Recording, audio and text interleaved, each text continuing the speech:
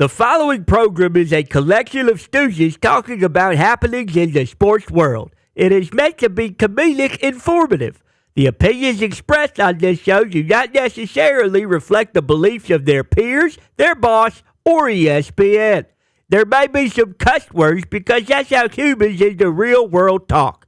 If you are young, please seek permission before watching any further. Hey. What? Let's go!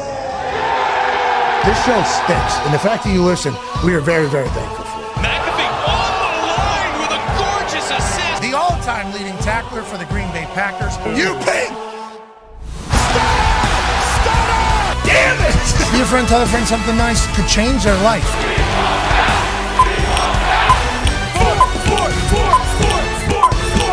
Hello, beautiful people, and welcome to our holly jolly humble abode on this massive Overreaction Monday, December 23rd, 2024. This program starts now. Football! It's wonderful, and the playoff picture has been set a little bit more in the college world, and the playoff picture comes into focus a little bit more in the NFL. There's still a lot of questions to be had over the last couple weeks of the NFL season, but I think we know who the MVPs might be. I think we know who the offensive rookie of the year is going to be. And I think we know what the future of the NFL looks like. I think we're in a great spot all over the place, and we can't thank you enough for allowing us to do this for a living. It's a magical Merry Christmas week here at the Pat McAfee Show. We'll be off tomorrow and Wednesday as we celebrate with our family and friends. We'll be back on Thursday, but those who are normally on Tuesday, for instance, Aaron Rodgers, Sure. will be on today. Okay. JJ Watt, who's normally on Wednesday, won't be on. Thank God. Well, he's busy. He's got another commercial issue. Okay. Did you see the one where they actually had JJ, TJ, Jason Kelsey all in one commercial? All the boys? Yeah, I don't know how they didn't get Peyton in there. They could have just got, hey, every commercial into one commercial. But Jage has production for CBS because they obviously got a massive thing going on and on Netflix. He's doing the thing, so he won't be able to stop by. But today is absolutely packed. In about 14 minutes or so, we'll be joined by tight end for the Baltimore Ravens, Mark Andrews. All right, Mark. Fresh off another tud, 4 straight games against the Pittsburgh Steelers, who don't look now. Yeah. I mean, Might be over for the Pittsburgh Steelers. right there, 17-17. Russia had a touchdown. It would have been 24-17. Everything is good. Okay. Baltimore Ravens separated themselves on Saturday. The Kansas City Chiefs win and cover. Congratulations, playing their best ball. Those teams played on Saturday because they're going to be playing on Christmas, so obviously had to get a day in advance. Mark Andrews will join us in about 13 minutes or so. Can't wait to chat with him. Very thankful for that. Adam Schefter will join us after him. Kirk Herbstreit will join us in the second hour after Aaron Rodgers. Obviously, there's a lot of things being said about Kirk Herbstreit because Kirk Herbstreit's saying a lot of things. Yeah? And we would like to let everybody know, we will let him know that he's saying a lot of things because after the college football playoff first round, there's a lot of chitter-chatter about what was right, what was wrong. I'll just say this. I was pumped that the world got to experience some home field advantage, and I was excited that one of these games, or a couple of these games, took place in cold climates. You know, like anytime you deem a national champion, it's always in a warm climate, always has been. And, you know, these Big Ten teams and us teams from the north, you know, they have to deal with, we're a bunch of SUVs.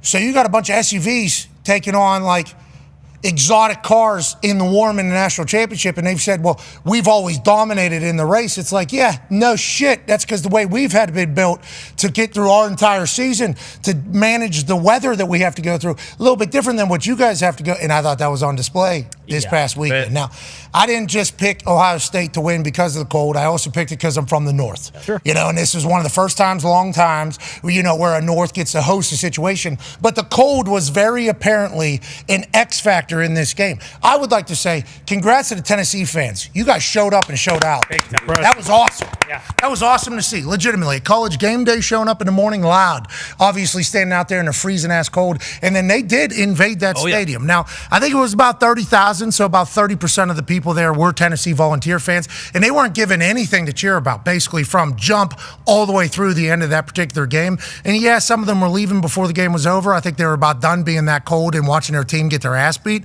But the Tennessee Volunteers fans, I think, were one of the biggest upsides of the entire college football playoff first round. Their team obviously on the complete opposite end of that spectrum, but all the home teams won, all the cold teams won, which was a big part of the convo going forward. Can't wait to see what happens next year, but now we're down to 8. And when you think about these quarterfinals matchup with Texas and Arizona State, everybody just assumes Texas is going to do well. Let's not let Scatterboo get rolling there at Arizona State. Ohio State, Oregon, a lot of people saying this should have been the national championship. Potentially. This game has already been played one time. It was very close. I think there were 7 different lead changes that ended, obviously, with Will Howard running out of time, then potentially going down to winning. Instead, Oregon remained undefeated on the season. They're a wagon, that Oregon team. Penn State taking on Boise State. Obviously, Ashton Genty has had a year that I think everybody would be wildly impressed by, no matter what conference you're from, no matter what school you represent. And then Penn State just beat the hell out of SMU. And Kevin Jennings, the quarterback for SMU, had a great year. When he got dropped in, they go undefeated. We talked to him on College Game Day before that game. A lot of us on the set who are from the cold and things like that, a little bit worried about how he looked cold and then seemed not to be really worried about it. I love that he was comfortable. I love that he was confident. I think he had 4 turnovers or something like that to end the game. SMU gets blown out. Penn State has a great game. And then Notre Dame beats Indiana. Closest game of the weekend. It was. 27-17, closest game of the weekend. Everybody still has Indiana's name in their mouth, including Kirk Herbstreit, we'll talk about in the entirety in the second hour. Notre Dame has to take on a Georgia team that's rested, healthy, and got Gunnar Stockton at quarterback, a guy who was able to lose his consciousness, have his leg get bent back like Gumby, and still pop back up. That Bulldogs team is going to be ready. I think this Final 8 is going to be fantastic. I think when we get to the Final 4, it's going to be the right 4 teams. And inevitably, I think the right team is going to get crowned national champion. The conversation is, these first rounds, it was all blowouts. These first rounds wasn't good matchup. These first rounds, there was nobody sticking around because of how good the game was. They were potentially just watching to celebrate the situation. Let's go to one half of the Hammer. Dahn. Cowboys AP tone. Everybody's saying the blowouts is the College Football Playoff Committee's fault. What say you, my friend? Yeah, a lot of people are putting on the playoff committee, and I mean those people could be right. We have no idea how games would have went if Bama or Ole Miss or South Carolina had gone in. Now, each of those teams had blemishes on their schedule, and that's why they were not in. They lost to inferior opponents. But no, I mean, it was disappointing because obviously you want great games, you want close games, but this is not something that hasn't happened in the past. I saw a tweet from Bud Elliott, who's from CBS, who put out 12 of the 20 first-round games when it was a 4-team playoff were 17 plus point margins of victory in those. So even just 4 games, the top 4 teams in the country were blowouts in the first round. Who was it? Joel Klatt put out a tweet about the 2023 first round of the NFL playoffs. They were all 17 plus margins of victory there too. So sometimes just in these first round games, when you have really good teams playing, teams that are good, who are playoff worthy, but sometimes just blowouts happen. Yeah, and are you ever going to be able to get it right? And will any of these teams that are ranked lower and not that great show up in their biggest ways? We didn't see that from Tennessee at all. Nope. Indiana, we didn't see that from their offense that had been able to win and dominate against damn near everybody all season. Notre Dame defense kept them very much in check until very late whenever, that becomes a 10-point game. Yeah. SMU, what Kevin Jennings had done all year, he was not able to do against Penn State. And then Clemson, Cade Klubnik, the boys made a run late. They made a run. They made that a game, obviously. Texas inevitably ends up winning. And I saw Joel Klatt say during College Game Day, are any of these guys going to talk about Texas's strength of schedule today? Oh. And why aren't they doing that? You fucking tell me, Joel. Why wouldn't we talk about that if we felt like it was necessary? We watched the film of Texas and Clemson and kind of knew how that game was going to go. Now, will Texas's strength of schedule get brought up in this particular game against Arizona State? I assume probably not. No. Yeah. I assume it's not a valid storyline. But if Texas makes it to the next one, Joel, I think there is a chance that we will bring up how many big wins do they have throughout the entirety of the season. Maybe we just watch film, Joel. Maybe that's why it wasn't brought up. And if he was trying to say it's because of SEC bias, well, then why did all of us pick Ohio State to beat Tennessee? I don't know. I just feels like you're kind of picking and choosing. Joel, I'm a big fan of Joel. Was. Yeah. Oh, yeah. Was a big fan. And then all of a sudden, I'm reading this. He's like, real chirpy. You're like Lane Kiffin right now. You guys aren't even in the game. Okay, I don't even know what the hell. Choosing this week. Yeah, a lot of that. And then the games happen, and then, which leads me back to Kirk Herbstreit. His take on College Game Day was basically the same he gave after Tennessee, Ohio State. And it's like the whole day, are we going to talk? Because he threw Indiana under a bus again. I'm like, And they were the best of the bunch. Listen, Signetti came out and did his thing. He did. So he asked for this. Okay, he certainly asked for this. 27-17, that's close to the margin of victory in the entire thing. Yeah, that's closest. If you just take away that first 98-yard run. And the red zone interception. And a 49-yard field goal in 27-degree weather. You play one more quarter, IU wins that ball game. If football was 5 or 6 quarters, IU's winning that. There's a chance. IU's probably winning. For sure. Gronk said it best. Notre Dame's just a better IU. Gronk said that? Yeah, He Gronk did. Gronk did say that. And I think he was talking like because they're in Indiana. I don't know. I loved it. I love Joel Klott, but I did not appreciate that because he was like, what are you implying? You're saying that I won't say? Okay, because some conference? Okay, let's all relax. I've made fun of Sarkisian's pants. I've done a lot. I've done a lot of things. I didn't appreciate that from the Joel Klott, a man who I have a lot of respect for and appreciation. But it seems like everybody has an opinion on this. Yeah. This college football playoff. That's because everybody cares so much. Yeah. And it's like the passion was real. It was fantastic start to the 12-team playoff. They're going to move it to 14. How will those games look? We shall see. Maybe the top teams are just a little bit different than everybody else. Yeah. Every single year. Without That might be the story. Talks tables here at Boss Connor, at Ty Schmidt. You two crushed it on Saturday night.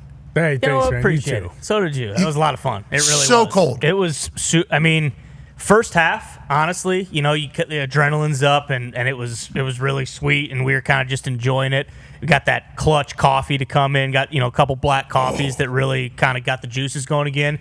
And then when we had to go underneath kind of the tunnel there for halftime, and I don't know if there were heaters in there, but it was 30 degrees warmer, and then we had to go back out, and it was like, oh boy, this is going to turn into a blowout real quick. Foot warmers stopped working.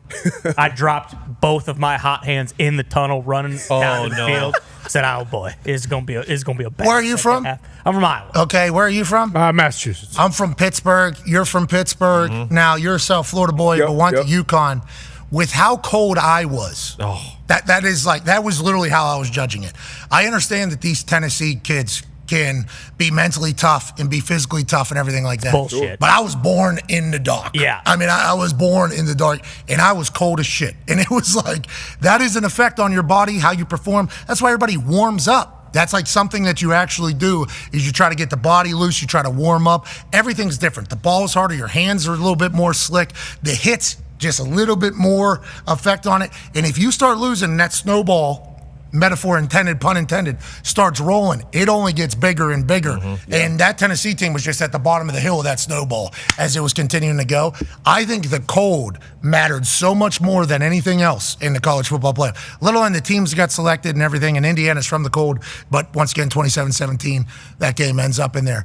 Everything else, you can't prepare for that bitter-ass cold that it was. If it would have been 27 feels like 27, 30 feels like 27, 25. Much different than being 20s in the low 20s feeling like low teens. That means the wind's real. That means it was cold as shit. It was so damn cold out there. Well, did not expect it to be like that. And that's why we asked that question about 1,000 times leading up to these games with everyone we had on. And a lot of it was just like, well, listen, we're not going to be affected by the cold. It's mindset. We'll play these games that we're like, it is, but like you don't get any brownie points for acting like it's not cold and just like running around and saying it's just a mindset. Wait, you telling me you don't get at least 10 points with the line when you come out and warm up with your shirt off? You would have thought Tennessee thought that was the case. A lot of teams do that, huh? I did appreciate, though, that they sold them. Everybody's talking about the cold being a factor. It's not a factor. We're going out there shirtless. Now, That guy's on.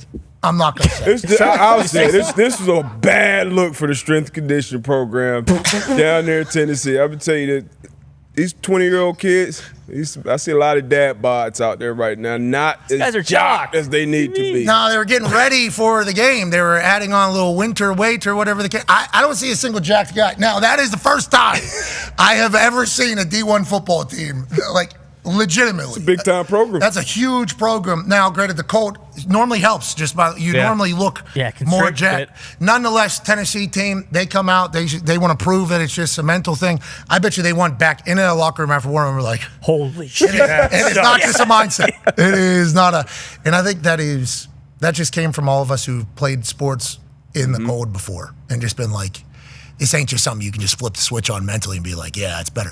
You got to be in it. You got to understand the suck and the misery, which you can't do unless you're practicing inside of it all week. Yeah. That first practice that Ohio State had in the cold this past week or whatever, that's when they have their suck. This sucks. Then on Tuesday, they're back in it. This sucks. Yep. Wednesday, they're back in it. This sucks.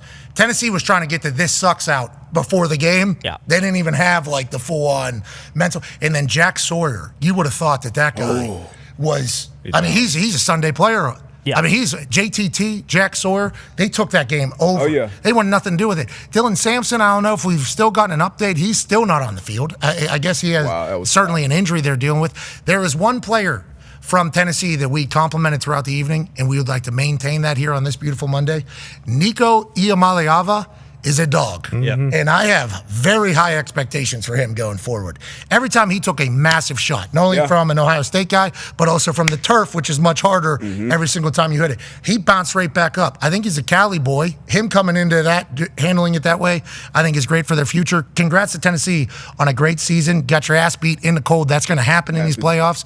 But for Ohio State, they needed that. Yes. They needed that, and it was very evident throughout the entirety of that stadium. They needed, and obviously the weather played a factor, but when you look at that roster, which has been talked about a ton even before the season, best, money roster that money can buy, and they showed it. Chip Kelly was in his bag early, and they continued. Will Howard, they executed. I feel like the edges, we talked about it throughout the broadcast, all of the pre-snap eye candy going from left to right, east to west. I feel like Tennessee defense in the middle, that was the only time they were successful when you tried to run between those tackles. But any little quick pass to Ibuka to the outside, to Henderson, to Judkins, and then Jeremiah Smith, anytime you saw him one-on-one with any of the guys down the field, Will Howard, took some shots and was very, very accurate with the football, took care of the football, got their playmakers the ball, and now they executed, throughout the game. And then defensively, you talked about Jack Sawyer. We saw him pregame, talking shit to every person in a Tennessee uniform, whether you were a trainer,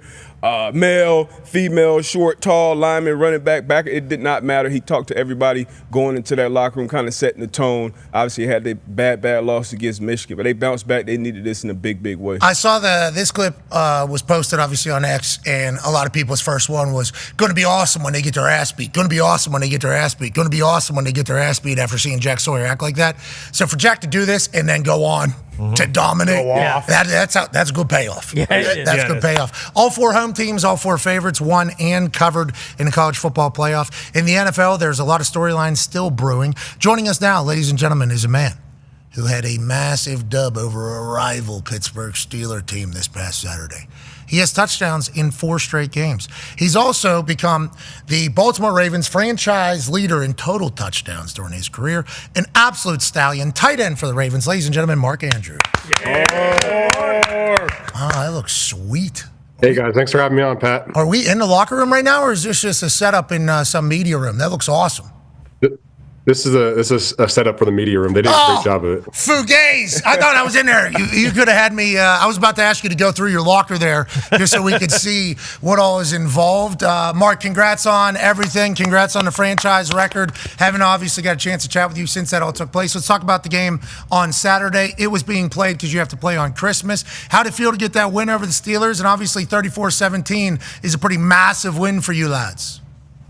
It was great, and it came at a time where we really needed it. And you look at the past, 7 to 8 games that we played the Steelers, haven't really gone our way. So for us to kind of get over that hump, have a big game, and just play a really efficient ball.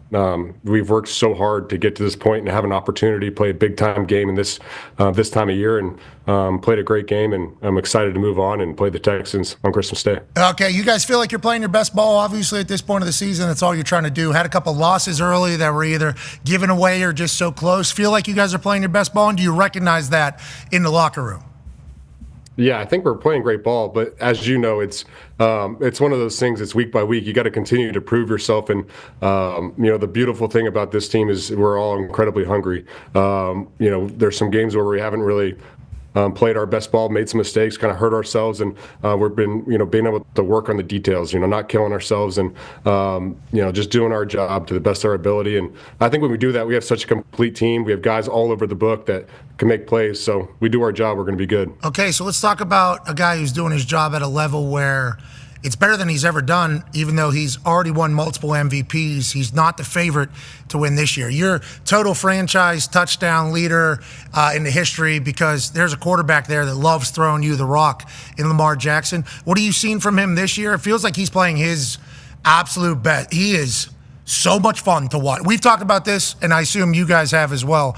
Could you imagine the people on the other side of the world that only watch one football game a year and it's the Super Bowl, and Lamar Jackson just showing up and then being like, what the fuck is this entire thing? Feels like this team can do it, but also Lamar playing better than ever? Or what have you seen from Lamar this year? Yeah, he's playing better than ever. You're spot on. And the thing about Lamar is he's found a way each and every year to elevate his game. And he already came into the league and he was incredible. But every year he's found something different. And I think the game is just so slow for him right now. He's making his checks. He's making the right reads, and he's putting the ball right in the money. And he's always done that, but I think even more so this year, being the second year in this offense and really taking control. The way his brain's working, it's on another level. It's so fun to be able to play with him and just support that guy. Yeah, he looks like you're a lot of fun too, though, Mark. You make those he made big time catches. Oh, yeah. Mm-hmm. Yeah, they say, look at that milk check guy doing something he's not supposed to be able to do. Look at those hands. Tight end position over the last 10 years, right? I feel like you big, incredibly athletic dudes have found a home in the NFL. Is it the rules? Is it the system? Is it the humans? What do you think it is about the tight end position that has blossomed so much? I think first it's a credit to a lot of the greats that have come before us and in the last 10, 20 years. And even before that, this position is dynamic, it's diverse, and we're able to do so many different things that, schematically and that sort of thing, that we're able to make mismatches. We're big guys that can run, catch the ball, and block. So that's a beautiful thing. But at the end of the day, I think to embody a tight end, you just got to be a dog, got to be hardworking, and go to work and be ready to go. That's why we love Tight End Day. Mm-hmm. Just celebrating dogs across the NFL. Love everything about it. Got to block, got to get open. Put a safety on. Okay, we're going to body you. Put a linebacker on. We're going to run right by you. Put a defensive end out there. We're going to try to hold on like hell. But we're going to get the job done. It's a wonderful position. You obviously embody it all. D-Bud has a question for you. Yeah, we were just talking before you came on, Mark, about playing in the elements. And obviously a lot of it is new for these college kids with playoff football now, having home games in the first round. But what is the mindset? What changes playing in the elements? Obviously, you guys, Buffalo, Kansas City, right up there at the top, going to be playing outside in the cold. What changes going into those types of games? Well, I saw those Ohio State big boys getting after it in the cold. Mm-hmm. I don't know if that was a great look, but anytime you go into a cold setting, it's a mindset that whatever it is, you got to go. Cold, whatever. You got to be indifferent. Have the mindset that it's time to go to war. That's really what it is. It's time to go to war and be ready for anything. Those are Tennessee guys, the shirtless guys. Just want to make sure you know that. The Ohio State strength staff wants us to tell you that those are not their guys that were sure. I've never seen anything like it. That was a conversation, I assume, not just in our group text, but in a lot of group texts, especially down there. Yeah, okay. I mean, a lot of meat. Law of meat. Is that the least jock team I've ever seen? I think they got that power though. Oh yeah, they got that SEC power. Yeah, they didn't show it, but they got that. It's power. in there. Yeah, yeah. They've been working for the last week to get the, how the whale has like that layer. The blubber. They're putting a blubber on top of there. It's all right. Hey, it's okay. You got to do whatever you got to do to deal with it. Speaking of deal with it, there's somebody on your team now that nobody can. Yeah, Mark, someone who has no blubber, Derrick Henry, has been running wild for you guys. And obviously early on the conversation was, we're not going to give Derrick Henry 20, 30 carries like we did at Tennessee. This is going to be a very balanced offense. And then, this past weekend, I think he had 24 carries for 1,000 yards against the Steelers. How has it been playing with a guy like that and also blocking for a guy like that? When he runs into the back of you, do you collapse down to the ground, or how does that work? Yeah, Derrick's been, one of the most incredible teammates, and immediately when he gets into to be a Raven, it's you see how much he really puts into himself and in his body, and the daily effort to be the best that he can. It's nonstop. It's every day.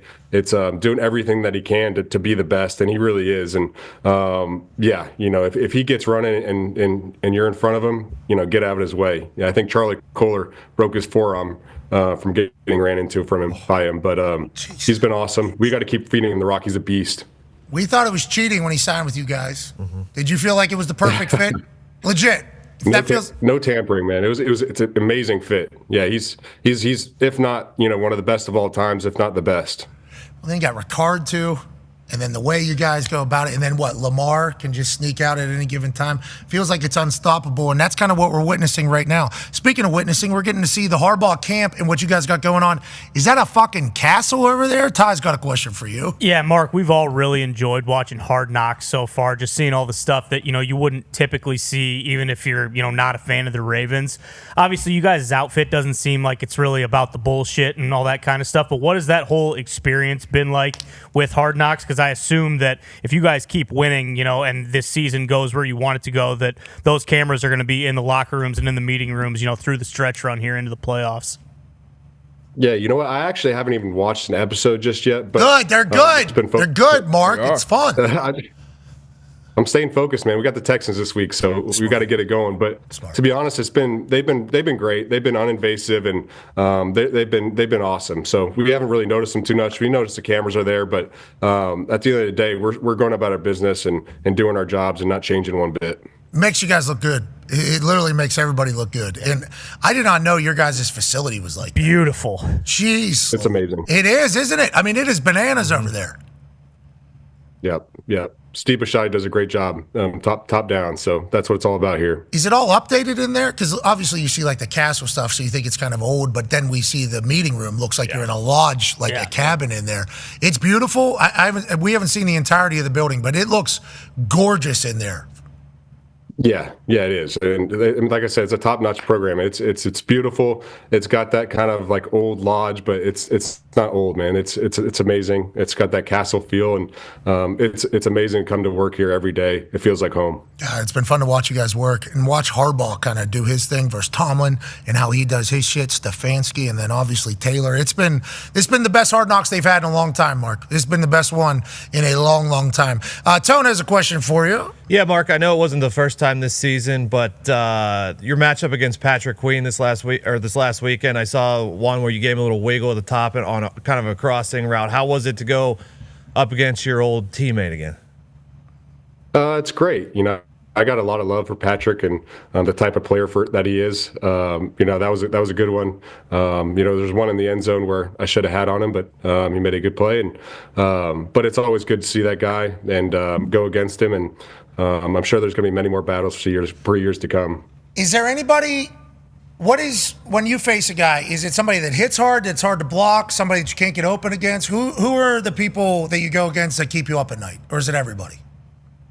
I think you got to treat everybody seriously and take a mindset that you got to go. I think someone that throughout the years is Kevin Byard was a really, really good kind of cover safety for tight ends. That was a guy you got to get up for when he was on Tennessee. That was a good matchup.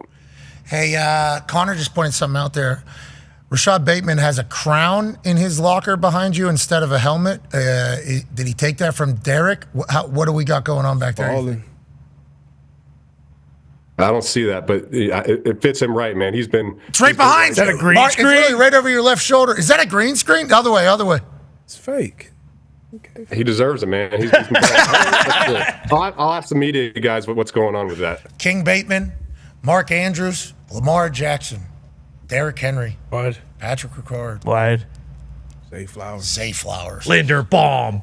Center. Thank you. Just so many weapons over there. You're fun to watch. We can't wait to see you on Christmas. Thanks for working on the holidays so we can all watch and enjoy it. Of course. Merry Christmas. Have you done all your Christmas shopping? No. A little bit, yeah. Yeah, I have. For my parents and stuff like that, yeah. I don't want to say like your favorite gift you've ever received, favorite gift you've ever given. Christmas movies usually. Oh, Christmas movie. That's a good one. Yeah. What's your favorite Christmas movie, Christmas song? Christmas Vacation or Family Vacation. Those are go-tos. Okay. How about song? Man, you're I don't know. What's yours, man? I don't know. I like many Christmas. I like the bang da da dum, bang da da dum, bang da da dum, bang da da dum, bang da da dum, bang da da dum, bang da da dum. I like that one. What else? I mean, Santa Claus coming to town by the boss. Bingo. That's not bad. Jingle Bells is obviously always going to be good. Walk Frosty. Winter Wonderland. Yep. This guy's in the middle of football season. Stop asking fucking Christmas. Come on, man. All right, I appreciate you. Good luck. 5 straight games with a tut. If it happens on Christmas Day, we'll donate $50,000 to a charity of your choosing. You're the man. Let's go. Thank you, Pat, for having me on. Hey, thank you for joining us, ladies and gentlemen. Mark Andrews. Yeah. So good at football. Yeah. Nasty. So good at football. Big. He goes up and gets He's big. Just big country boy. Oklahoma guy too. You know, and Oklahoma gets cold. I think some parts. Oh, yeah. of it. But once again, it's the latitudes determine how cold it actually gets. Like I think, science, which is always right. Well, It is. Never hasn't been. Yep. Do we know if Well, It's always science right. is always changing? yeah. But that's part of science. Exactly. Yeah. It's always getting better, Right. and Go. smarter, and everything like that. But I think the latitudes do kind of, latitudes are these ones, I think, right? Yep. The yeah, ones latitude, La- fatitude. yeah, and then the Longitude. this Yeah. way. The difference is like the one day, that's like people are saying like, well, it gets cold in Tennessee sometimes. It's like, well, yeah, but when it gets cold here, like it's cold here for 4 months and it's every single day. Like you're not getting like oh geez, it was 35 yesterday, but it's 62 and sunny today. So we got a little bit of a reprieve. Yeah. Like we don't get any of that. As I was thawing out yesterday, Yeah. okay, thawing out after Friday in South Bend and then Columbus, Ohio on Saturday. On Sunday, I was thawing out. I've never felt Legit. that. I've never felt that before. I actually felt my body like coming back to it, and I thought to myself, "Man, I'm happy some of these like big games took place in a cold climate. Yeah. Because it's always in a warm climate, always in a warm.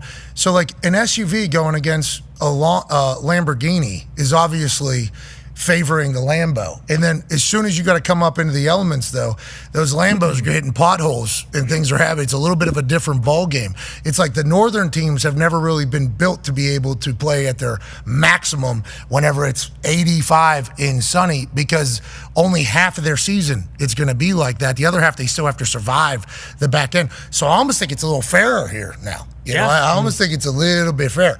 With that being said, I don't think they need to do any more of them next year. You know, because if this thing was in January, just like we were chatting about at the end of the Ohio State game, it only gets colder from this point on, you know. But these Southerns had to deal with the North, you know, a couple different times, and it did not go well, D-Bud. That's true. But like Ty said, when you're living in it, it's just a complete different ballgame, because the best player on that field was a South Florida boy, Jeremiah Smith. But he lives in it. He works out in it. When he goes out to his car, if he got to pre-start that thing or scrape off some shit off the windshield, like dealing with that type of thing. Because Ohio State, this is their first game at home in December as well, right? So, coldest it's been. Yeah. So as far as football, you're both teams, both coaches, everybody's figuring it out. Training staffs, equipment staffs, you're figuring it out as you go. But living in it, waking up and going through Monday through Sunday with it, that's a whole different ball game. It played a factor. Oh, time. big It time. did, big time. It was the biggest. I mean, it was the biggest. And also, nobody else was Jeremiah Smith on that field. True. Him just, that first touchdown, and they showed a side angle. He had no idea that ball was in the air. He's looking back at like quarterback, and then everybody else is looking up, and he's like, oh. And he just looks up, tracks it, no problem, touchdown. He did that twice. It's like this dude, unguardable. Smooth, just under control. Didn't look like he broke a sweat almost, just looking at it from field level, like running across the field, running down the field, still moving faster than everybody else, but it just looked so under control, man. He is an absolute freak show. Travion Henderson did Jesus Loves You in sign language whenever he scored his touchdown. We missed that. Pretty cool. That's on us on the coverage. We should have got that. Joining us now is a man who will fill in the cracks for anything that we missed in the NFL. Ladies and gentlemen, senior NFL insider at ESPN, Adam Schefter. Schefter, we've been talking about for the first 30 minutes here, even tried to sneak it in with Mark Andrews, just how cold we were over the last couple of days of that college football playoff. Legit. Hey, it is freezing in New York here. It's a perfect time. I want to thank you for getting a ice cream cake for my birthday. What are you saying here? You did it. What did I do, Pat? What You did survived. I do? You survived another year. Happy birthday. Yeah, that's the thing. We had no idea, and I think you've brought it up to us before, because when you ran that 40 and weren't able to stop, remember he ran those little legs? Yeah. And then he wasn't able to stop, and then he just crashed it. Boom, bang. And we looked it up. This dude's 58 years old. Yeah, you crazy. look phenomenal. Wow. Yeah. Shefty, legit. And happy birthday, pal. Happy Appreciate birthday to you. All right, we're not doing a whole song and dance. It's not today. It was the other day. No need to do that. No need. I appreciate you guys being a part of the celebration. That ice cream cake will come in handy on this 10-degree day. I thank you for thinking of me. Very, very kind, and I'm glad we're all thawing out here. problem. Freezing on the East Coast. Up the heater. Don't go outside. You know, that's why they talk about seasonal depression. It's like you Southerns that grew up in only warm weather, or maybe even Southern California people who have no idea. It's like, why don't you guys go outside and exercise a little bit and see? It's like there is no sun out there, and you can't go outside. How about that? I have to go to my car, and that's long enough. I almost get hypothermia. And that game the other night was obviously a display of it. Same with the SMU Penn State stuff. Let's get to the NFL now. Obviously, Jaden Daniels locks down the Offensive Rookie of the Year with his performance yesterday. A 2-minute drive to come back and beat the Philadelphia Eagles. And I think there's a bunch of stats here that we have gotten from Hembo about the most amount of pass touchdowns that they gave up on the season against a team was like 2. Obviously, he goes for 5. I mean, there's just like so many things that he did against this Philadelphia Eagles defense that nobody else has been able to do. And then in the biggest moments, this guy has played his absolute best ball. Everybody agrees that Jaden Daniels is the Offensive Rookie of the Year in your eyes, Shefty, or how do you think this conversation's going? Yeah, I think he put it away yesterday. The only way he would not win it right now would be if somehow Washington crashed and burned in these final 2 games, and all of a sudden Bo Nix came on and played lights out the last 2 weeks and led Denver to the playoffs. But short of that, it is hard to imagine a scenario in which Jaden Daniels wouldn't win this award. And I go back to the spring last year, talking to a lot of people across front offices, and there were a lot of people who felt like he was going to be the best prospect in that draft. I know Caleb Williams certainly had his supporters, and Caleb Williams has a lot of talent, but there were people who felt like Jaden Daniels was Lamar Jackson 2.0 and that he should have been the number 1 pick. So I don't think this is that surprising to a lot of people, and he has helped elevate that franchise to where they were really irrelevant.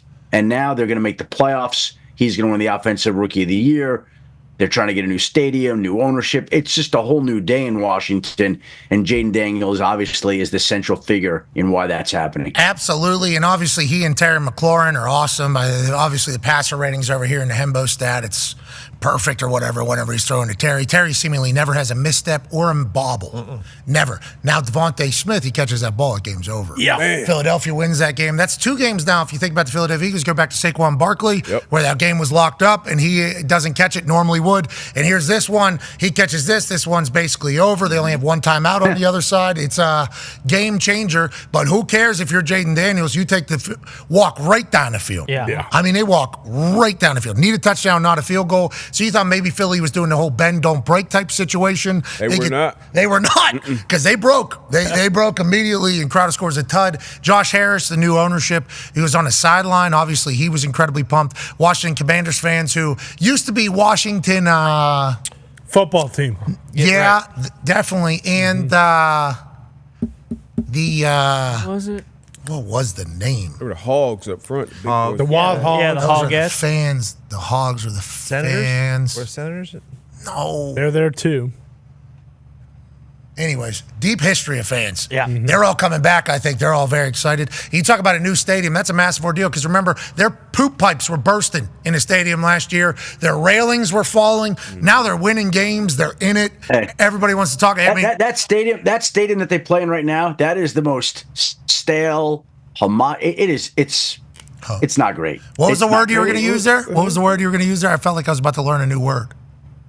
I was going to use homogenous, I guess, for that stadium. Jeez Louise. I don't know what that means, but I like what you said there. Context clues, I'll piece it together. Crop is what you said. Jaden Daniels having a phenomenal rookie season at quarterback. We didn't think it was going to be able to happen again, especially after what C.J. Stroud was able to do last year. Now, let's talk about C.J. Stroud and that Houston Texans team. They play on Saturday. That Tank Dell injury, obviously disgusting, not good. C.J. Stroud visibly flustered on the sideline.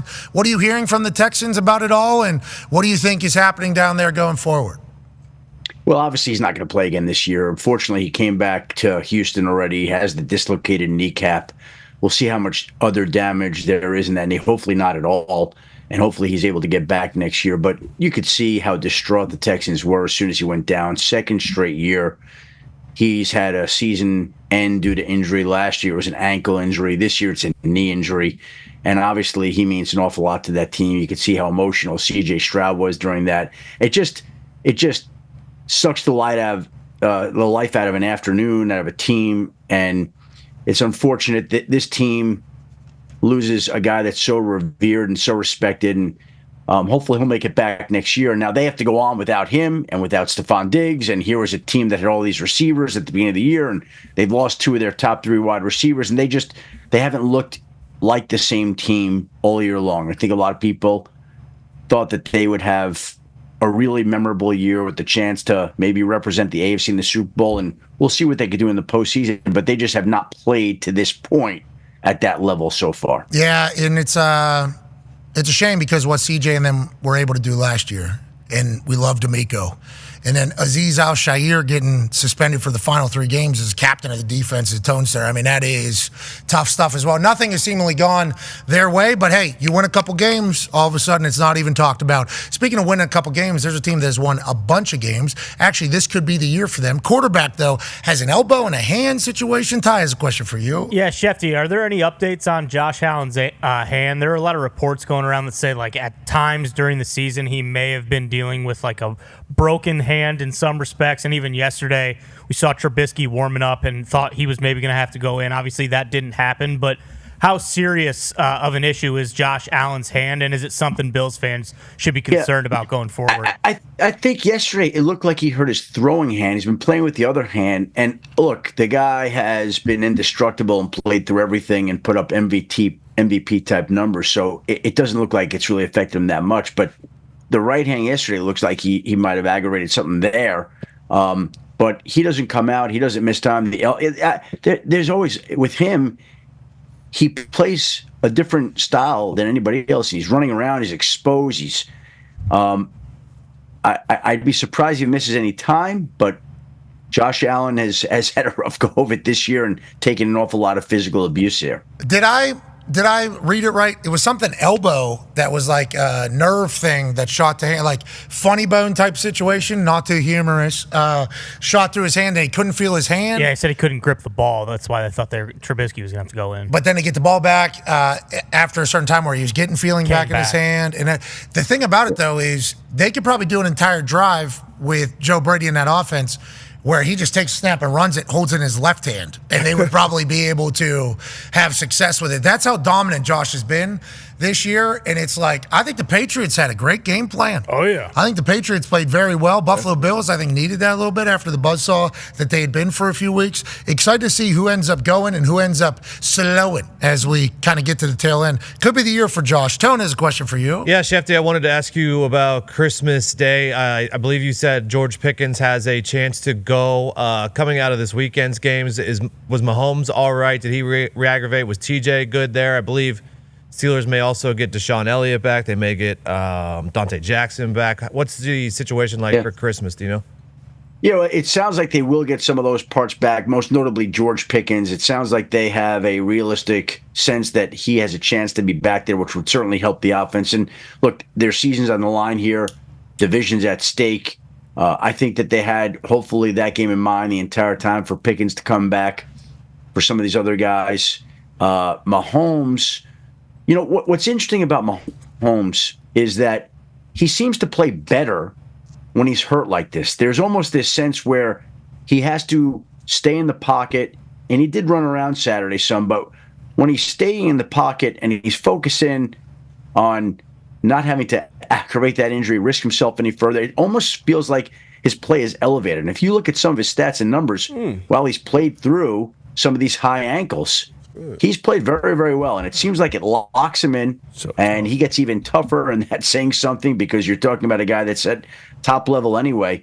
But he seems to play some of his best football when he's beaten and battered like that. Yeah, and we're showcasing him running here to showcase that he can still do that. But when he's beaten and battered and not choosing to extend every single play, everything has to work on timing, which he has the ability to do, and Andy Reid has the ability to draw up those particular plays. I think they lock in more on that on the weeks where he might be a little bit banged up. He also might have the loosest joints of anybody. He goes from a sprained ankle to being able to play when other people would be a couple weeks. And we know that they're real because we saw him on quarterback with the scans and everything. Yeah, exactly. He's just one tough son of a bitch. That's Patrick Mahomes football. And that's why we're lucky he is currently the guy in the entire thing. Speaking of the guy in the entire thing, let's go down to the Big D. Darius Butler has a question for you. Yeah, Big Mike down in Dallas. Now, their team, Cowboys, were eliminated before they even kicked off, but played their asses off. Got a big win on primetime. Everybody's talking and running and showing, some of the clips with him and Jerry Jones post-game.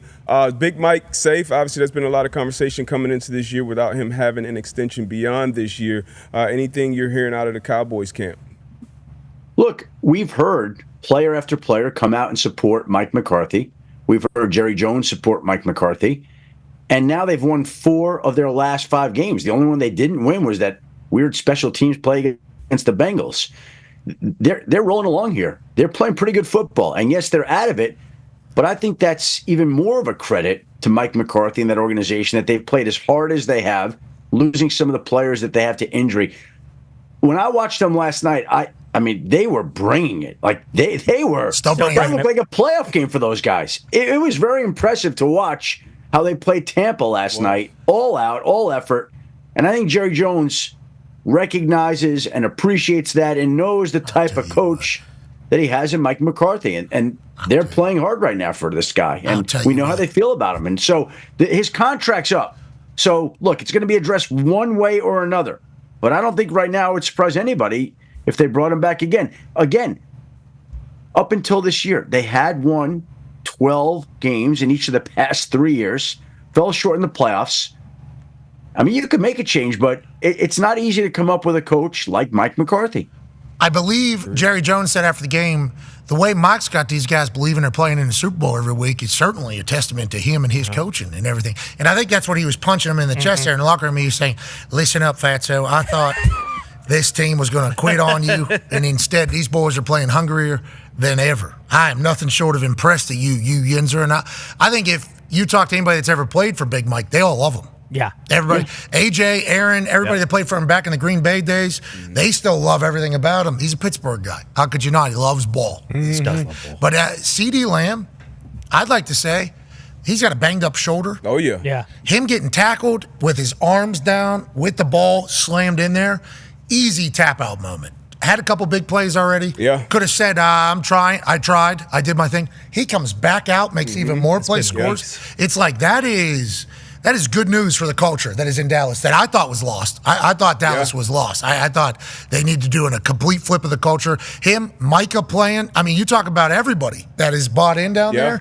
Obviously a testament to Mike McCarthy and the culture that they have, but also the players that I thought were not like that. Yeah. I thought it was the complete opposite of that. Yeah, we talk about it all the time at this point in the season when you are eliminated, when you aren't expected to make a playoff run. A lot of people start to opt out and get surgeries. And look, everybody's banged up and hurt, and a lot of guys are playing through certain things.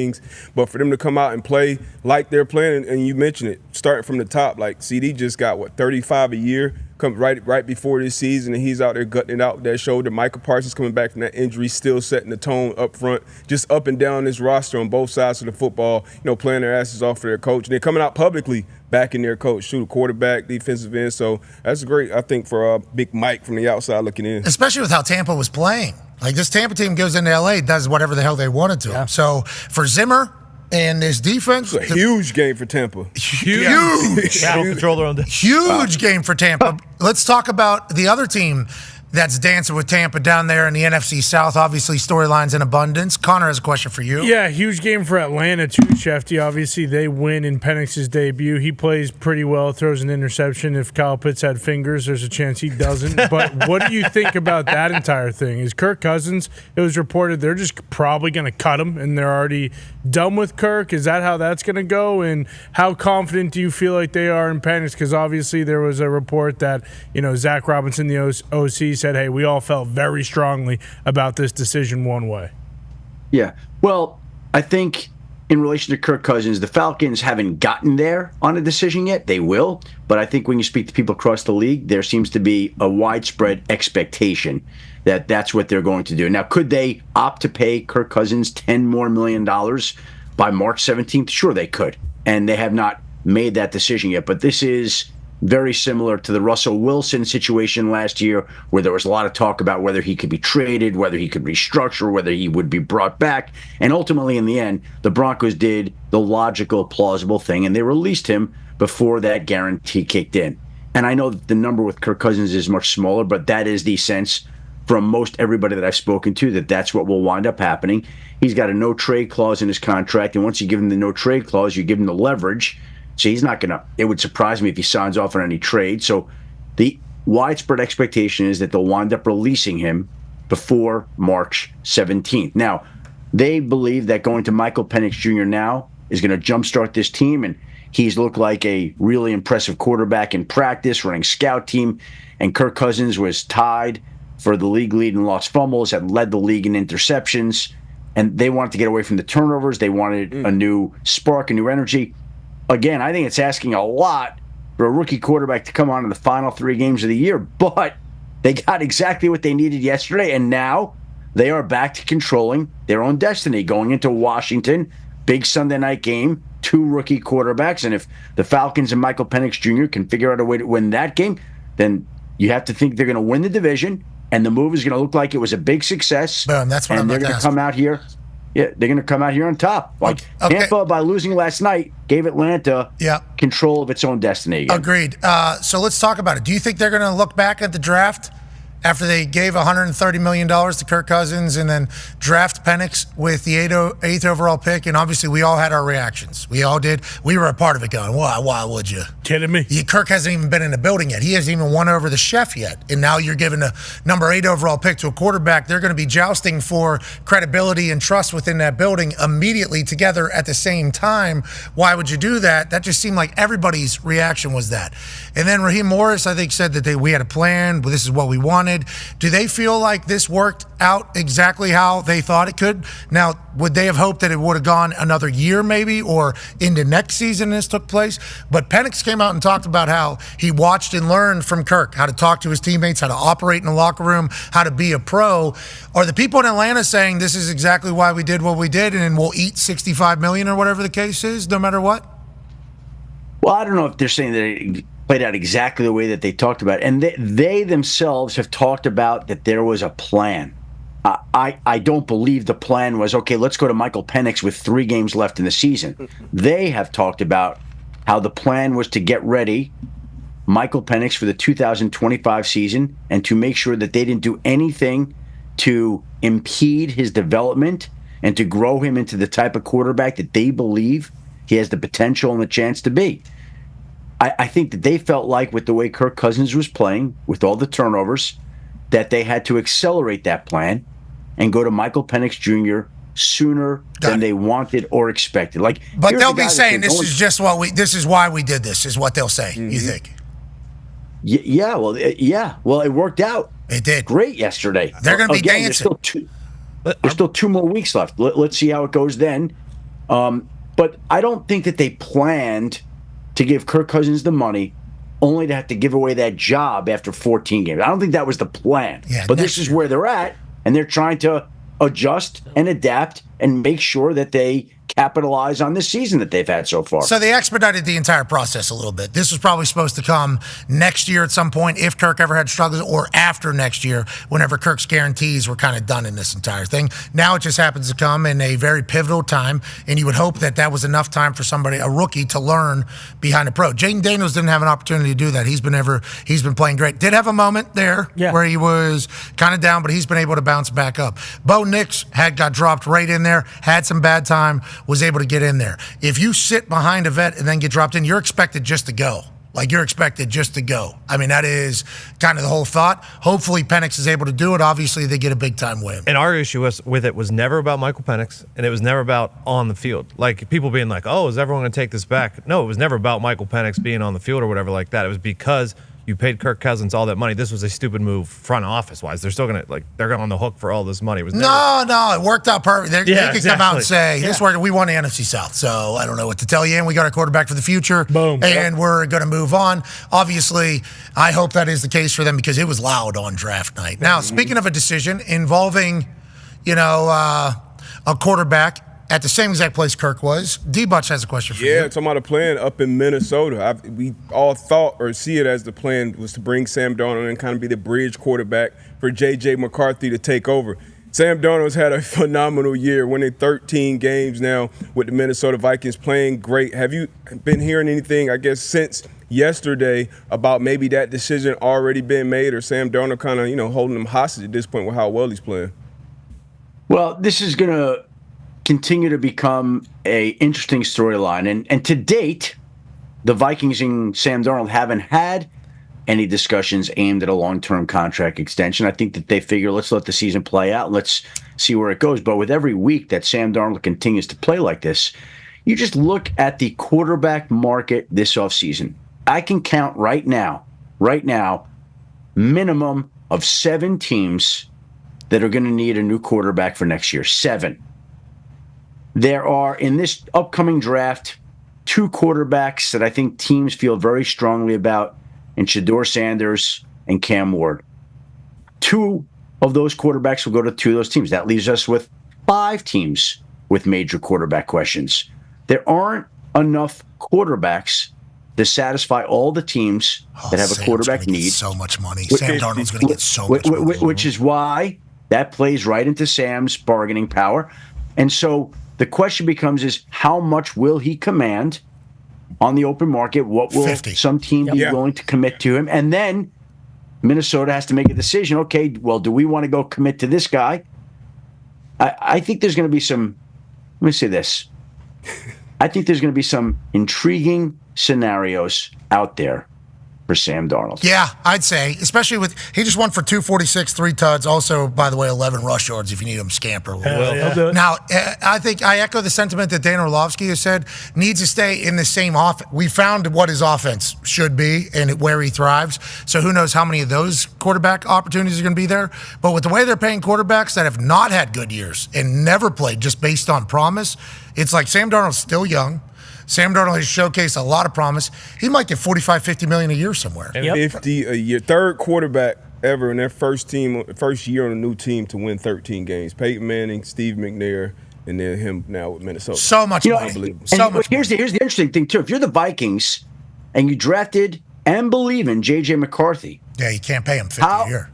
How high are you willing to go for Sam Darnold to keep him? Do you want to just run it back with him? Do you want to compromise your cap like that, or do you want to do you believe in JJ enough? Have you seen enough to turn it over to him right now?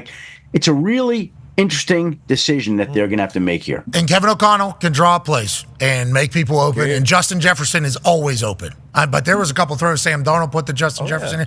That back shoulder in between 2 guys, spin touchdown. I mean, it was filthy. It was phenomenal. Sam Darnold is a guy. He is a howitzer. He is a cannon. Everything they thought Sam Darnold was going to be, he has become. Quick, we have about 40 seconds here before a hard out. What do we need to think about for tonight, inactives-wise, as we pick our gambling picks? Jordan Love is playing at the highest level that he's played at, according to Matt LaFleur. The Saints are going to start Spencer Rattler. Their quarterbacks coach has had the Saints quarterbacks in a freezer this week going through plays in the cafeteria. Put them in the freezer there so they could get ready for the conditions tonight in Green Bay. Josh Jacobs is rolling along. The Packers can clinch a playoff berth if they win tonight and beat New Orleans. I think it's going to be a tough spot for New Orleans to go into in Green Bay where it's freezing, snowy, and to try to find a way to win. We appreciate the hell out of you. Happy birthday, brother. We'll see you next week. Thank you, guys. Appreciate you all. Happy holidays. Happy New Year. Happy Hanukkah. Merry Christmas. Happy New Year. That's Adam Schefter. We're back. Happy Festivus, too, Pat. Happy Festivus, too. For the rest of us. See you then.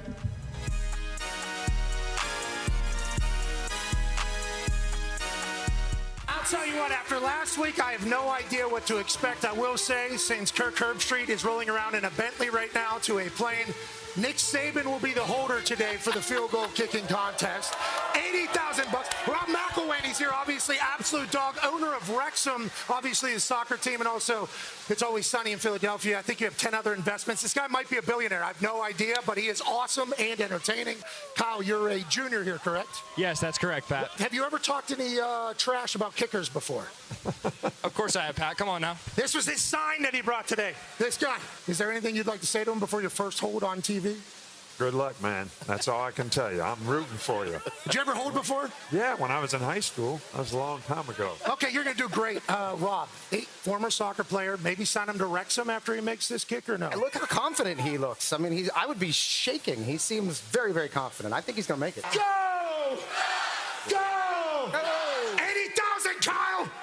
All you got to do is put it through the uprights. Nick Saban, the greatest of all time, on the call. Oh, no. Oh, no. Spiral. Throw a completion down the left side. Wow. I say give him another kick. Rob, he immediately blamed the holder. Okay. I don't know, but it looked like it was coming back. It wanted to come back. If it had a little bit more distance, it might have gone in. Coach Saban, does he deserve another kick, you think, or what? Oh, no, Steve, back throw another kick. I want to make Coach die. That's smart, yeah, make him play. Coach, you think he deserves another shot? Let's give him another shot. Okay. Make it. This one for $100,000, Kyle. Nick's looking out for me here a little bit of coaching. Rob, what was your right did you graduate? I did not go to college, so I've adopted Oregon as my home. If you were to go, would general social sciences be your thing? Hey, hold on, Kyle. Good luck. Come on, Kyle. $100,000 in Oregon. Oh,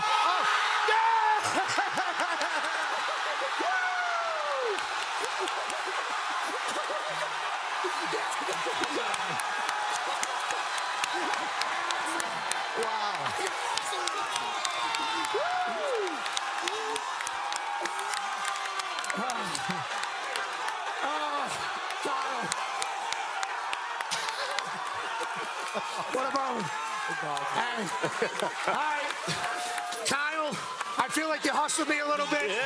Your second kick was so much better than your first. Shout out to Nick for the hold. How important is the holder? Hold is the most important thing. The following program is a collection of stooges talking about happenings in the sports world. It is meant to be comedic informative. The opinions expressed on this show do not necessarily reflect the beliefs of their peers, their boss, or ESPN. There may be some cuss words because that's how humans in the real world talk. If you are young, please seek permission before watching any further. Hey, Why? let's go. This show stinks, and the fact that you listen, we are very, very thankful for. McAfee on the line with a gorgeous assist. The all-time leading tackler for the Green Bay Packers. You pink. Damn it! Your friend tell a friend something nice could change their life.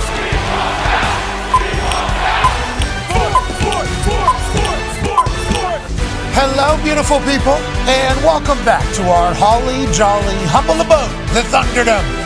On this Overreaction Monday, December 23rd, 2024, hour 2 of the program starts now. Football! It's wonderful. We're so lucky that we get to talk about it every single day.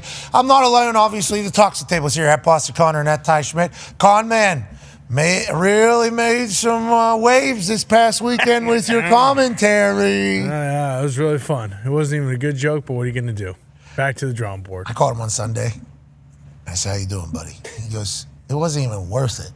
Like, it wasn't a good joke. It was like a hack, low-hanging fruit, comedy 101 joke. And I think that's what I'm most upset about. Because a lot of people are getting introduced to Boston kind of comedy there, you know? And their immediate thought is, oh, okay, so this guy's a fit, is what he was saying the entire time. But I'd like to have you know, they put Buckeyes on their helmets, okay? That's what they're working for. So when those Buckeyes are hitting, they are busting all over faces. I think it was pretty high level. I think it was a pretty high level joke. I don't think you should be as hard on yourself as you were, bub. All right. Absolutely. He was so bummed out. I've never seen him. It's such a low-level hack-ass joke is what he said. It's not his fault. Listen, Big Nut was in our periphery just going crazy all game. It was like Inception. I mean, if he didn't do it, I was probably going to do it at some point. If I didn't do it, Tony was probably going to do it. When you see Big Nut all game just doing what he does, it's like, okay, I can't even control it. Something about Big Nut is coming out, and that's just that's Buckeye happens. football. Exactly. That's not Buckeyes are nuts. Yeah. And that is not football. One half of the hammer. Dahn. Cowboys, AP Tone. I don't think you should be bummed out. I think you did a great job. Yep. Tone thinks the same exact thing. Yeah. Not even sure what we're talking about, to be honest. A lot of people. Tony was cold. Tony was very cold. It was very chilly out there. 9-year NFL vet, Darius J. Butler is here. He was cold. We were very cold. I felt good. No, you were very cold. I felt good. No, he was actually much more calm, I think. He was. It was bothering. It was bothering me. Well, he knew Pissing me off. because we were waiting for him to get cold. We were just waiting for him to get South Florida Mindset. boy. And then when Jeremiah Smith scores, he goes, South Florida guy, Jeremiah Smith taking this thing out. Yeah. I mean, it was South Florida was getting rammed into that. That was me trying to inception myself. Like, hey, this is where you mentally are, right? We're supposed to be. He's a gamer though, because before the game he did come up to me. He goes, "You guys grew up in this shit?" Yeah, it's terrible. It's not fun. We hate it too. I mean, that is you don't just your skin doesn't just get thicker and just like deal with it as if you're, an animal that sheds its fur and things like that. You just hate it. You just know that you're going to hate it. If you didn't watch our simulcast, we understand. We wouldn't have either. It was on ESPN too. I don't know if a lot of people knew that we were even doing it. Saw a lot of tweets saying, I didn't know this was happening. It was like, to be clear, we didn't really tell anybody, and we didn't really remember it was happening until a few days beforehand as well. There was a magical moment that happened during the game that I almost got emotional about. Cut to it, Foxy. Who is it? Oh, okay. Oh, yeah.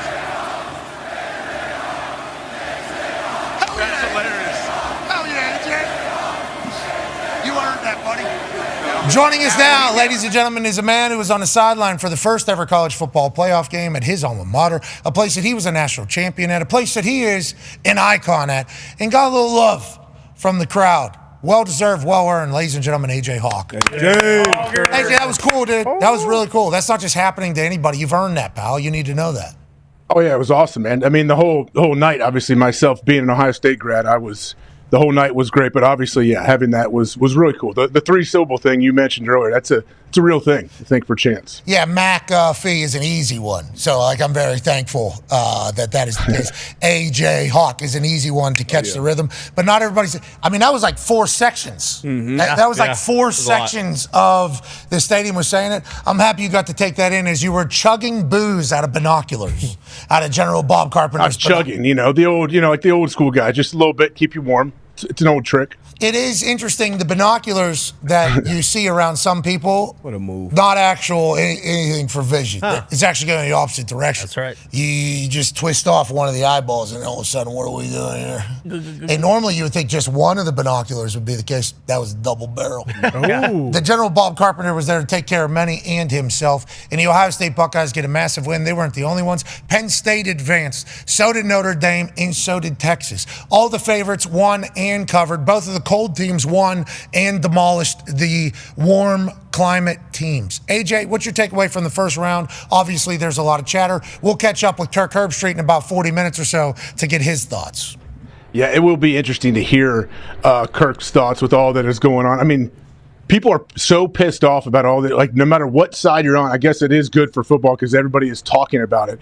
But I think no matter how many teams get in, no matter what happens, we're going to look at things like this every single year. Now, reseeding, whatever you want to do. I mean, every game has to come down to the last possession and be within 3 points? Like, what do we want? Yeah, I think that is what people were expecting, like very good games. Mm-hmm. So whenever all of them were at least 3 or 4 score games at one point during the game, I think a lot of people said there's no way these are the right teams. But then you do some research, and there's a bunch of blowouts throughout the history of the college football playoffs, even whenever there was just 4 games. And then you even dive into the super wild card weekend. Joel Klatt pointed out, like even in the NFL, there's just some teams that are better than the other teams. That's why they're seeded higher. And there may be not as many good teams as you think there is. Maybe there's only a few good teams, and those are the ones that are seeded the highest, and then they are just going to beat the hell out of whoever is on the other side. I understand the Alabama people, South Carolina, and Ole Miss folks definitely have a gripe for not getting in, but I'd be doing the same thing. If my team didn't get in, I would do the exact same thing. Kentucky and watch the first beat round. one SEC team all year. All year. Who was the team they beat? Ole Miss. Oh. Well, Give it up. Then Oklahoma to Yeah, Alabama, like, come on. second to last week of the year. And then, South Carolina started playing great ball towards the end. Yeah. They only lose to LSU because of a crop call, kind of. Yes. That takes back a pick six. So they should be the most. I think the South Carolina people should have been the loudest. They were not at all, actually. Shane Beamer came out and was like, beat Illinois. We're going to go to this bowl game. But I think Shane knows, like, going forward, they got we got a wagon. And I appreciate them not being as loud as everybody else, even though the people that are loud, once again, to AJ's point, we would have been just as loud if those were our schools. If West Virginia had that, I would have been, what are we talking about? And then Indiana's down by whatever, I'd be at West Virginia. I would certainly project my team into those situations, so I understand why people are doing that. But the reality is that a lot of these games are going to be blowouts, we think, going forward. Yeah, people are going to be even more mad when this happens in the second round. But the South Carolina thing is, like, that's what should be considered maybe, is like, okay, how was the last 6-7 games? Because they did close unbelievably, and the LSU call for sure, but they even lost another bad one early on as well. I forget which one. I'm completely blanking on it, but like maybe if they were going to reconsider some things, it would be like, hey, how was the last 6 weeks of your season? Who's playing the best ball now? Yeah, exactly. Who's playing who are the best teams in the country now? Well, then you're going to hear people say, well, you want me to schedule bad teams at the end then? You don't want to have conference games at the end of the season? Okay, yeah, we'll bring Mercer in at the end to see how that whole thing's going. There's always going to be things to bitch about, which is why college football is awesome. Football in general is fantastic. The cold, though, the cold. And I had this thought last night, and I brought it up in the first hour, so I apologize for if you've been listening to the entire program for continuing to bring it up. Every national championship in college has been in warm climate. It's been in controlled climate. 75, 80 degrees. And I'm a fan of it as a former punter and kicker, I am for sure.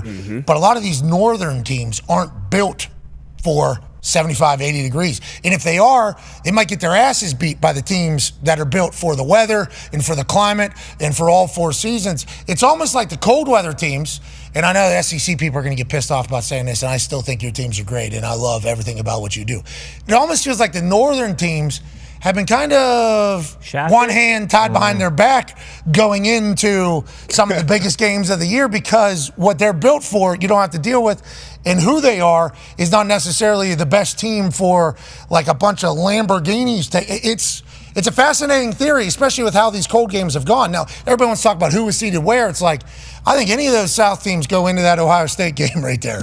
With the way that cold was, I think they're going to lose, because I don't think they're built for it as much as the Ohio State Buckeyes are. Penn State as well. A lot of people are going to say, well, SMU was the team that was represented in the cold or whatever. SMU shouldn't have got in there. They look like a completely different team. Also Tennessee did as well in the cold. It's like, I think that cold being a part of a massive and important game for college football almost leveled the playing field for the first time in a long time between the northern teams and the warm climate teams. AJ?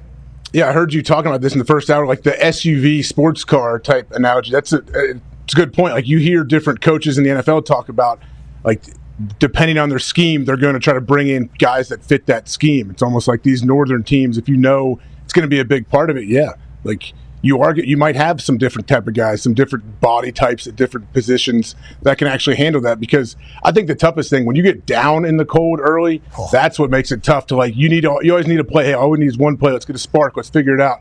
That spark seems tougher to find, I think, when those freezing cold games. Yeah, the only spark you're looking for is fire to warm up.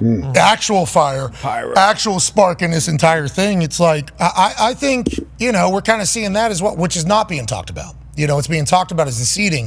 It's not being talked about, hey, first time game of importance is played below 15 degrees out there. It's like unfair. What's that? It's unfair. For who? Unfair. Cheating. Who's cheating? The teams from the South. It's unfair. I mean, half the guys are from the South. 75% of the team is from the South. Yeah, but they live in the cold. They weren't born in the dark, but they at least live in the molded by it. Molded, exactly. Molded by it. Think about December, like when it's the first time that it's 30 degrees and just how cold that feels versus March, when it's going to be 30 degrees in March. We're going to be in here with shorts and T-shirts on, like, because we're used to being in the cold for so much. Bingo, yeah. It changes you a little. Joining us now is a man who loves the cold. Whenever he was in Green Bay, it didn't even affect him. He actually said to us, Yeah, we just kind of understand to embrace the suck a little bit more than the other team. That's what we like to think. And that is the entire mindset, which is why us people from four-season climates think we're tougher than you people that are not naturally. Not saying it's right, okay? And I understand if you have cauliflower ear, you're going to beat my ass regardless. But I'm just saying the people that grow up in the cold think they are tougher than the people that grew up in the warm because you have no idea what it's like. All right, got to go to work. Just your entire face getting cooked and then having to take off 15 layers to go inside the work and then do the entire thing. Just a little bit more hassle. So we've always thought that. The only reason why I picked Ohio State is because of that. Over Tennessee, it ended up playing out. Joining us now, Cali boy, who has embraced the cold, has been molded in the cold. Absolute dog, four-time NFL MVP, Super Bowl champion. Ladies and gentlemen, Aaron Rodgers. Yeah. You look sweet in that hat, dude. For the cold, that hat. For the cold. I love the cold. How are you doing? Did you see any of the college football playoff games this weekend? We were talking about how big of an impact the cold had. A lot of people are mad about the seeding as a whole. What were your thoughts on the first round, Aaron? I think you're never going to please everybody. Just think about the NCAA tournament for basketball where there's 64, now 68 teams, and there's always gripes. Always gripes. Play better. Play better is the key. Yeah, it got loud, though, this year for these college football playoffs. I think it's only going to grow louder after how these first round was all, 27-17 was the closest game. That was Notre Dame, Indiana. At one point, that was 3.5 score game. It was blown. All of them are bad. So it's going to get loud, Aaron. And you talk about not being able to please everybody. All the people that are pissed are going to remember everything that happened this weekend. And they're going to be pitching all year long, Aaron. All year in college ball, brother. No, I get it. But I think that one of the problems with the whole thing, and I don't know if you and the boys would agree, is the conference championship games now, I think, are kind of a problem. If there's an expectation that you lose conference championship game, you should be out of the playoff. Like the SMU Clemson one was probably the result that knocked Alabama out, because if SMU wins, because they were ranked higher before the game, SMU wins, then Alabama gets in. Probably if SMU loses, that was the whole thing. I think when you're looking at it, like, do they deserve to get in? Who would be favored in a game on a neutral site, Alabama versus SMU? I bet Alabama would be favored. But based on merit and their schedule, you can only play the people on your schedule. SMU had a tough game against Cal. Alabama didn't have to play Cal. So nobody's talking about the algorithm. Nobody's talking about that. Nobody's late in the season. They had to, they had to beat Cal. Now we had to, travel halfway across the country to play that game, but of course, yeah, no one's talking about that. No, but seriously, I think it's great for college football. I wish they'd had that back when I was playing a million years ago. It would have been awesome. We only had 4 back then, and the system for getting people in was a little bit shaky. But I think it's great. I think the best part about it is the home playoff game. I think that's what's great. These teams deserve the home playoff game. You can say whatever you want about the reseeding of things. Like if you just had 12 teams, probably Boise and Arizona State wouldn't be seeded 3 and 4. But you know what? They're conference champions. That's the way they want to do this thing. So it's great. Now I think that Oregon definitely has the hardest kind of run now, as we learned last week from that terrible song. Thanks for the graphic. Now because 8-9 really in a reseed, 8-9 would probably be 5-6. I would say 4-5 or 5-6. So now you're talking about Oregon having to play Ohio State, who objectively is of the final 8 teams left. I think no worse than 5th probably. So that's interesting. Be a tough game, and it's not at Oregon, which is a tough place to play. It's at a neutral site. Where is that one at? Is that one at, does it say Cotton Bowl? Or is it Rose Bowl? Rose Bowl, brother. Pasadena. So it's West Coast, which is great. I'm excited for both those former Pac-12 schools in there, Oregon and Arizona State, both the higher ranked teams. But I'm excited to see what Boise does with their back. They got a great back who, had an incredible season. Georgia without their quarterback, Notre Dame, was basically buzzsaw everybody since that bad loss in week 3 to, I think it was Northern Illinois, week 2 or 3. But yeah. I think I'm going to just say that I think the winner of all this is whoever wins Oregon and Ohio State. Yeah, I think that's kind of how everybody's viewing it. And obviously they've already played one time, and it was an instant classic. And they both are a very physical outfit, both of them. So I think we're pumped to watch it. And the 8-9 taking on number 1, I understand that both of those seeds are lower than what could be from the other games, right? Because they didn't want the higher seed to potentially win, which they all did, and then sneak in to have to play Oregon. Oregon's thinking, though, who cares? We got to beat everybody anyways. And Ohio State's thinking, we got to win this so that our fans continue to love what we're doing. That was huge for Ohio State this past weekend. There were some hot seats, weren't there? There's some hot seats for both the Big Ten coaches, I feel like, who both had big wins. But yeah, Ryan Day, the hate that comes in at him is pretty interesting. AJ, you can probably speak on it better. I get they haven't beat Michigan the last couple of years, but they've been pretty damn good. I mean, 11 plus wins the last how many years? 3 or 4 years? The guy's 67-10 right now as the head coach at Ohio State. AJ missed a bowl game when he was there. Were they trying to get rid of Tressel back then or what? Were they, AJ? I don't remember. What do you mean I missed the bowl game? What do you mean? You missed a bowl. Like, didn't you have a losing season one of those years you were at Ohio State? No. We went. I played in 3 Fiesta Bowls and 1 Alamo Bowl. No, we didn't miss it. Alamo Bowl. You were the Alamo Bowl year. Was that a tough year for the? That was a tough year. Yeah, tough year. But guess what? We beat Michigan right before that, so that made everything better. That's the thing. That's how it works. That is, and that's Woody and Bo, right? That's started. It's interesting, those rivalries. There's those rivalries in college sports. We beat Stanford this year. That's a big win for the program. When I was in Green Bay, I mean, Ty knows who our biggest rival is.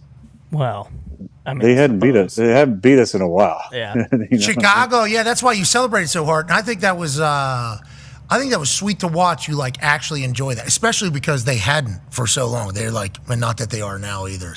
Jesus, you guys are you're nowhere near lurking. No, hammered dog shit. I don't know. We might be lurking a bit. You're not lurking. You're not lurking. Let us lurk. You're far from. You're not lurking at all, bud. You guys are chopped liver, bud. Lurking and poop. Yeah, that is, and have been for a while. They're setting a whole new rebuild.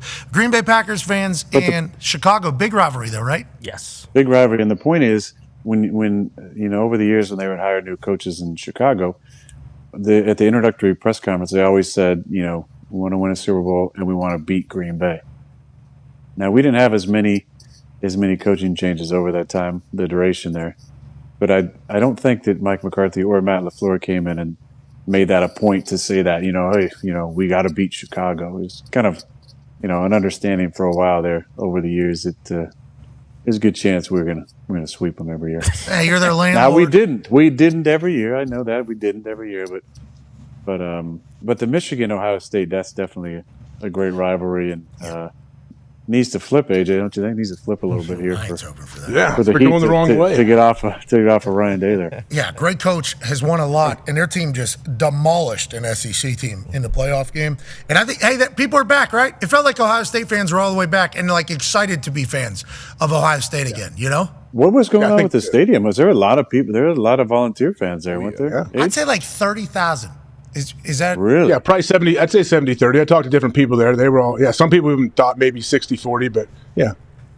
A lot, Aaron. A lot of them. I give them credit, man. They came. I know a lot of them didn't leave as early as I would have if I would have been them, but they stuck with it. Yeah, the fact that they made it into the second half, most of them. Yeah. Halftime would have been a perfect time of, we're going to get drinks, and we got 5 hours. Let's go ahead and start that right now. We can make it home maybe by 1, 2 a.m. here. Mm-hmm. Instead, they stuck until the third quarter. Boys are going to turn around. And then they didn't. And then it was like, all right, I am getting out of here. Shout out to the Volunteers fans. Shout out to college ball. The passion is obviously real. Let's talk a little bit about the Shout out to the great state of Tennessee. Phenomenal state. It is a great people state. Out there. Love great Tennessee. people. No state income tax. A lot of great country music down there. Kid Rock. I love Tennessee. He's originally from Michigan, obviously, but barbecue. Guy. Memphis. Yeah, Memphis. What's that one place called? That the one place downtown has Tootsie's. That's Nashville. Yep. And South Florida. Nashville. Oh yeah. 2 different Tootsies. Oh, Beale Street. Way different Tootsies. Those are a couple different Tootsies. Anyways, let's go. I think our friend Jimmy Graham's been to both of those Tootsies, by the way. Jimmy Graham landed his helicopter on both of them. Yep. And then do the helicopter in one of them. Let's move along. Spanx hasn't been to either of them, though. Spanx hasn't? No, I think Spanx would like that one down there, second floor, getting shoulder rubs. Maybe Spanx would need that down there in Florida. Anyways, let's talk a little NFL football, shall we? This past weekend, your team had no punts.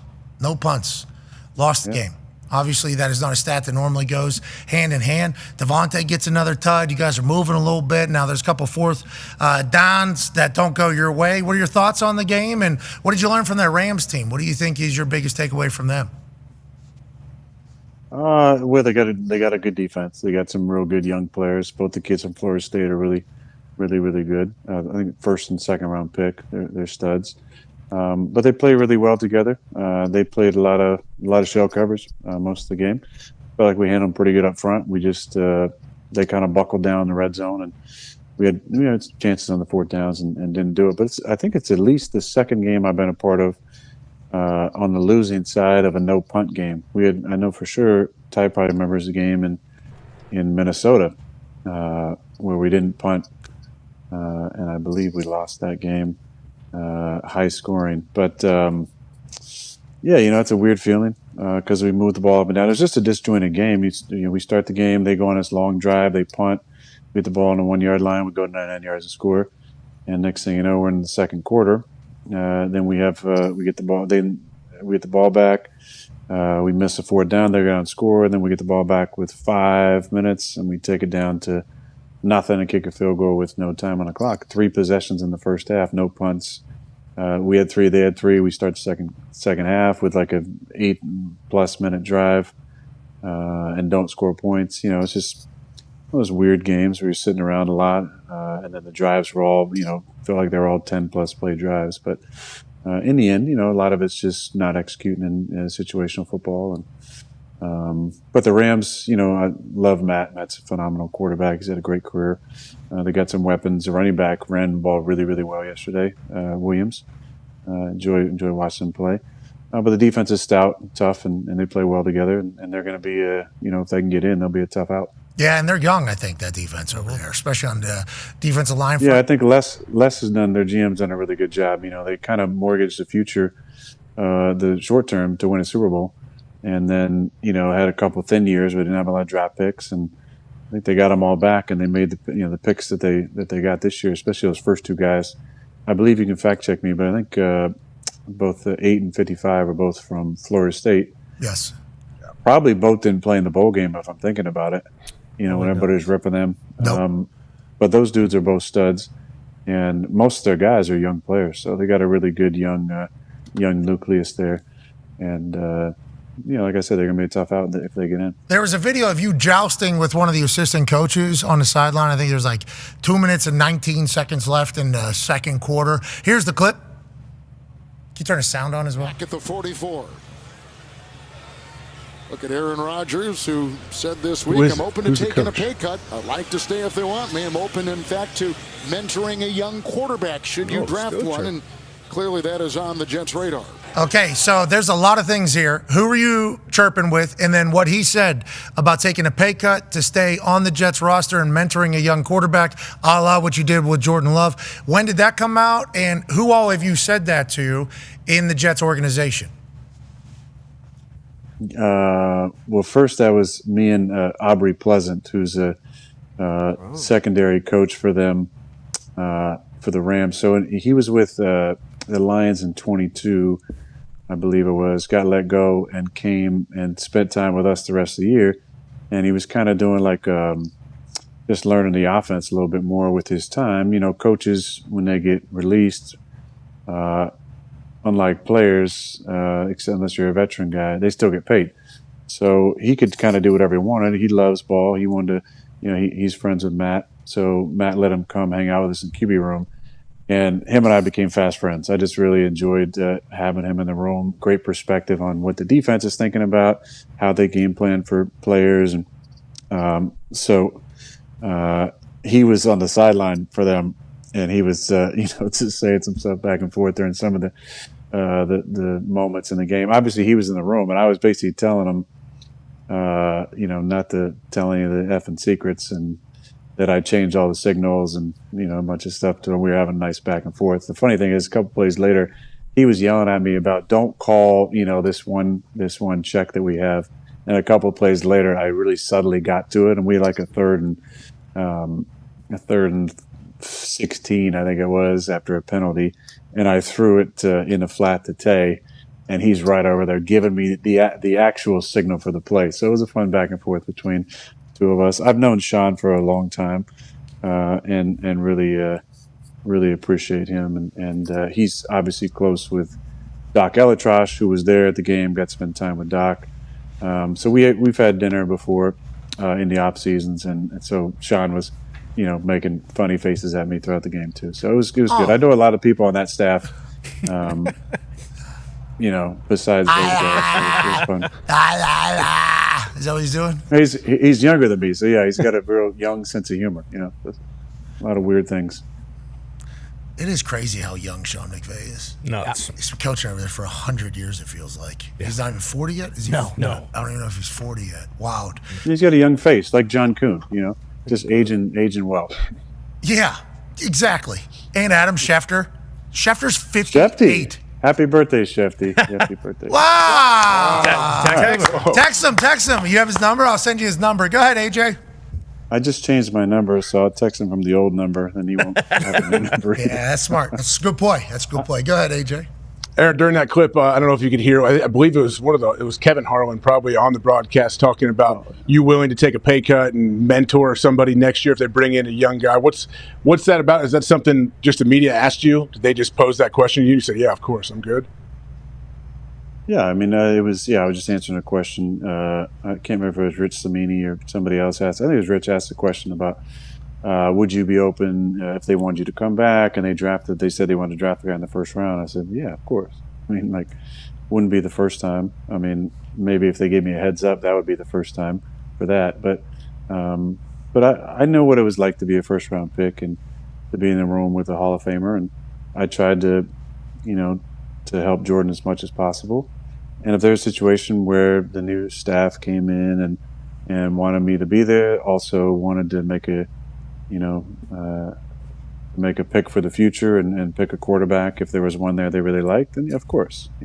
As far as pay cuts, I think I've already proven I'm willing to take a pay cut. I've made a ton of money, and I think if you look at both Devontae and I's contracts moving forward for next year, there's cap numbers that would need to be worked around if they wanted to bring us both back. But again, there's a lot of things. I think, Pat, you asked how many people in the organization know that. If they watch the interview, there's people that know that, but I haven't been going around telling people any of this stuff. Rich just asked me a question, I answered it. I haven't decided whether or not I want to play moving forward. They haven't decided, or maybe they have, but haven't told me what their plans are moving forward. I'm guessing they're going to, want to get a GM in here in the next few weeks, and then obviously let the GM be a part of making the coaching selection with who they want to go with. If they haven't made a decision, I mean, I think there's a world where they just say, hey, thank you, we're going to go in a different direction January 6th on AJ's birthday and his favorite holiday. Bingo. And then that's a possibility. I think there's also a possibility we're going to wait and see who the new staff is. So how would that work? But either way. How would that work? You'd be sitting in your office and Brick would come knock on the door and say, hey, we're letting you go? Time to go, bruh. Is that what he would – how would that – now, on that note, Ty actually has Jeff. Yeah, Aaron, just curious. No, not Coach Brick. No, yeah. Owner Brick. GM Brick. Head Coach Brick. That's who we are talking. All-encompassing Brick, really. With that being said. Yeah, Aaron, just curious. Listen, first time, just to answer that, first time for everything. There's been a few of those, and this year, and first time in 20 years. But I've never been released before, so being released would be a first. Being released by a teenager, that would also be a first. So, hey, I'm open to everything, and I find the comedy in all of it. If that happens, hey, it's a great story. It is phenomenal. It's a great story. Yeah, it certainly is. And the NFL is a funny place. Now, on that note, Ty has a question for you. Yeah, Aaron, speaking Sorry, of that. Ty, go ahead. No, you're good. No, you actually helped. Yeah, you did. Speaking of that situation, obviously the play on the field's one thing, and the questions you have to answer for that. You obviously are prepared for all that kind of stuff. But do you ever feel like you're in like a bizarro world when all these different Jets stories are coming out seemingly like week by week, and it's like, Jesus Christ, is this stuff really going on? I don't know how much you actually know. Do you ever read anything or do you see any of this stuff and it's just like, what the fuck's going on here? Yes, I do. Maybe that's what they meant when they said the media in New York is so crazy. That's kind of what I thought. Instead of like with you, it's like, hey, you're about to go into like, because it is every week something comes out. Last week that was an Onion article. Yeah. We thought it read like an Onion article from the New York Times, and it's like, no, they checked their source. It's very different, right? That is a very different situation. Than what I'm used to, yes. I think might be more status quo when it comes to New York.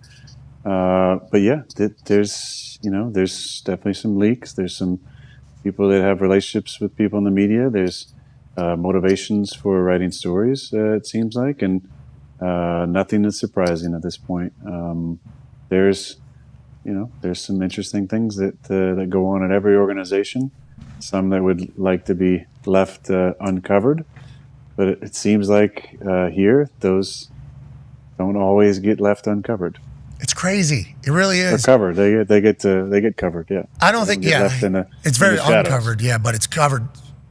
That makes it uncovered. No stone unturned over there. No. Undercover boss. But all the time. Everywhere. Feels like. And obviously not great for the culture and everything like that, but it's crazy to kind of watch. Not great, yeah, not great for the culture, for sure. I've been following along with the Jets, obviously, since you went over there. And obviously I have friends that are Jets, but I haven't really paid close attention.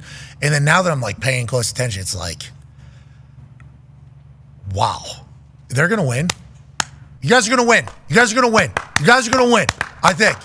Because the fans have been through too much over there, I think. Like Michael Cole, this guy, he has no hope for anything. Aaron Rodgers comes in there, his first thought is, we're going to ruin this somehow. It's like, that shouldn't be the case. But then you hear these stories get leaked every single week, every single day. It's like, something has to put the fire out, and they just you start winning games, I guess it all kind of stops. And that's what. Well, I think part of that is you need to, like, the reporters doing the job, that's their own prerogative, their own motivation, but you got to fix obviously the content of some of the stuff that's coming out, but the fact that it does come out as well. Like, it can't be the norm that there's so many leaks and so many people continue to have conversations, whether it's getting some sort of angle of revenge or even, with people that not related to people, with people who are still in the building. I think there needs to be,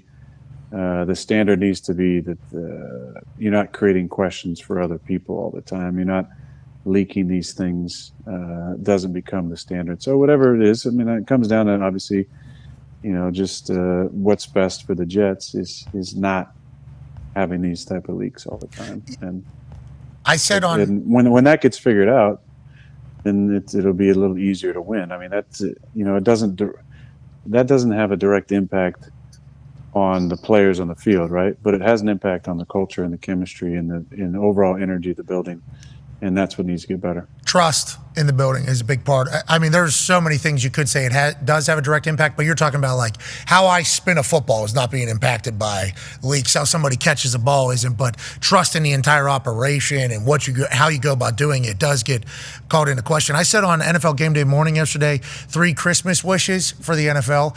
One was we need better slates, better weekly schedules. That was a huge deal. We need replay assists for everything. Okay, but make sure it's quick. We just need somebody to help out. If it's egregious, we need replay assist to be able to fix it. I understand offensive holding is going to be impossible, pass interference. I understand there's little, tiny niches in the game that are going to be tough to kind of do that, but replay assist should be a tag team partner for the refs on the field for literally everything. And then last but not least, I know in the politics world, in the real world, anonymous sources is a necessity to keep people safe, especially if you're a whistleblower, yada, yada. But in sports, it's not like anonymous sources should not be a thing, especially in the NFL. It's like the amount of what's the angle is what we have to do every single piece of information that gets reported. And I respect the hell out of the insiders, okay? They're on their phone. They live and die with every news that breaks. They make the NFL what it is.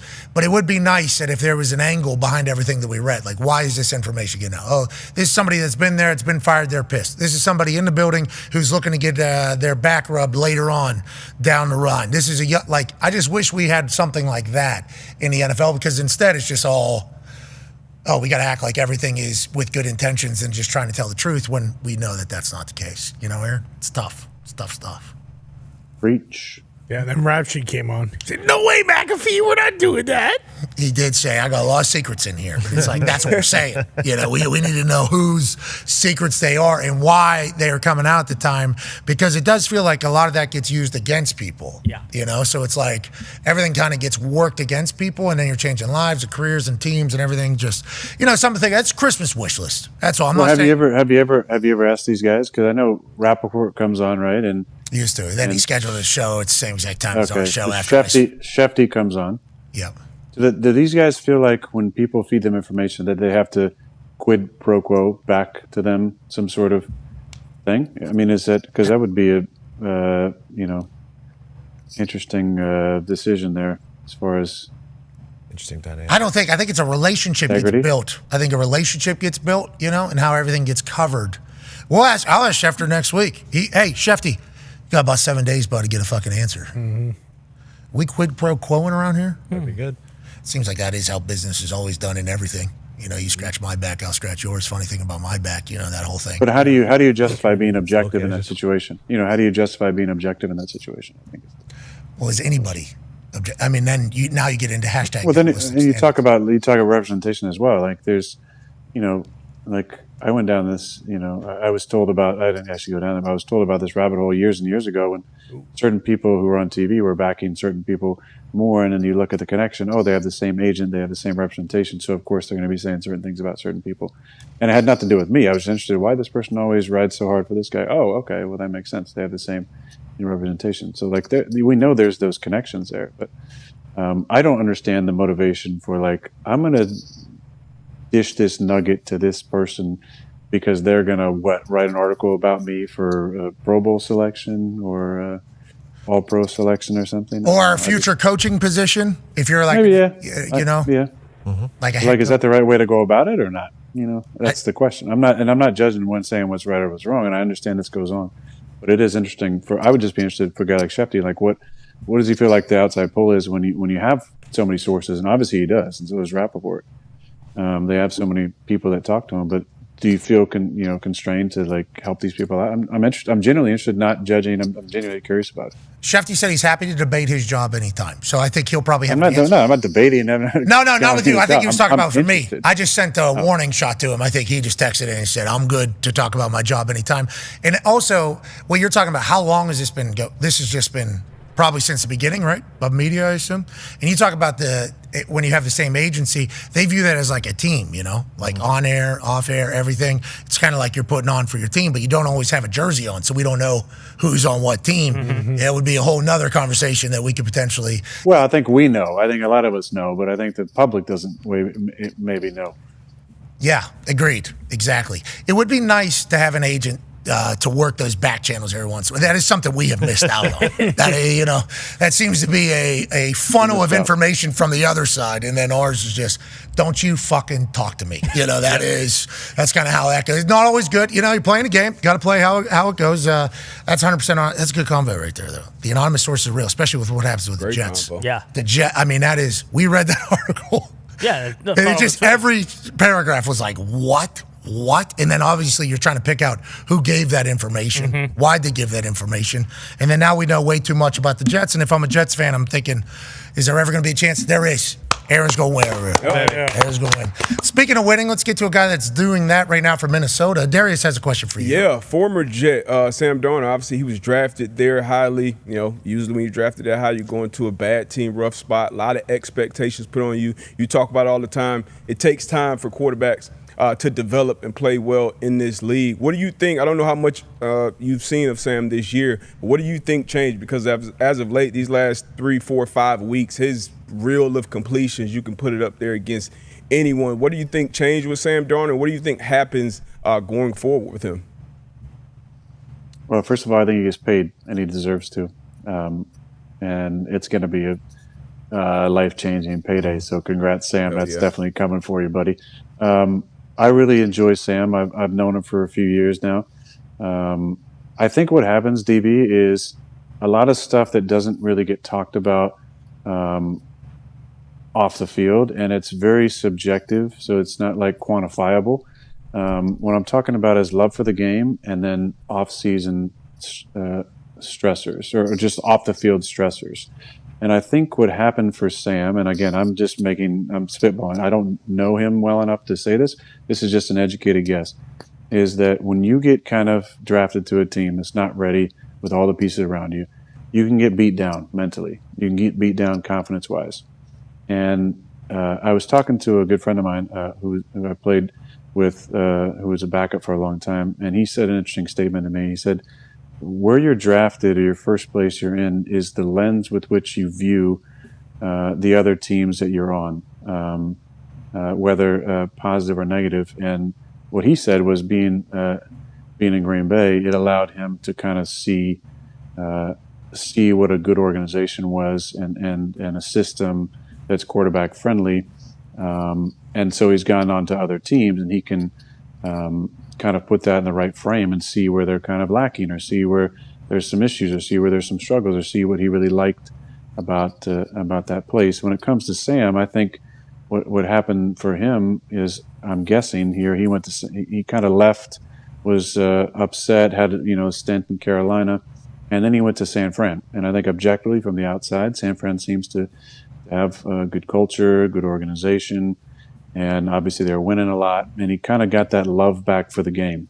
And if there was anything else, stressors off the field, when you're a backup, a lot of that stuff can go away because you don't have the pressure of playing every week. You still prepare to play every week. You're one play away, but you don't have the pressure that's accompanied the role of starting, and you can just kind of reset. And I'm just guessing here that the reset that he got there allowed him to really be free and then maybe re-fall in love with the game. And then he goes to Minnesota, who's a team, obviously, with a great home field advantage, great head coach, a really dynamic offense. Justin Jefferson, one of the best receivers in the league, solid defense, B-flow, and what they're doing. And I think he just started having success, and it just becomes, like a snowball. So really happy for him. But I think a lot of times it's the off the field and kind of re-falling in love with the game, where you start in a rough situation, you go to a different organization, and you're able to kind of sit back and watch. And I hope that happens for Zach Wilson as well. Zach in Denver, he's been the 3 most of the year. Sweet boy. And but there's a lot.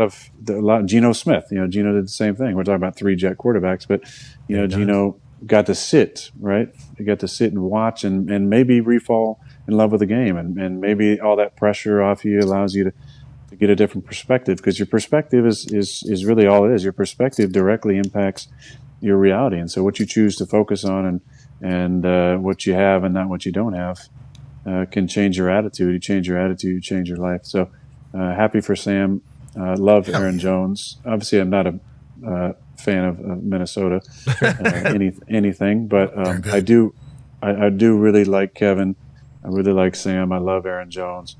And I'm really happy for Sam because he's one of the NFL good guys for sure. Justin Jefferson is so much fun. So much fun to watch. So, I know you try not to watch a lot of Minnesota stuff. You should just try to find the Justin Jefferson highlights. He is awesome to watch. And then when he gritties, if he looks at you, it's a penalty down. That's how strong his gritty is. His gritty is so strong, if he stares you down while he's doing it, he's going to get flagged because he is mentally affecting what's about to happen for the rest of Did he get flagged for that, what he just did? Yep, here's Coach Kevin O'Connell. Here's Coach Kevin O'Connell talking about it after the game. Is the gritty taunting now? Did you get an explanation? Yeah, that was an interesting one. I'll defer to, they saw what they saw, and, and we've got to be, we've got to be smart about the direction at which, we gritty, I guess. That needs, I don't know if you guys remember the Key and Peele show when Key is acting as the translator for Peele, who's playing Obama. Oh yeah. And so Peele says something, and then Key kind of translates. We need a Kevin O'Connell translator there, because what he's really saying is. It would be funny if we typed up the captions for what he was actually saying. Absolute bullshit. Your guess is as good as mine. Remember, the NFL has marketed the gritty basically all over the world because of what Justin Jefferson has done. Kids who have fallen in love with the NFL because of the gritty. But now, we aren't allowed to gritty and look at a person. Okay, sounds good. And him saying, I'll defer to they saw what they saw. That's clearly his PR person being like, Remember, Yeah. ref saw Watch what what you're saying here. Yeah. the ref What saw you're what the ref saw, and we can never understand what they see and how they see it. And I mean, he is staring down Witherspoon there. He is. He's letting him know. I mean, Minnesota, I know Aaron doesn't like them, but they are top of the power rankings when it comes to celebrations. Obviously, you got Oh my God! They spend their a lot of time. defense.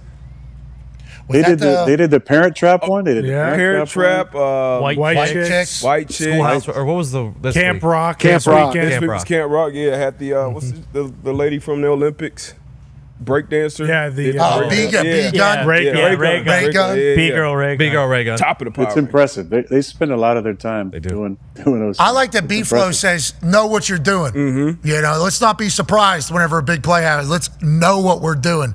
And they're like, you got it. Wednesdays, 4:30. Everybody in the indoor. We need all ideas and we need all execution. You had guys who are on point, though. You had, Phillips in the front there. He's pretty on point. Then he tries to, stop doing it. He realizes it's still going on. Bynum, I think. Bynum has got to be one of the ringleaders because he's been a part of, I think, every one of those. Cal guy just, coming up big, being a leader. Love it. Yeah, I love obviously the Calgorithm. If we can get it in there, let's go certainly talk about it. Shout out to the Cal Bears. You know it. You tell the story. Yeah. It's a great chant. I did not expect that good of a chant to be for the Cal Bears in Berkeley. I will let that be known. Love that place. I appreciate. I feel like I was. I'm not going to take full credit for this, but I feel like I was on the ground floor of the winning song. Is you know what you tell a story, you tell the whole damn world the spirit territory, right? But before, at least in 03 and 04, when I was there, when you would say, you know it. No one said anything in between that. But we started yelling, what? Oh, really? Okay. I feel like, there was some of us who were kind of on the ground floor with the what part, which makes the whole song. It's a great addition. Yeah, you know it. Yeah. What? You tell the story. What? Yeah, I mean, it is. Yeah. It's great. Part of it. That one, Georgia, obviously. Sure. Who's that? What's that coming down the track? Yeah. That's a banger. I mean, we know. That's a good one. Country road. LSU. Oh. Hey, oh, suck that tiger dick. Yeah. That's real. You got little kids saying that and grandparents saying that. Yeah. They're different down there. That's Matt Flynn territory down there. You know it. You tell the story. Yeah, that is Matt Flynn territory. I hope they get great. Having them host a college football playoff game, that would be so awesome. I'd be looking for Michigan hosting one would be sweet because it would be so cold, so Cal hosting one would be great. Yep. It would be awesome. I can see that happening. Their fans. We're in ACC now. We can win the ACC. Oh yeah. Yeah, the All Coast Conference. Absolutely, you can. We just need about $20 million in NIL. We can do it. Well, it's actually April 8th, 2025. It's about to become revenue sharing with the institutions to the players. NIL deals are going to have to get in there. So, depending upon how many you have, it doesn't really matter. But with that being said, why don't you give back? Why don't you give him some money? Why don't you open that checkbook and say, you know what? Here's 20 mil from old Uncle Aaron. Boom. And also, all I want is a little bit of a plaque that says, the inventor of what? In there. That could be something that you get. Because most of these NIL people that are giving them money, they don't get a parking spot. Yeah. They just hand over the check, and then they have their season tickets, and then they show up and they go, hey, these are the guys you paid for. Yeah. Good luck. All right. By the way, we need more. Yeah. I think it was me and Marshawn. I think they really came up with it. So nice. Just want to share that award with Marshawn. Those are great brains, both of those. Speaking of great brains, Josh Allen's on an MVP-like year. He said something that was fascinating. Go ahead, Tom. Yeah, Aaron, he was asked about chasing the number 1 seed over these last 2 weeks. They're 2 games behind KC, so they need KC to lose. And I'm going to read it so I don't get it wrong. He said, as an offense, it's how much are we willing to show? Are we wanting to go extreme and show everything in our arsenal? There's a line that you've got to toe. So I think he's talking about, do they want to show everything over these last 2 weeks before the playoffs? What are your thoughts on that? And obviously you've had situations where you guys have had playoff spots locked up and going into the playoffs. How do you guys toe that line going into the playoffs with games left? I think that it's a narrative that gets twisted in any way that fits what happens on the field. So when you have the bye and you come out and you play a little flat, too much rest. When you play your starters all the way through the last couple weeks, you're risking injury. If you don't have the bye, you stay fresh, you stay locked in, stay competitive. Listen, we all wanted you always wanted the bye. I played when you had 2 byes, and you always wanted one of those top 2 spots. You wanted the extra week to get everybody healthy. As far as like showing what's in your offense, shoot. Hey, Josh, we're 15 games in. Like, there's been a lot of stuff that's been shown. Now, you might have some wrinkles, like a stumble play. The stumble play, which was unbelievable. Literally, I was watching it sitting on the bench. They put it up on, during our game. I was like, they just faked the fucking fumble and threw Leak for a touchdown. How incredible is that? Yes. Pretty incredible. But that offense seems, they do something crazy every week. Skipper caught a touchdown pass. And, they always got different things. But, again, love Jared. Love what they're doing. Really cool play design. Another Cal guy. Yeah. But as far as what Josh is saying, like, I guess there's a game Wednesday and if Kansas City wins, then Buffalo's can't get higher than the 2 seed. Is that right? Yeah. Yes. So then maybe he won't play this week. Oh, against you? I don't want that. He's going to want to play against you. Yeah. MVP's up for it. Yeah, I would like to see Josh play. I think his elbow. His elbow. He got that humerus bone. I think he's going to play, and I think he's had a great year, and I think he's the front runner for the MVP. Now, that being said, there's one little wrinkle that could throw it in there, and I said it a while back, and that's Saquon. Saquon goes absolutely nuts the last 2 weeks. Lamar, he's going to keep doing what he's doing. I think he'll be in it, but I think as much as he maybe deserves to win it, I think there's people that think that it's Josh's turn to win it. And if Saquon goes nuts and gets way over 2,000 and breaks Dickerson's record, that could throw his hat in there as well. Okay, before we get out of here, Christmas 2 days away. Have we finished up all of our shopping? And what's your favorite Christmas movie? My favorite Christmas movie is an old school one. I would say White Christmas is my favorite. It's more just nostalgic. Nice. But I do love White Christmas. My favorite kind of non-mainstream, most people say Elf or Home Alone, or there's certain people that say Die Hard, I think, just to be kind of original, they think. But, it's a good movie. But Jingle All the Way, starring the man, the myth, the legend, Arnold, and another legend in his own right, Sinbad. Mm-hmm. Yep. Great job. You know who Sinbad is? Yes, absolutely. Mailman. Sinbad plays the mailman who's who needs to get his what are they going for? The Turbo Man. Who's trying to get the Turbo Man. But we're going to break right now? No, we're going to Do you want to throw it? Then I can finish my answer. You could throw it if you want. I think you got good timing. 20 seconds left. We got 20 seconds left? 17, 16, 15. Yeah, there's so much I'd love to say right now, but everybody, you have a great Christmas. Merry Christmas. I still say Merry Christmas. You're offended by that, so be it. But have a great Christmas and enjoy all the sports on TV. See you next time. Well done. Nailed it. Unbelievable. I was thinking you sat up too. You got in there. You saw the defense. You broke down. He's gonna bump the match. I do. Yeah, I mean, I do say Merry Christmas, but when it comes to Christmas, so I don't know how you guys are. AJ probably does nothing. Laura handles all of it. I don't know about the rest of you guys. Ty's probably his wife probably does everything just like AJ. But I actually order most of my stuff online. I don't go in person. Now, I used to enjoy like a little outing over to the Bay Park Mall in Wisconsin every now and then, but I actually order all mine online. So I was a little bit worried because there was one package left for my girlfriend Brittany that hadn't showed up yet. So I was been waiting on this to show up. It showed up today, so everything is great now. We're all set. All my stuff for the line is done. All my stuff for the QB room is done. But not Britney Spears. No, this is Britney with an I, not Britney Spears. But Britney Spears and I do actually share a birthday. So happy birthday to both of you. Happy, I think she's happy 43rd that she just celebrated. No, I think she turned 5. Yeah, Actually. she's like 5 or 6. Okay. 5 years old. All right, that's a whole nother story. Obviously, thank you for everything you did, Brittany, during our teenage years. Happy birthday! Girlfriend Brittany getting a good Christmas gift. She doesn't watch the show. Okay. I don't think she doesn't have social media. She's smart. it's but smart play. she's a fan of you. I think I'm just gonna say that. Thank you, Brittany. Wow. Happy birthday to you and Merry Christmas to you, Brittany. And we just learned that Aaron's in love. Wow.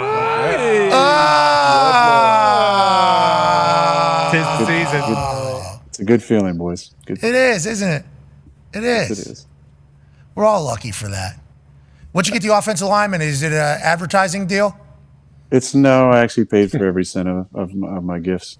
That seems to be the new move, just an advertising deal. Not a bad play if you're the quarterback. I would do the same exact thing if I was in that situation, but it does feel Would like it's got probably not, no, because I don't like giving I would actually tell the businesses that there ain't enough for a deal for us to work together and blah, blah, blah, blah, blah. But I respect that people choose to do it, if that makes sense.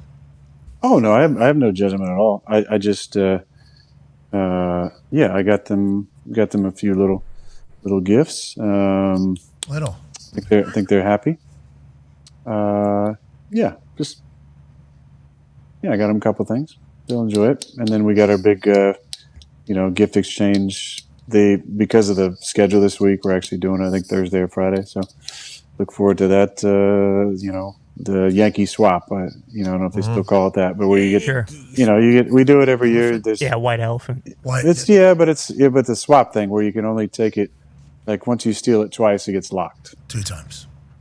We did 3 times, right, last time? Yeah, it took forever. You did 3 takes forever. Long 2 time. is Long like, time. 2 is a lot. Yeah. And there was like 4 really cherished prizes. Well, they put this year they put some real specifications. They said like no Apple products, no drones. There's enough drones in the sky. By the way, I saw another one last night. That's my second I've seen in Jersey. Chopper. This one kind of was over my house. So did you get a camera on it or no? It was nighttime, obviously. Well, so how'd you see? They're all out there. Yeah, 2015 vision, I guess. You should take that one. No drones, no Roombas. That's good. No Roombas. Always better in theory, the Roombas. I've had a few. Every house, I think I got it figured out. It does not. That fucker's so dumb. Yeah. Boom, boom, boom, boom. It's actually smart. It's mapping your house out now. You just got to wonder where that information goes to get to map it out. But a couple companies. Well, I'm happy I got a stupid Roomba though, because that thing. BC. BC. That thing only got one wall. Every single time, every house, it got one wall, and that thing was guaranteed to be found in that particular corner. And then you go, this is so stupid. Of course, I paid hundreds and hundreds of dollars for this thing. They shoot it. Yeah, tear it up, bleach it, so the information's lost. Exactly. Good. No Roombas, no Apple products, no drones. Yep, and you got to bring your receipt. What? It sounds not fun. Wow, you guys are really doing it. I think this is one of those not things. my rules. This is the Brick's idea. Is Brick? I'm not. Brick's never done this before. Hopefully he's a part of it, and hopefully everybody gets a good gift. He ain't swapping. Next time you see a drone, let's birdshot that thing. You know what I mean? Follow it. You got to follow it too. Pull the trigger on it and then follow it. You'll kind of. I saw a drone Tuesday night. We did a fun deal over at Dick's Sporting Goods with some kids where we took them around and got them some gifts. Oh, that's awesome. And I was leaving the event, and I was in the left-hand turn lane, and I saw like 2 blinking lights kind of out in the distance coming my way. I was like, no fucking way.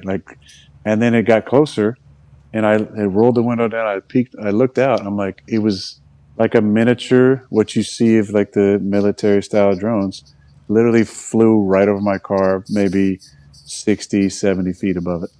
Solo, wanted to be seen. I guess, yeah. Isn't that the weird thing? I was doing a thing where I was like pointing behind me, like, do you guys see this? Do you guys see what's going on up there? And did they? I don't know. But don't look up. And then last night it was much higher. It was much higher, but why do these things want to be seen, Aaron? What do you think that's all about? I don't know. I mean, Boston Connor's probably got a good. Do they want to be seen or they don't? I mean, they like to just throw it in your face, you know. I just don't understand why they can't tell us. The great people of New Jersey deserve to be told what's going on. How do they not know? What if they do know, though? They do know. They know. And that's why we love them. They know. Yeah. That's what didn't that come up? What was that 2 weeks ago? Yep. So they're just hoping that we don't talk about it. Just kind of just shoot it down and look for yourself. That's the only way you can do it. That's what we're saying. Birdshot. Boom. Well, they found that one in New York City downtown. Yeah, they did. That was on the sidewalk. Obviously, that's not how we're going to find one of these things. In the Bronx? I don't think that's how it's going to all work out. But It's right there. I hope we do get answers. I mean, a couple collapsed at Ohio Stadium this weekend. Two fell out of the sky. That's 8. That happened at another like a Christmas event and hit a kid and like I they're saw in like, that. trouble. Like watch out for fallen drones in those shows. I guess. It was so cold. I'm surprised those drones were able to operate the way that they were. Yeah. 500 of them all together. Obviously, 3 of them couldn't take it anymore. Fell out of the sky. Drop. Bang. All right. Merry Christmas to you and Brittany. Ooh.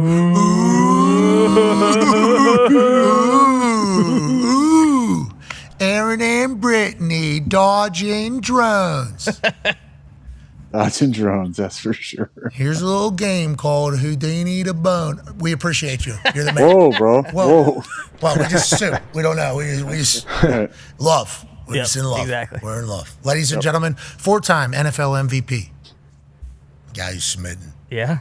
Hey, I'm happy Merry for Christmas, guys. Merry Christmas. Merry Christmas. Merry Merry Christmas. Christmas. Also, happy Hanukkah. And happy New Year. Happy Festivus, And happy all of them. Kwanzaa. Season's Yep. greetings. And definitely seasons. Happy holidays. Ladies, All of them. bingo. Well, Is there any others? not all. Probably. Probably some bad ones. January 6th is coming up. Exactly. Happy Boxing Day. It is in your house. Boxing Day, December 26th. Do not miss it. Little Santa's already happened. Little right? Santa happened on the 6th, yes. Was there any little gifts that were left in your apartment? Yeah, there's a little pair of socks on a plate for me. Nice. Wow. How did Little Santa find it?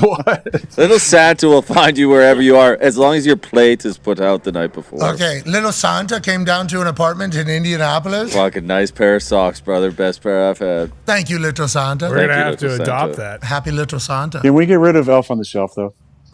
What do you mean? There's a lot of parent complaints I've heard about Elf on the Shelf. I don't think I've ever. How did that start? It's a good question. One of the great mysteries in life. We need Alabama Jones to serve the to figure out this mystery here with Elf on the Shelf. Where did it start? Why is it still going? What is the point? Listen, Coach Saban would get to the bottom of that. He would. If you point him in a direction, he will figure it out. Him and Alabama Shane. Jones. Him and Shane. What a moment. What a That moment. was a great moment. Great moment. Coach was not happy. You call him Meacher? Nope. He wasn't happy. He wasn't happy. I did not. When Shane. Oh, I thought this was a fun show. We're having fun here. Okay. We're having fun. We're having laughs. Nope. Super serious. Okay, all right. Nope. I have a thing called integrity. He looks at Shane. I'm like, oh shit! I'm in the middle of That this. was a fucking great moment. Yeah, it was awesome. It was Coach Saban. I assume if he was to watch Beautiful Dogs, he would understand completely what's going on here. Might be Tires too. It's dropping a season of Tires. Tires. Great show. Can't wait for season 2. What do you say? May or June or April? May? I forget. He said it on game day. He said Season 2 of Severance also coming out. Oh, yeah. Very soon. Couple weeks here. That movie or that show freaked me out. It's awesome. It is good. That's one where they plug in, right? Yeah. Go to work. Yeah, where they split their brains. That's wild. Because what are we doing when we're sleeping? Ladies and gentlemen, 4-time NFL MVP, Aaron Rodgers. That Severance show freaked me out. I almost couldn't watch it because of how much it did freak me out. So good. Yeah, great cliffhanger to end the first season as well. Of course, I remember it. Yeah. Let's get to a break. Kirk Herbstreit will be here on the other side. He was going to join us during Aaron's, but I forgot. 100% on me. How about Aaron? Smitten. I know. Unbelievable. Did you know that age? No, I did not. That's why I asked if it was B. Spears. I thought maybe. Some friend. Yeah, how do you... Now I'm starting to wonder a lot of things. I should. I do. I text him every morning. Hey, let me know. Update on any females you're talking to. All right. He was That's obviously... kind of, I do that. All my friends. All my friends that aren't married, I do that. What did he say? What did he say? Not vaccinated? Immunized. I'm immunized? Is that what he said to you? He said, I'm not dating, I'm seeing. So it was kind of misword. You were confused, as was I. He said Brittany with an I. Yeah, all 'cause Britneys have an I. Yeah, is it I on the Probably end. B-R-I-T-T-N-I? A-N-I. Like Brittany. Oh, not B-R-I-T-N-I. I've seen Could be that. I mean, that'd be Brittany. Oh, Brittany. Brittany. Yeah, maybe. It's Brittany. Bitch. And then obviously 2 T's, N-E-Y is the Spears that we heard. Common spelling. T-T-A-N-Y. Very normal, I believe, as well. That's a name. They can get a lot of different ways. Yeah. Brittany Rogers, maybe. Wow. Doesn't have social media. Did he? Yeah. Did he meet an Amish lady? Certainly possible. In 2024? Cool. Yeah. Just churning butter. Mm-hmm. No social media. I mean, what a weapon. Imagine her and Aaron. People don't think this is true, but it is. Aaron will put his phone down and then just have no idea where it is somehow for 3 weeks. And it's just, what you do? Oh, I read 15 books. What were you doing? I was fucking living my life. Jacking around. Dude. No, like he does. He checks out. Like he really does. I bet him and Brittany are sounds like a good. All right, good luck. Hey, we're pulling for you. Everybody deserves love. Oh, yeah. All right, be a friend, tell a friend something nice. It might change your life. We got Kirk Herbstreit on the other side. People are saying a lot of things to him. Mm-hmm. And he's been saying a lot of things. We'll get to the bottom of it all. Hashtag journalism. Take 5. Here he is now, O's the mentalist, to tell us how he does all of these tricks. So, O's, how is it that you do this? It's not far from the truth, Reese. Pat, you know something that happens? Everybody always trash talks kickers. Yeah, you're right. And they say, you know what do you mean you missed the kick? You got one job. You got one job. But I feel your pain, Pat, because they say the same thing to me. They go, if you can read minds, get it right. What do you mean you got it wrong? Get it right. So here's what I'm going to do, folks. I'm going to challenge. We got a kicker. We got a mind reader. I'm going to coach you to read the minds of your hosts. What do you think? Can't do that. I don't want to be a what part do of you think? it. Should we do this? You know, speaking of coaching, I have quite literally the greatest coach in college football history. Coach, look me right in the eyes. And here's what I do. Imagine me and Pat are lining up for a field goal kick. Okay? Random. This could be long, short, middle, whatever. See it happening. How many yards are we kicking this field goal? Tell us. 34. What was it? 34. 34-yard kick. Picture that. Oh, yeah. All right. Now, hold up. Coach, hand on the Bible, God above. Did I tell you to say that number right now, or could you have said random? Was this your choice? 110%. You did not tell me, and you did not. You could have said anything. Said anything. But, Pat, I want you to see what I do because I came here. Oh, my God. He said anything. That's how we start. Right out the gate. Right out the gate. Right out the gate. 34 right. Pat. He's a demon, dude. Wow. He's a demon. Coach, I told you. I'm going to start you easy. I want to let you know, we have dinner every Friday. We talk about you being like a demon. We FaceTimed you a few times. You're out of control. Come take a look. Are these cards all different? I want America to see it's all different. All different. Desmond, take them yourself. Yes, sir. I'm not doing it. You're doing it. Desmond, mix them up. Take them. Look to yourself. Random. Hold them up so you cannot see. Look through. And Desmond, you're finding one card. Okay. What's your card? Don't pick your favorite. Look at them. Okay. Find it. I'm so nervous. You get a deck of cards too. Oh, God. Desmond, make sure there's no way Pat can see. Make sure they're all mixed up. Am I playing with a full deck? Not really, but who knows? I can see it. There's a TV right there. Wait, let's see. Desmond, did you take one card out of the deck? Take it out. Put it against your chest. Give me the rest. Take them. I don't want them. Done. Oh, hey. Take these. 51 cards coming out. Baby, souvenirs. Pick them up. Pat, flip them over. Okay. Pat, hear me out. This is muscle memory. Yeah. You could pick up a little. You could pick up a lot. Take a chunk and lift it up just a couple inches. Decide if that feels right. Does that feel right or no? If not, change your mind, Pat. No, I'm not a mind changer in this. That feels right? Yeah, Put it against your body so nobody sees. Are you sure, Pat, that's where you want to go? Yep. All right, everyone look where he could have gone. He could have gone any card he wanted. Any card. Desmond, no way. Please. Yes, sir. Show everybody. What card? Did you take out anything you wanted? Random. Show them. It is the 3 of spades, Pat. It can't be. You look. How did you do? Turn it around. Show them. Please, turn it. Turn it and show them. Please, turn it around and show that. Jeez. This guy's a demon. He's a time-traveling demon. How do you do? What is your problem? Reese. Yes. Forget about card tricks. Forget about field goals. We're here for the playoffs. Yep. Yeah. Fighting Irish and the Hoosiers, everybody. Yeah. Reese, if I tell you to imagine you got a drum full of bingo balls, every team, you spin it around, you reach in, you take one team out, one team, you change your mind over and over, random. You pick a team, random. You have a random team you picked after changing your mind a bunch of times. Can you see that team right now? I can see the team. Watch how I read this man's mind. Come on over, Kirk. Let's get you here. Reese, when I see his face, is stoic but he looks angry to me. You'll be honest if I'm right. You seem like you're raging Cajuns. Were you thinking of Louisiana? I was not. Did you think of Louisiana first? I did. You did. See, he's changing his mind on me. Hold on. No. That's who you thought of. You changed. Look this way, Kirk. I'm giving you something to write on. Wait a second. Not over. Random It's team. not over. Random.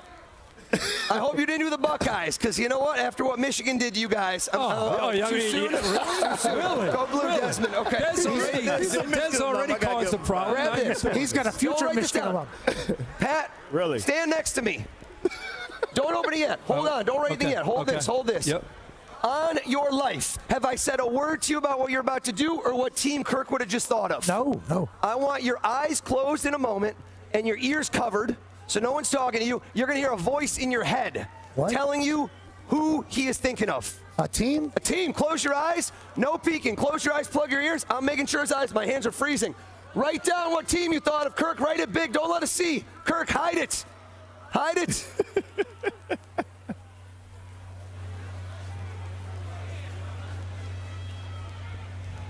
Kirk, are you done?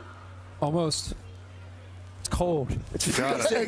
Hide it. Can I wake Pat up? Wake up, yeah. Pat. Wake up, Pat. Pat. Yeah. Tell them. Nobody tells Pat McAfee what to do. Did I set this up with you in any way? Did I tell you anything about what was going to happen? No. Look into this man's eyes and tell him what team is he thinking of? Which one did you just pick random? A voice literally summoned me to say, what's that coming down the track? Georgia Bulldogs. Turn it around. Show him.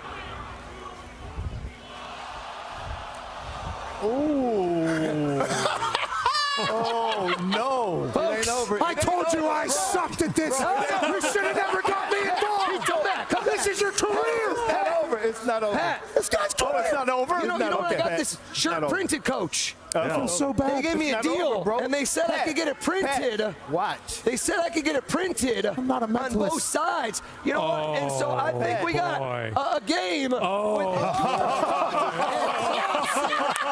Georgia, Clemson, and hold on. We did it, Kirk. Kirk, we did it. You could have said any distance field goal, Coach. Right.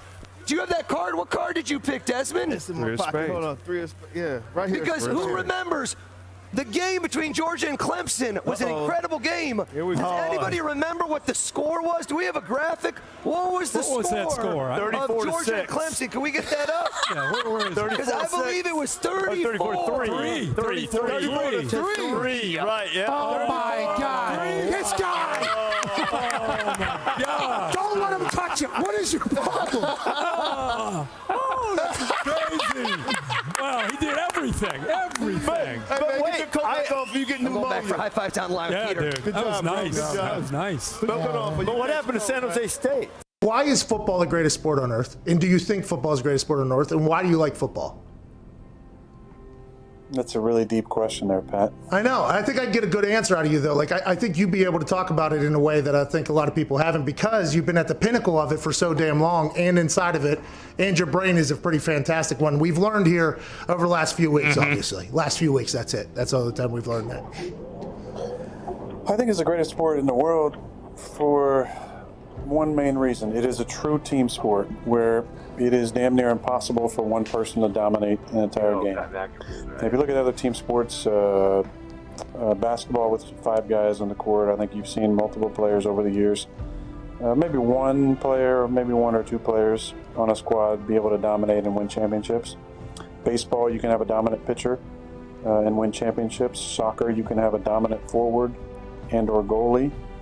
That seems to be a little more of a team sport, but you don't have 11 players engaged at the same time on every play. It is truly a sport reliant on every player on the field to do their job in order to be successful. And I think that's why at times, you know, certain star players can get maybe too much credit and maybe too much blame on the flip side, because it does take so many players at the same time in 3 phases to win football games. And I think that's the beauty and the draw of our sport, is that something new happens all the time, because you are literally dealing with 11 humans on the field at one time who all have lives outside of football, and there's distractions, there's a reliance on coaching, there's a reliance on preparation, there's a reliance on diet and performance. I just think there's so many facets to it that you see something new every single week, and I think that's the beauty in our game. When it comes to the love that I have for it, it's rooted, and I think like any player who's played for a long time, the love is not just about our sport, it's about competition. And I think there's nothing in the world for me that fills that need and that hole I have like competition.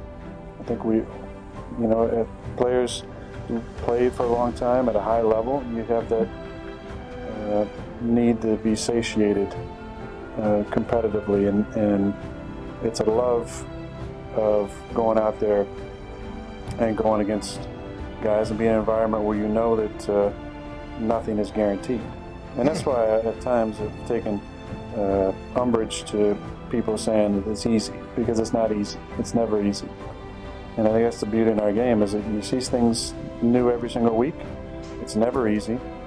And your only thing you're guaranteed is the ability to compete. I love that aspect of it. I love competing. I love going out there and harnessing the fear of failure, where I think so many people who maybe don't love football as much, the root of that is a deep fear of failure, that you might go out there and your best might not be good enough, and that's not okay with you. This guy sucks. This guy's the worst of all time. Almost. Timmy. Corbin, that was good. Who's the worst we've ever seen? Hey. I think you're nervous in front of Bob Dylan. No. I think that's probably... No. One more shot. One more. You want the Texas guy to get one more kick? All right, how about this? Kirk Herbstreit said he'll match another $200,000. I will as well. This is an $800,000 kick, Corbin. Yeah! This guy's got no shot. Come on, Harry. Come on, Herbie. Timmy, you want a match? Yeah, I'll get in there too. Okay, all right, sweet. Is that 1.2? Yeah, it is. $1.2 million kick. Yeah. Holy hell. Let's go. Everything just got very real all of a sudden. That first attempt was god-awful. But now you got a $1.2 million operation. All you got to do is kick the ball through those uprights. This looks shorter than 33 yards. Stanford. Is that legally binding? Yeah. That's a legally binding offer. Yeah, we got you, You're Timmy. the lawyer, Corbin. Is that a real offer? Yeah, it is. It's on camera. It is? Okay. Hey, bro, somehow he got under that ball. Yeah, he said it was like a 9-iron. That was more like a duff of a wedge, bub. Yeah. Let's go ahead and try to maybe bring out the 1-iron. On one hand, we've never seen 1.2 million. Come on, Corbin. 1.2. Holy hell. That's a lot of money. You're a lawyer, you live nice, you wear suits, but 1.2 million could change a lot of things. On SEC Championship Saturday in Atlanta for $1 million.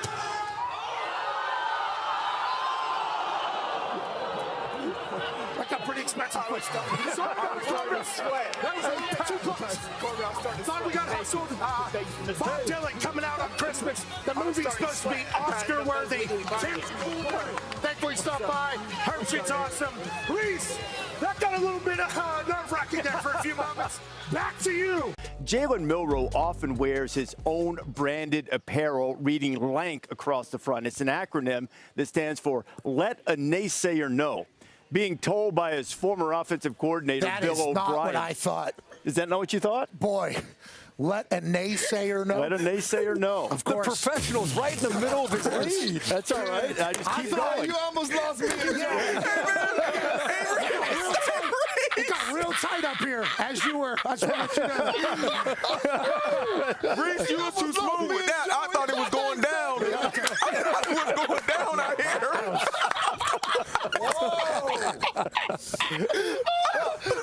I looked over and Oh, sorry about it. Let a naysayer know. Let a naysayer know. That's what we thought the whole time. That's what we all thought.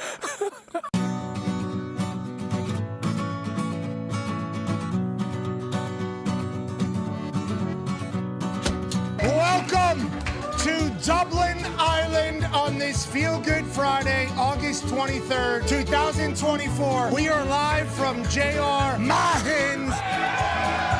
Drinks are on Pat McAfee tonight, fella. Let's go! Hop, hop, hop, hop, hop, hop, hop.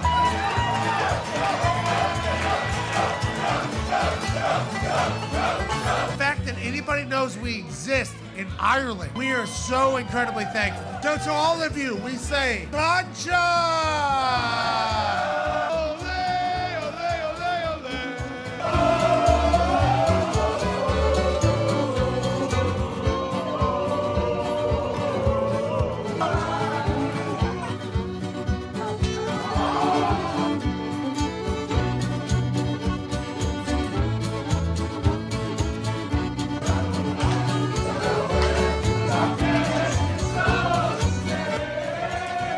State. I just want Kirk to know I got 1,000 phone calls when we got in the playoffs. He didn't have anything to do with them not getting in the playoffs, and I didn't either. But we both got hammered. Yeah, some of us did get hammered last night. We have real football happening today for the first time in months. This is a beautiful time in a wonderful town. It's fight night, baby! Save us! This is the We gotta go for Georgia Tech. I gotta go. He's taking. I would be back in the country if I didn't pick Georgia Tech. 44 yards away to do it. He got it! He got it! And the Yellow Jackets did it!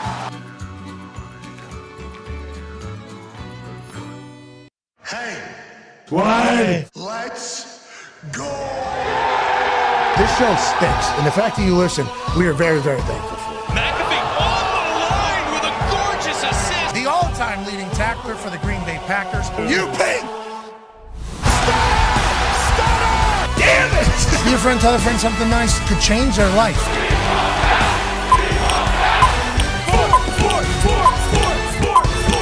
Hello, beautiful people. And welcome back to our Holly Jolly Humble Abode on this Overreaction Monday, December 23rd, 2024. Hour 3 of the program starts now. Football is wonderful. That's AJ Hawk. AJ, the boys and I were just chatting. The Talks the Table at Boss Connor and at Ty Schmidt. One half of the Hammer, Dahn, Cowboys AP Tone. 9-year NFL vet, Darius J. Butler. How cool was Sean Perkins, the Ohio State football team, for allowing us to hang out in their facility pretty much all day Saturday after game day, before the game. How cool is what are you rolling your eyes like after? No, just the way you said it. I thought something else was coming out. But that was one of the coolest facilities I've ever been in by far. They had this half-court basketball court, but it had a Mission Impossible Time Crisis arcade game in it. It was so sick. And what are you talking about? Why are you shaking your head? I'm not shaking. I love the facility very, very much. I mean, that again, that's a Big Ten facility. So I expected nothing less. When we were in the facility, that is not. The massage chairs were so divine. They had 5 TVs set up, a bunch of recliners. Roosters supplied some phenomenal food. I mean, hey, they gave us these sweet. Like a gift bag. Yeah, it was so nice. Thank you, Roosters. Roosters has given us little mini speakers too, traveling speakers that I've used plenty of times. Got a sweet winter hat as well. Yeah, socks we layered up with their socks. Use their socks. Hey, Roosters, we appreciate it. And also, their chicken doesn't make you dump. No. It's good chicken, good burger. I think is a big... Cookies? Unbelievable sugar cookies. Do not sleep on the sugar cookies. Johnny Violence wanted nothing to do with the sugar cookies. And what happened? He went over there, stuffed his gullet, and he was like, God damn. No, what he did was he went over there and grabbed chips first. And he was like, you know what? Right in your face. Yeah. Yep. Johnny Violence football. I've never been more. Don't eat the food. Piece of shit. Everybody's been pushing for you to eat the food. Don't eat the food. Okay, Mike Foss, obviously, phenomenal work. Brosio, phenomenal work. That was as perfect as it could come for a setup. Literally, No doubt. if you're in a campus. Honestly. Oh, yeah. The issue is, like, game days in the morning, games at night. What do you do all during the day? And then traffic is always the biggest problem because in all these schools and universities, big ones at least. You got 100,000 people coming into a town that is not supposed to have 100-some thousand people coming in and coming out. So traffic's absurd. So massive shout out and thank you to Big Perk. Hey, he's the man. He is the man over there, AJ. I think he said he's been there full time like 29 years. He was there 30 years almost. He was, when I was in school, Sean was always there running everything, and now he's, basically runs all the facilities everywhere. So he's huge. The facility. And when we walked in, there's a room that just has all their trophies. Yeah, sweet. A lot of them. Very cool. Yeah, you made a big deal about it. I guess I didn't take it for granted, but I just assumed that's how every school had a thing like that. No. That many? It was all glass, too. So it was all windows. It was like a museum as you walked into the facility. And it was just trophies stacked on top of each other. It was almost too many trophies. It was almost like, hey, you guys need to build a little bigger museum here because these trophies are just stacked on top of each other from like, what year did it start? I saw like a 30s. I think I saw all the way up till now, all these trophies. And it was beautiful. It was money well spent up there. They had to invest a lot of money probably in that place. Every single year they are. Every single year. There's more money coming in? Yeah. I mean, you have to continue to renovate and build new buildings and all that. Yeah, that Wexner relationship over there at Ohio State is certainly a good medical facilities. Yep. Football. Facilities. Stadium. Facilities. Hospital. Facilities. Library. Facilities. All right, joining us now, ladies and gentlemen, is education. Facilities. An Ohio State grad. Okay? But I don't think a lot of people are viewing him that way right now. Ladies and gentlemen, the voice of college football, who's been waiting to get on for 15 minutes as we just had this conversation right here because I completely forgot that he was on. But how could you ever forget this guy? His blue eyes, his dedication to sport and game, his knowledge of sport and game, and also how good of a damn teammate he is on College Game Day. Ladies and gentlemen, Kirk Herbstreit. How we doing? Oh, I see the Rose Bowl hat. Beautiful, beautiful place. Ohio State. Always wear the Rose Bowl hat. Yeah. Love the hat. I have a Rose Bowl hat as well. I wear it. It's very well done. It was a flat bill, so I had to work it a little bit. Sure. But it was very well done, and it looks beautiful. The rose is a beautiful, it's like a very nice decor, if you will, on any type of fashion. Let's talk about the Rose Bowl and everything else happening. Ohio State beat the hell out of Tennessee. Okay, Ohio State beat the hell out of Tennessee. And I saw your Sports Center hit afterwards with Linda Cohn, who we all have massive respect for. And you talked about how, these seedings and these rankings that have happened, and there's always an uproar publicly from people about, they have 11 wins, they have 10 wins. And I think you were calculating in every year that has happened in college ball when it was 4 teams and then now it's 12. When it was 2 teams, that's always a talking point, always a talking point. And then the first round was basically all blowouts of multiple scores, except for that Indiana-Notre Dame. That was tight. 27-17, just 10 points. That's the closest margin of victory throughout the entire first round. But it was a lot of blowouts in this first round, and we talked about how that could be possible. How do you think it's changed for next year, and what are your thoughts on the 12-team playoff and how it started thus far? I think I said it on that post-game comment. I think people were, some of the responses, it sounds like people were thinking I was trying to go to bat for other teams. I'm really not.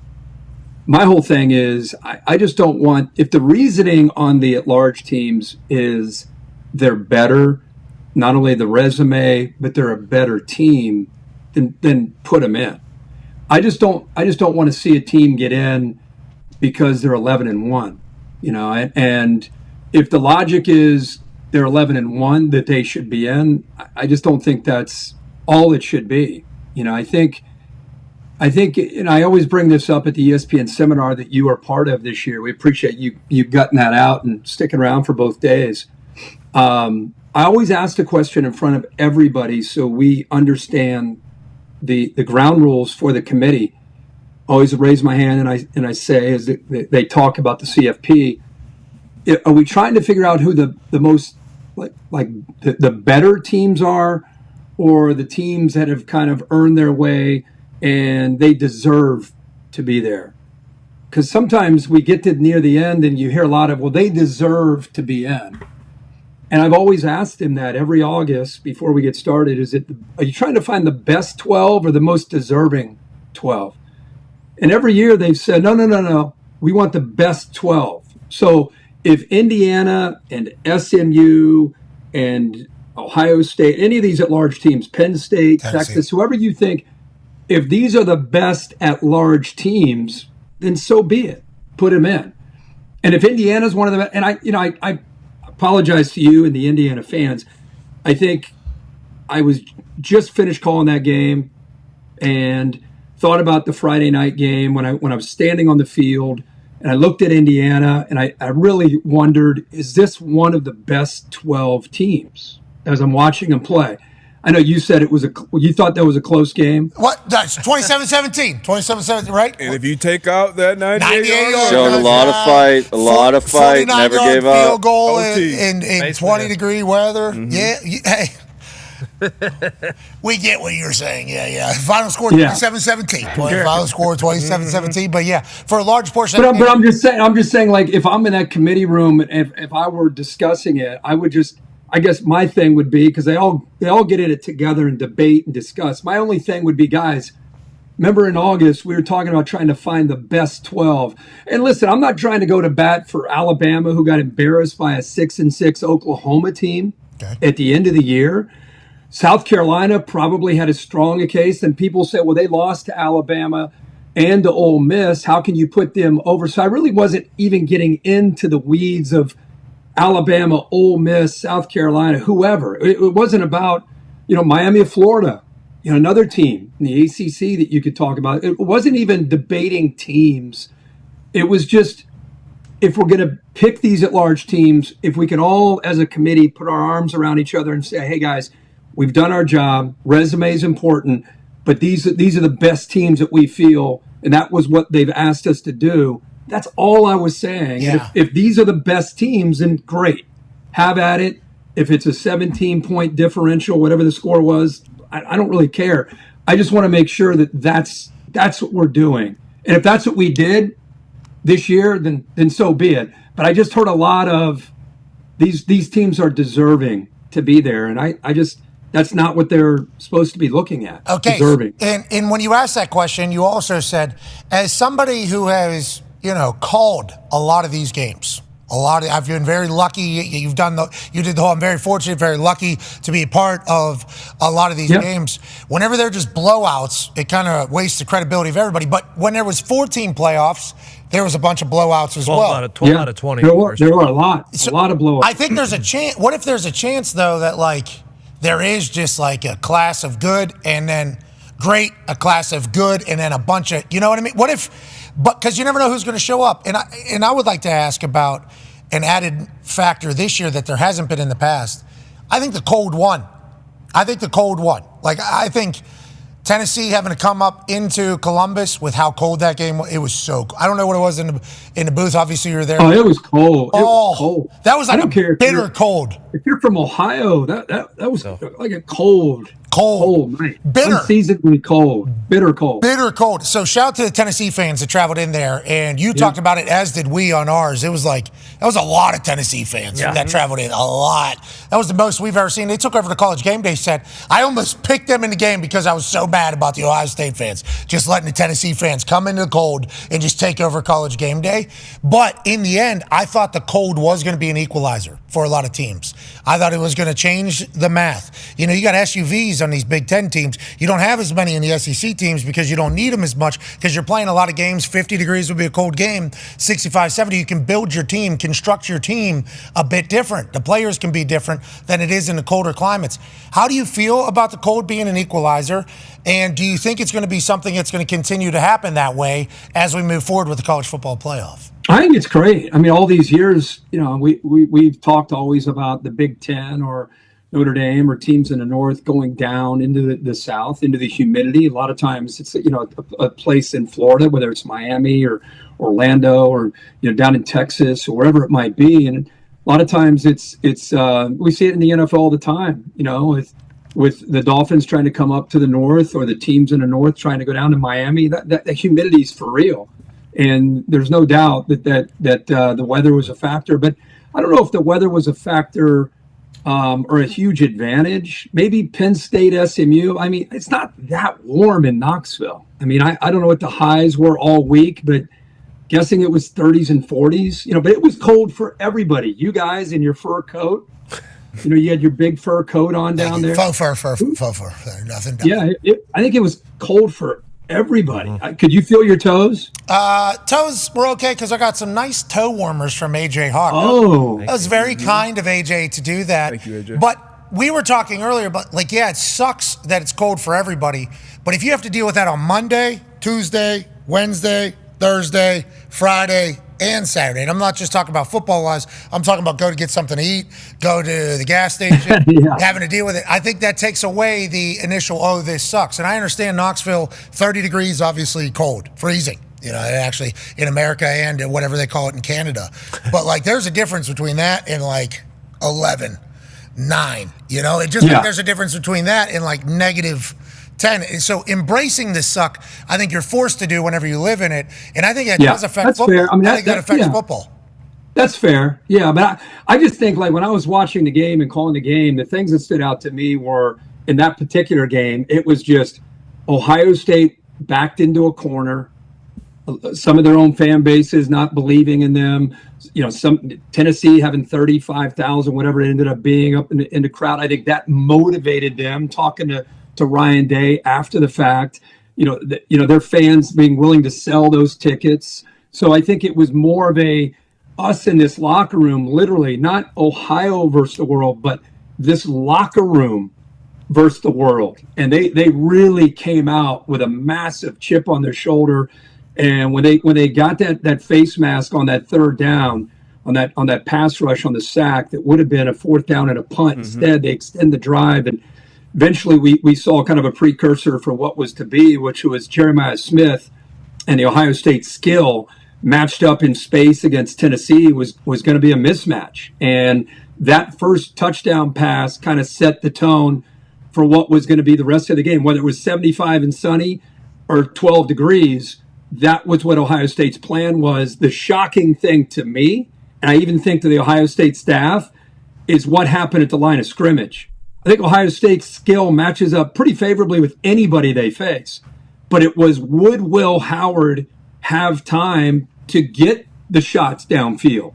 Would the offensive line hold up, especially after the way they played against Michigan, and bow down to them and to the way they executed their alpha, Seth McLaughlin, the Remington, the best center in the country. He's been out since Indiana. I think it impacted them against Indiana, and then of course against Michigan.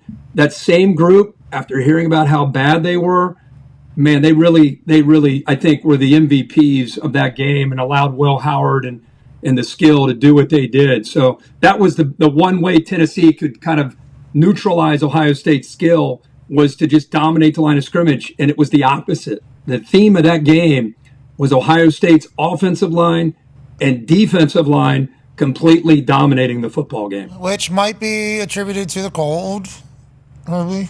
Might be a lot of hitting, a lot of jousting, a lot of through your body, a lot of that potentially. But I do appreciate the fact that Ohio State offensive line was called out by everybody. I mean, they were called everybody. That was like the talking point of the game. If Will Howard has time, he's good. But we saw him against good D-line, Michigan. He got his feet running, was missing targets, doing the whole thing. I had film on it. Actually, it was like it was so much a focus on it. It was like, we're doing film on this whenever he has time and when he doesn't have time. Also, I think Chip Kelly was in his bag. Like, I think the edges getting attacked and the drag route and the cross, and then we got one-on-one coverage. We're taking a shot no matter what the call is. I think they played great. Can they continue to do that against Oregon? We shall see. Go ahead, AJ. Yeah, Kirk, how do you think this team stacks up against Oregon? Obviously, second time of the season they will be playing them, but they both feel like they're in a different spot than they were when they previously played. But how do you think this game, obviously you're probably calling the game, you're not going to make a prediction or anything, but how do you think they match up? We know everything is about matchups. Like, how do you think interior, O-line, D-line, and obviously on the outside? I'd love to hear what you think about this, AJ, but I've watched Oregon from week 1 to the last game they played in Indy, and when they're in Autzen Stadium, like a lot of great teams, they are a different team there than they have been when they come on the road. And Peter? Yeah, I think it's the dogs getting groomed. It's their least favorite day. Really, Yeah, Peter needs to know when he looks in the mirror, though, he's sharp dressed lad. God, I'm hot. He is a sharp groomed lad. He's too. handsome, strong, handsome, and I love the tongue out. That's sideways. He goes sideways tongue. Yeah, just kind of chilling. Like he's Yeah. very comfortable in his own Football fur. guy didn't want to leave the sideline on Saturday. Hung. Yeah. Whoa. Yo. Jeez. What's What? Yeah. Yeah, you heard him. You heard what he said. We you all- didn't, we you all didn't think see he it. would have said that, What's but that? he did. We got to see Peter. We got to see We Peter did, yeah. down on the sideline with us. Hey, he was locked in. Yeah. He was locked in like this right here, sitting down. Oh, yeah. And somebody was trying to get him to move. I don't think so.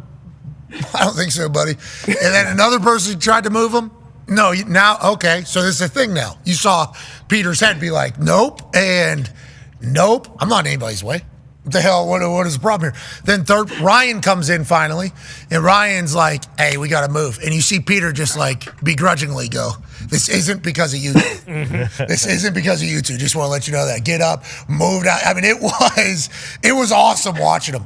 I didn't know he was hanging out there with you guys. He was for a bit. He was just hanging, like literally just sitting, and then they wanted him to move, and he was not thrilled about it. Once again, I called out the security. It wasn't the Ohio State security. It was the CFP security that was talking to our camera people, and I actually said, these fucking people, on the air, I said, these people, every time, because we're calling this thing from the sideline, and it's normally one person that has the authority and didn't get the message maybe, or didn't care about the message. So Totally. while we're live, literally, hey, we're just trying to amplify this thing, telling us we need to move. You need to move. And it's like, no, we don't. You need.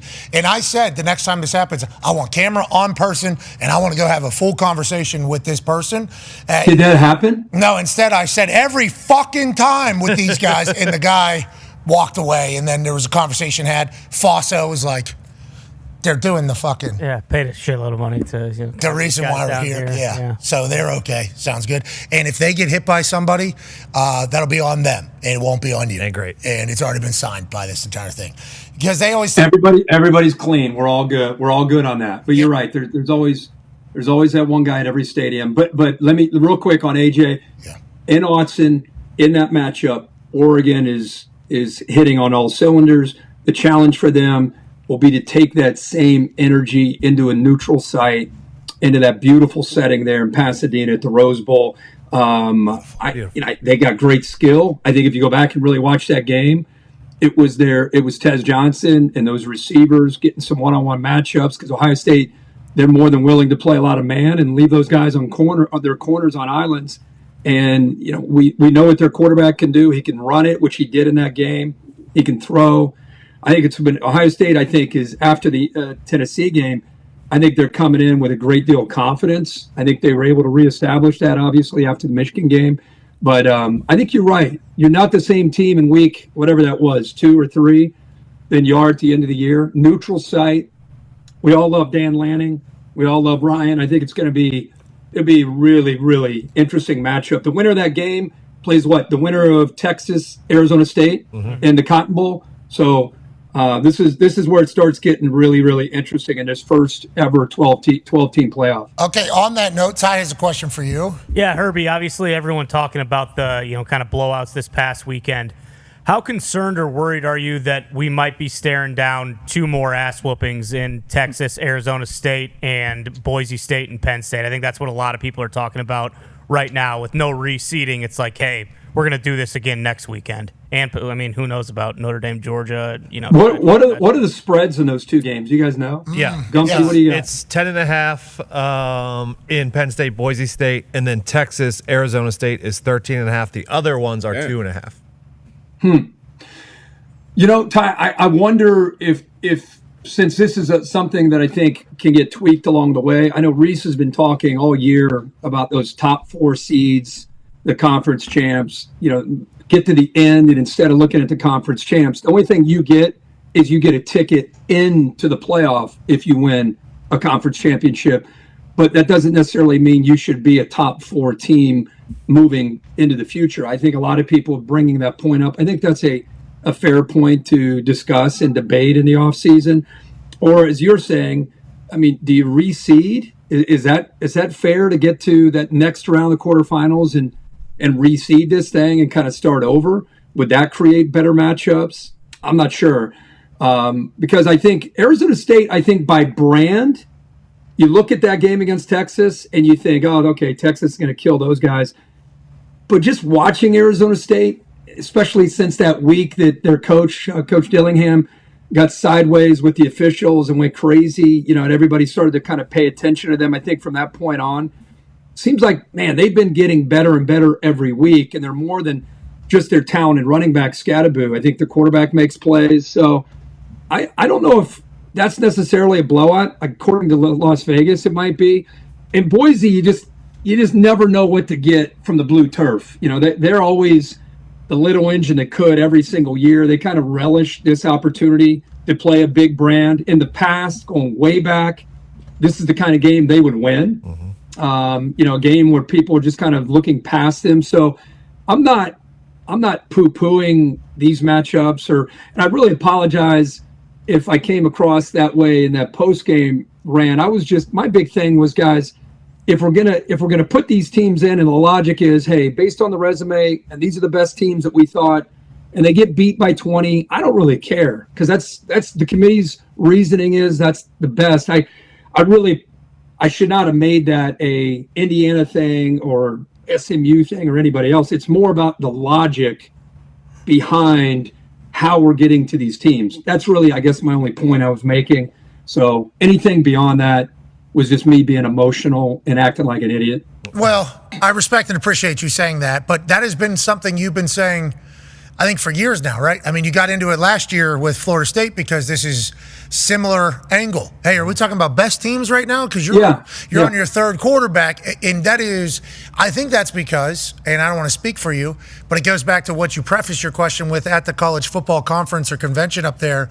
That was just speaker after speaker after speaker, not knowing people are listening to them. Can we add some sauce into this just a little bit, You're running point on that next August. I don't think so. That sounds like a suit celebration there. So we can let them go ahead and continue to do that. But your question was, I call these games. I'm very lucky to call these games. You and Falcon both. So, like, when you guys are in there, you want great – everybody, for the good of college ball, we want great games to happen.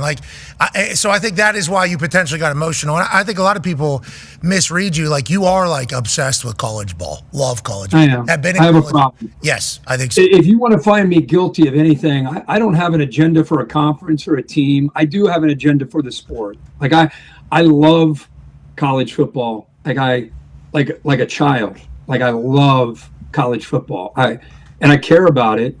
And when it's got a big stage and you got Ravens Steelers on the other channel and you got Chiefs and Texans on the other channel. By the way, I hope Tank Dell, that was a devastating injury. Thoughts and prayers out to him. He's battled through an injury, last year. He came all the way back, and then to see that's devastating. But to have these big NFL games on, and here's the first time the 12-team playoff. I hurt for the sport. I don't hurt for a certain team or a conference or any. I just want great games, and everybody's talking on your show and everywhere about, man, how great were those college football playoff games? That's all I want to see, and whatever it takes for us to get to that, I'm all for that. Amen. That's really, I guess, what my point I was trying to make. We got you, and we get to see it every week with you. So it's like a little bit different animal than everybody who's watching at home. And I think that also goes to your passion from, as an Ohio State grad, whenever you talk about Ryan Day and the way he's being chatted about because of how successful he's been, except for, no Big Ben. That's reality. No, it's reality. That's reality. But I thought Saban at South Bend said it much more eloquently, took the emotion out of it when he talked about, I think he said, enough of all the bullshit of ripping your coach. Why don't you get behind the coach and instead of being an obstacle in front of him, how about getting behind him through the adversity and help push him through? And that's basically my problem is I'm a friend of Ryan Day's. He and I talk on a regular basis about more than just football.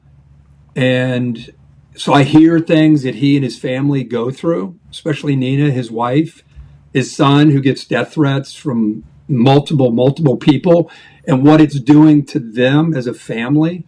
So when I hear that, and I'm very prideful, just like AJ, in who we are as Ohio State people, and when I hear that, it really frustrates me that he has to deal with putting an armed guard outside of his house 24/7 for his own fan base. Like that hurts my heart that is a reality for the Ohio State coach, because he's lost to Michigan 4 times. So that, I guess, when I get very passionate about that subject, because I know a lot more than the average person knows, and I go to bat for him. I support him. I support his family. And so when I hear that he deals with that, or the players like Will Howard, what he deals with, because he let the clock run down, and he hears from, again, a very small, passionate fraction of the fan base, or he throws 2 picks against Michigan, and what he hears from the fan base, or the offensive line has a game the way they have, and what they hear from a fraction of the fan base, that there's nothing you can do to protect anybody from that. But if that were happening at UCLA, or I would say, oh, that sucks. But when it happens and it's your team, you get a little bit more protective of your guys and your people. And so that's, anytime you hear me talk about the lunatic fringe, I get frustrated with that group of every fan base has them.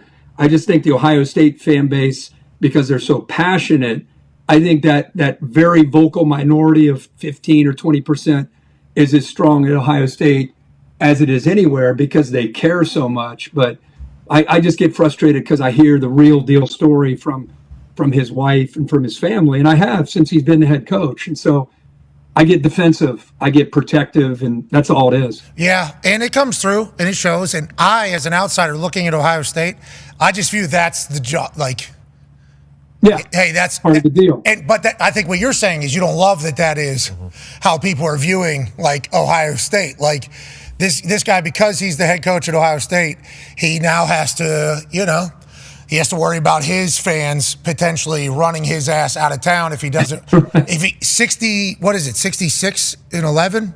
Yeah, 67. Yeah, he's won 87% of his games, which is, since he's been a head coach, that's number 1 in the entire FBS.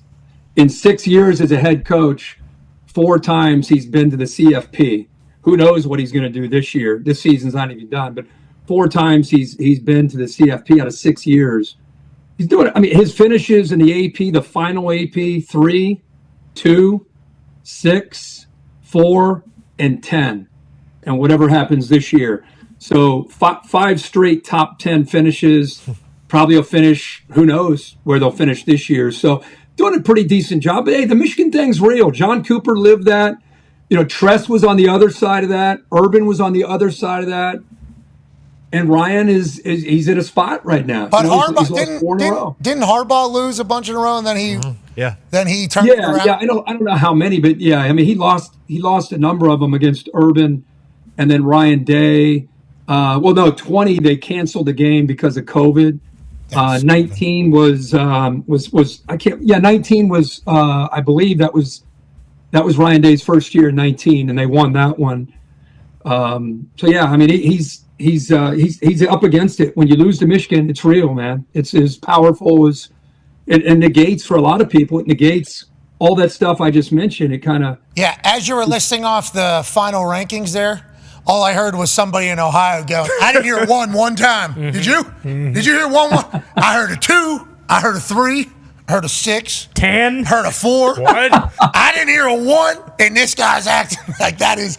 But that, hey, to be completely clear, that is why college ball is different than everywhere else. Like, it is. College ball has that. Now, I do appreciate that you have, because I assume during times in your life, being from Ohio, being in the position that you're in, having to potentially say something negative about Ohio State football publicly on College game day. Obviously, you've had your own run-ins with Ohio State fans, I would assume, through history.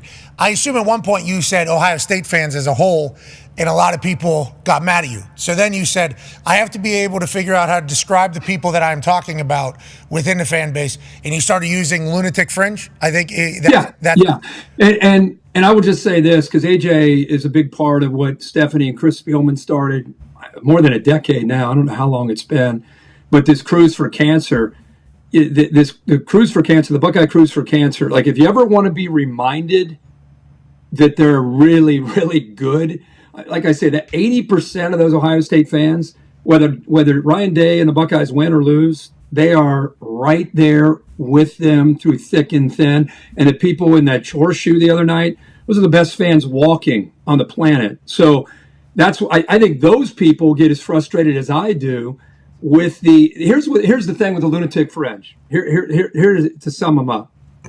If Ohio State wins, they go online and talk shit against whoever they beat. I mean, they go at it. They don't ever enjoy a victory. They're too busy just throwing shit at the opponent. And then when they lose, they got to go after either Will Howard or Ryan Day or Chip Kelly. Or the kicker. So when you win, you kill your own. And when you lose, you kill the enemy. Like there's never harmony. There's never, you know what? There's never, they lost and you tip your cap and you say, you know what? The boys just didn't have it today. We'll get them next time. There's never that. It's either you kill the opponent for the audacity of thinking you could play with us, or you kill the head coach or your own team. So that's kind of where they live through wins and losses. Well, we'd like to let that, a fringe group, as you guys describe it, know that their passion is certainly admirable. The fact that you care that much about Ohio State is sweet. The way you guys go about doing it, I think 10, 15 years from now, potentially going to look back and say that was not the right way. But to the passionate fans that showed up there, Ohio State fans, it's like, I wish they chanted AJ Hawk's name in that place. Did you hear that, Herbie? Did you hear that? I did. I heard it from the booth. It was awesome. At first, I thought they were saying to you, take it off. Oh, yeah. Take it off. No. Take it off. Thank God. I didn't know until listening to you guys this morning it was AJ Hawk. Yeah. I thought they're trying to get Pat to take his shit off in this weather. No, and that would not have happened. I would have let AJ, did you think that at all when you first heard him?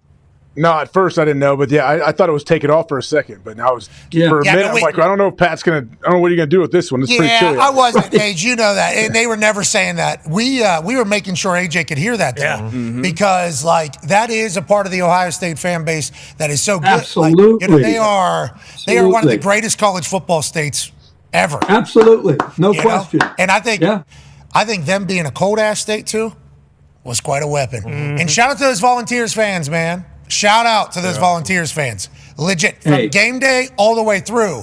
How about in pregame when you walked into the stadium and you looked up? Wow. I've been going to Ohio Stadium since 1975. I mean, the most I've seen inside Ohio Stadium is 5,000 from the other side. 6. I've never in my mind. Now, again, first game in December. Off a Michigan loss. It's cold. No, they're not on campus. The students are off campus.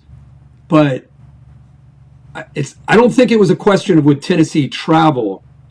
For me, it was a question, they can travel. They're going to be outside of the stadium because Ohio State fans would never sell their tickets to anybody. But it was a perfect storm. Big fan base coming in. Ohio State fans willing to not go to the game. So you had whatever it was, 30 or 35,000 Tennessee fans at the beginning of that game. And I would like to say to those 30, 35,000, hell yeah. You are also what makes college football so damn special. No doubt. So damn special out there. Okay, let's talk about the NFL, shall we? D-Butch has a question for you. Yeah, moving on to pro football, Kirk, you kind of talked about it earlier about playing on a short week, and we got some huge games coming up on Christmas. And obviously the last couple of years, you and Al been calling Thursday night football. So in these production meetings, what's been the most common thing from the coaches and the players, I guess, when it comes to preparing for these short week games? Well, you played, and you played in these games, and you know much better than I do what that does to your body. I think this is our third year doing these Thursday night games for me, and early I heard a lot of how challenging they were, and And I think as it's gone on, I think it's turned into more of an opportunity because they look at it now as, boy, if we can mentally turn this into a positive, win the game, we get a mini bye like on the back end of this thing where we can enjoy our families, watch some football, and recover for the next game. So I'm hearing more and more of that from coaches about, it's challenging to get your body right that quickly, to have to turn it around. You really don't practice on short weeks. It's a lot of walkthroughs, just you streamline the package, you kind of do what you do well and make some adjustments within the game. But I'm hearing more and more positive, let's win this, let's get our recovery on the back end. But I don't know. I don't know with this game, and you're right. These are big games as we get to the stretch here with only 2 weeks to go in the season. What do you have Thursday? Seahawks, Bears? Yeah. Seahawks need that. Wolf. Seahawks need that. Bears need to stop being on TV, I think is what their fans are saying in this entire thing. But Bears could come out and play their best game somehow, beat the Seahawks, just like the Cowboys just did to the Bucs. Yep. Like these final games here are very interesting. Some teams seemingly have nothing to play for. And then some teams have everything to play for. And just you see Seattle there at 9. At 9, it's sitting there. If they win, they're 9-7. And then you look at the 3, the Rams, who you'd think are going to win this week. And then it comes down to that final game, Week 18. They play head-to-head. So Seattle needs a win this week to make that final game, Week 18, Rams-Seahawks, be for everything. Everything's on the line. Winner takes the division, as opposed to, if the Seahawks stumble against Chicago, it's over. They're hoping for a Rams upset themselves to be able to make that next game still matter. So to make it simple, they need to beat Chicago Thursday and then move on to that last matchup against LA. We had football Thursday, Friday, Saturday, Sunday, Monday, Merry Christmas Eve on Tuesday. That's right. Then we got 2 games on Wednesday and Thursday. What a good time. I know. It is fantastic. Hey, this beats the hell out of July when you guys are banging around trying to come up with topics. You're telling me, brother. I actually had that thought yesterday as I was thawing. I was thawing out yesterday at my house because it felt like I'd been in the cold for a month. Because Friday we were out there 4.5 hours before the game started, 5 hours before the game started, and then did game day. Then had to be out there for halftime as well. Yep. So we're out there for that entire thing. It felt like we were outside in the freezing cold forever. That felt like a full day of living outside. Then hop on plane, here we go. 5 hours later, after getting on the ground, back in the freezing cold in Ohio. Tennessee fans brought the juice for me, I'm going to be honest. Freezing cold. Then we hang out in the facility for the day, and then we go back out. And the game was somehow in that second half colder than I've ever felt in my entire life. Somehow. I don't know if I'm getting older. The reason. So on Sunday, I literally was just like thawing out. I'd never felt my body actually do it. And I started thinking like, man, this feels terrible. And then I thought to myself, not as terrible as the show in the offseason. I was just immediately so thankful. Those are my worst. That's the worst time of my life. I was figuring you get through the draft. Yeah. And then you got May. Free agency. Not a whole lot. Dude, I'm in shower those mornings. I'm in shower over here. Just like, how the fuck are we going to create anything that people won't say, wow, what a waste of fucking time. And then water's just hitting me in the face and I'm not even moving. Legitimately. Then, after hockey season ends, after NBA, there's like that time in the summer. Yeah. Mm-hmm. July. Dog days. Yeah, July. Yeah. Baseball carries the show. Yeah. Never. That's never happened. Never. We try. And my Reds, it definitely doesn't carry the show. Your Pirates, well, you got to start. We just signed Kutch. Thank you. You heard of him? Oh, still doing it? Oh yeah, still bringing bringing it. it. Yeah, Still bringing it. Still bringing it. 5 big fucking booms, huh? He's a stud. How old is he? He's a stud. He's young. 45, I think. Reds just had a massive. Plus, you got a starter. You got a starter. You're talking about Scanes? You mean the starter? Yeah, we got the future. The starter. Yeah, and they're thinking about trading away Jared Jones, one half of the Hundo boys, alongside Paul Skeens. We're not going to do that. No. This owner understands that we got a chance to win right now. Resign Kutch, resign maybe Jason Kendall. Yeah, if they could. If we get him back. I mean, I don't think that one's possible. He's alive? I don't think that he's dead. Kutch is on Rest in peace, by the way, to Roberto Clemente. Thank you for everything that you did. Yeah. Barry Bonds is coming back. Sure. Kutch is 38. 38 years old. He's seen the ball better than ever. The game's slowing down for him. 3 years younger than me.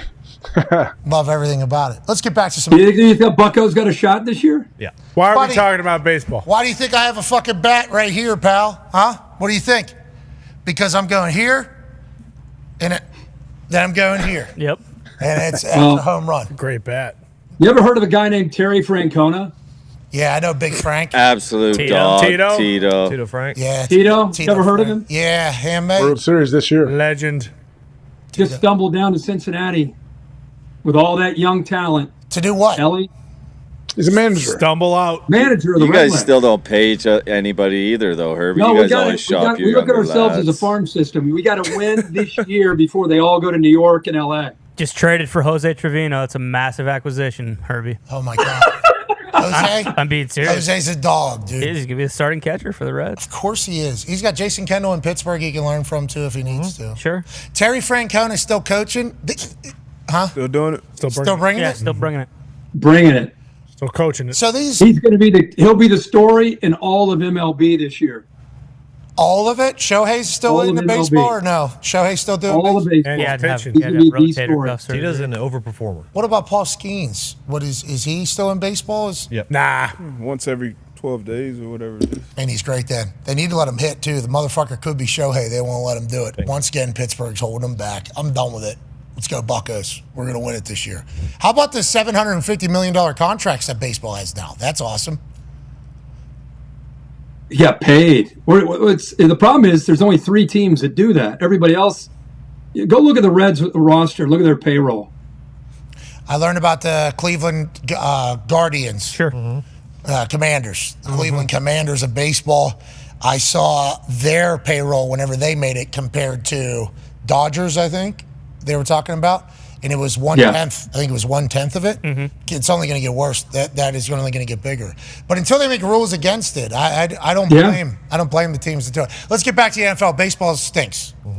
Yeah. It does. Yeah, we were actually just talking about why it's going to suck when we have to talk about baseball. Yeah, that's how we got here. Remember, I was doing the thing in the show. Oh yeah, I took a trip to By Terry. the way, how did that long coat work out for you in that cold? It was pretty good. It looked warm. It was pretty good. No buttons, so can't close it actually. Would you go with a black tee underneath? Turtleneck, 2 of them, Dubla turtlenecks stacked on top of each other. You know, because I told you, anytime you Amazon something, it's a real Rookie mistake on Friday in South Bend. Yeah, only had one on. You know, I had one turtleneck on, and it was real thin. It was actually thinner than my tank tops. Ooh. So the only thing it was doing was just covering my neck. It was nowhere near thicker than anything at all. So obviously, jacket was needed. Yeah, I went double turtleneck on Saturday with the jacket there. Nothing on the dome either. Yeah, just let the hair freeze. Actually, I don't believe in headaches. Got one at the end. Sure. Got one at the end. And I think that's a brain freeze actually happened out there. But How was your voice on all you guys after calling that game? How'd your guys' voice go on Sunday? Fine. Great. Yeah, Normal. I'm bringing it. Still bringing it. I lost mine at the end of my game day morning hit. Yeah. I was doing a toast with my Yins mug, and then it kind of dropped on. And I was like, oh, that might not come back. And it did. You know, every once in a while, you just got to drop into a different octave.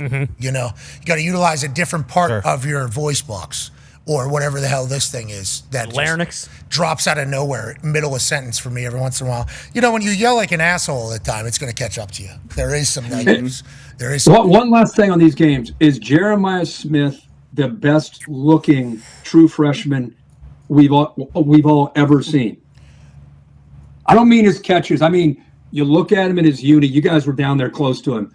Yeah. I can't think of a Madden player. Yeah. Adrian Peterson has a run. Yeah, that's a good call. But like probably That's a good him. call. What about Dorial Green Beckham? How about DK Metcalf?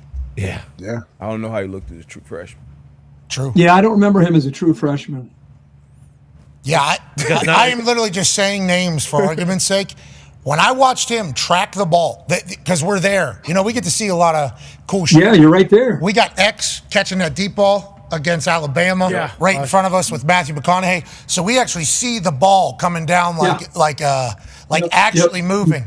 Jeremiah, when I looked over at it, ball was up, so I'm looking at Jeremiah. He had no idea the ball was coming. He had no clue that the ball was coming.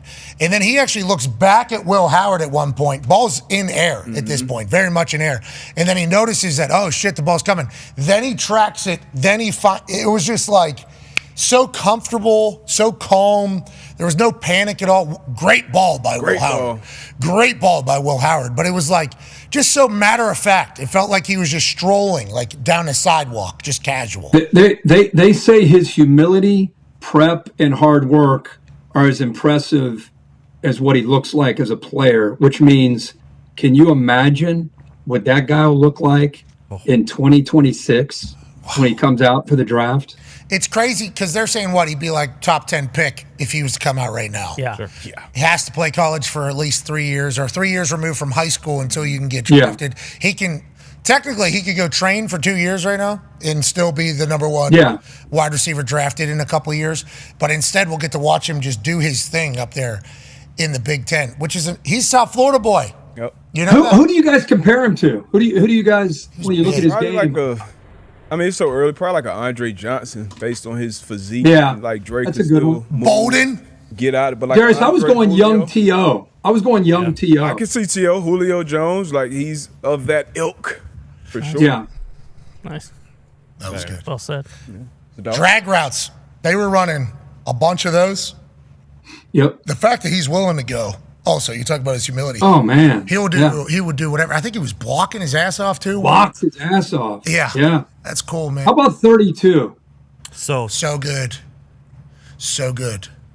32 with his knees. He just looks like he and Junkins together. Yeah. They've shared the duties almost 50-50. Yep. So they're both so fresh right now. How about on Henderson's 32, Trayvon Henderson's long touchdown run?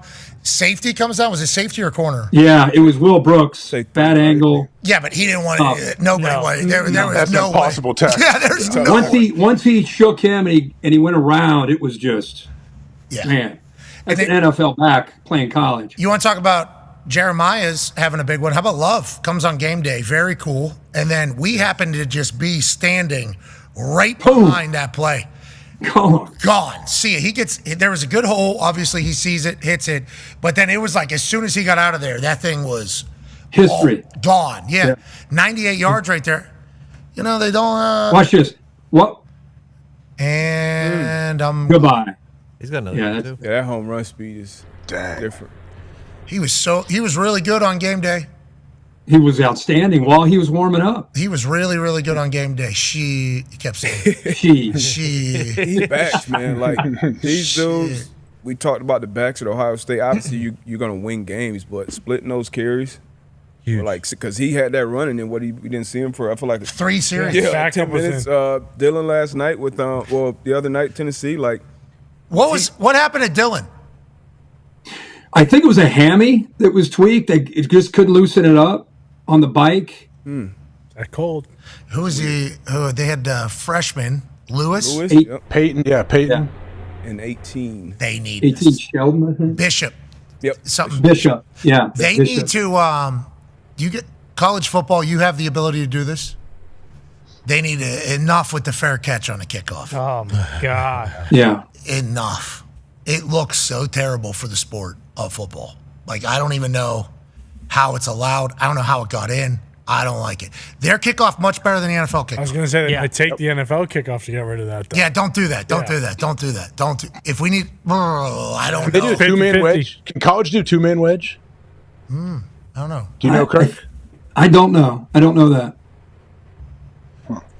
They need to stop fair catching these kickoffs. I can't watch. I almost puked. Yeah. Yeah, it's gross. Would you rather the NFL kickoff in college than the fair catches? Me? Final answer? Yeah. I want to see returns, whatever it takes to get more returns. I don't like the fair catch.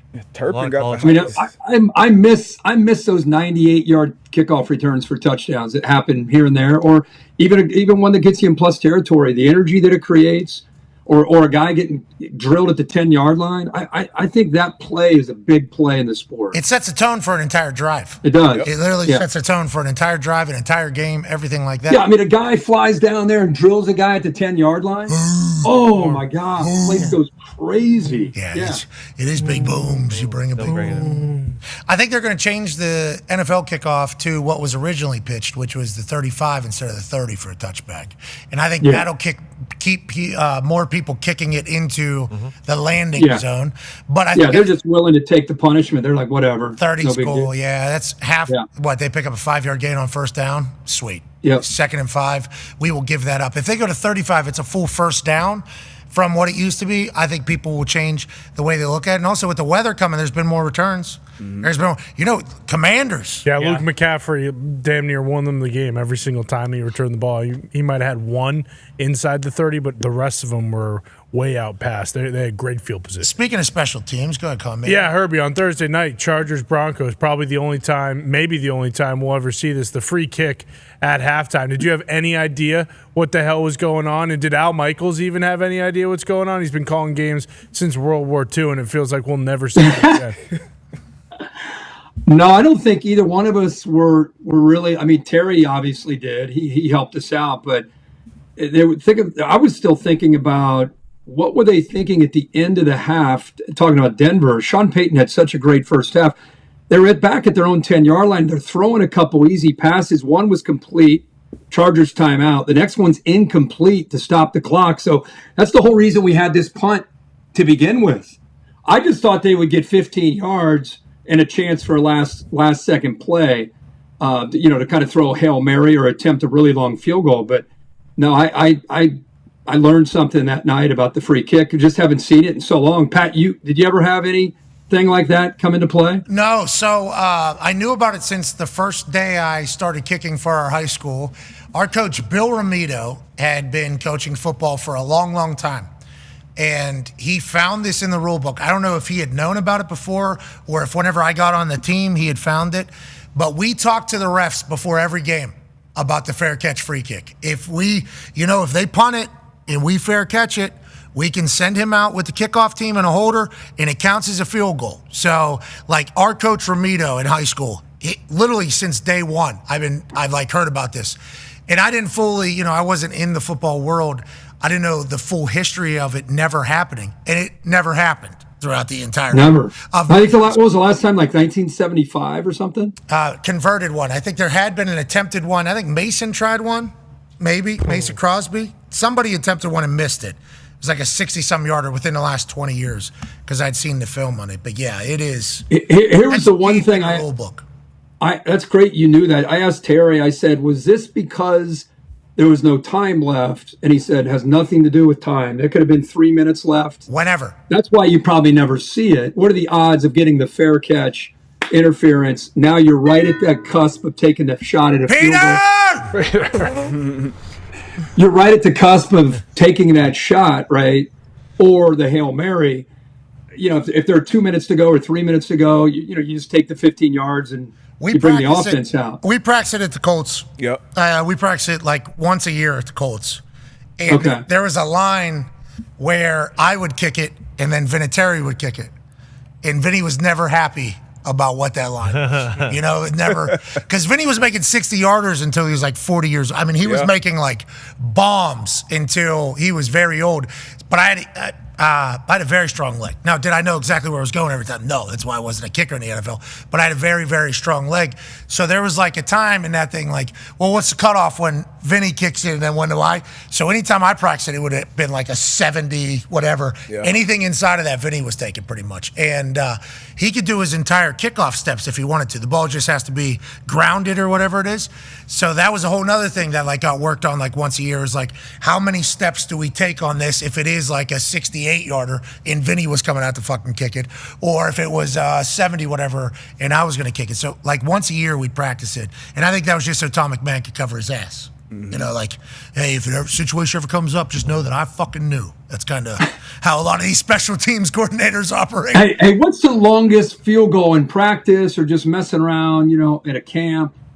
What's the longest one you've ever made? Not in a game, but like that you've made. And what's the longest one you've witnessed in person of a field goal? Not in a game, just. I don't know. I think I hit from 70. I think I hit from 70 yards. I think. I've seen you get close. Yeah. Wow. I hit from 68 maybe. Yeah, Dude, I used to murder the ball. It was a lot of fun. I think that's the furthest I've ever seen. There's kids on the internet, though, that'll go like 72, 73, I think. So you're talking about having the ball held on your own 40. Yeah. And making that. Yeah. That's insane. And everybody's like, well, you wouldn't be able to do it in a game because you got to drive it. It's like, no, you got to hit a fucking big ball. Like, everybody thinks like line driving in those long ones, maybe like if guys don't have a super strong leg, they have to take a little bit of airtime out of it. But like, I don't think big home run hitters are hitting line drives the furthest, right? No, towering. You gotta hit fucking, like when you're back there, you gotta hit a fucking monster ball. Like, it's gotta go. But you also need a little, there needs to be you need a little help from the Lord, back there pushing it. But yeah, those are always a fun time. And that was always my issue. I go to those camps and I'd be setting up the tee back there, kicking it over everybody's head. And I thought that was impressive and important. Yeah, it turns out it's those ones way up there. Those are the ones you're going to kick all the time. We should be working on those, as opposed to being way back.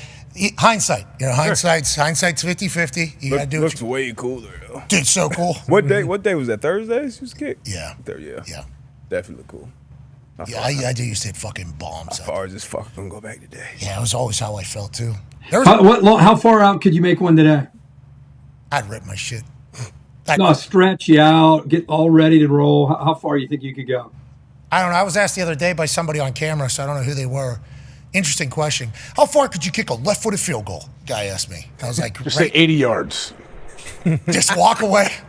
Yeah, like they're left-footed. Like, I'm right-footed, pal. Like, yeah. No, but I mean, that was something too.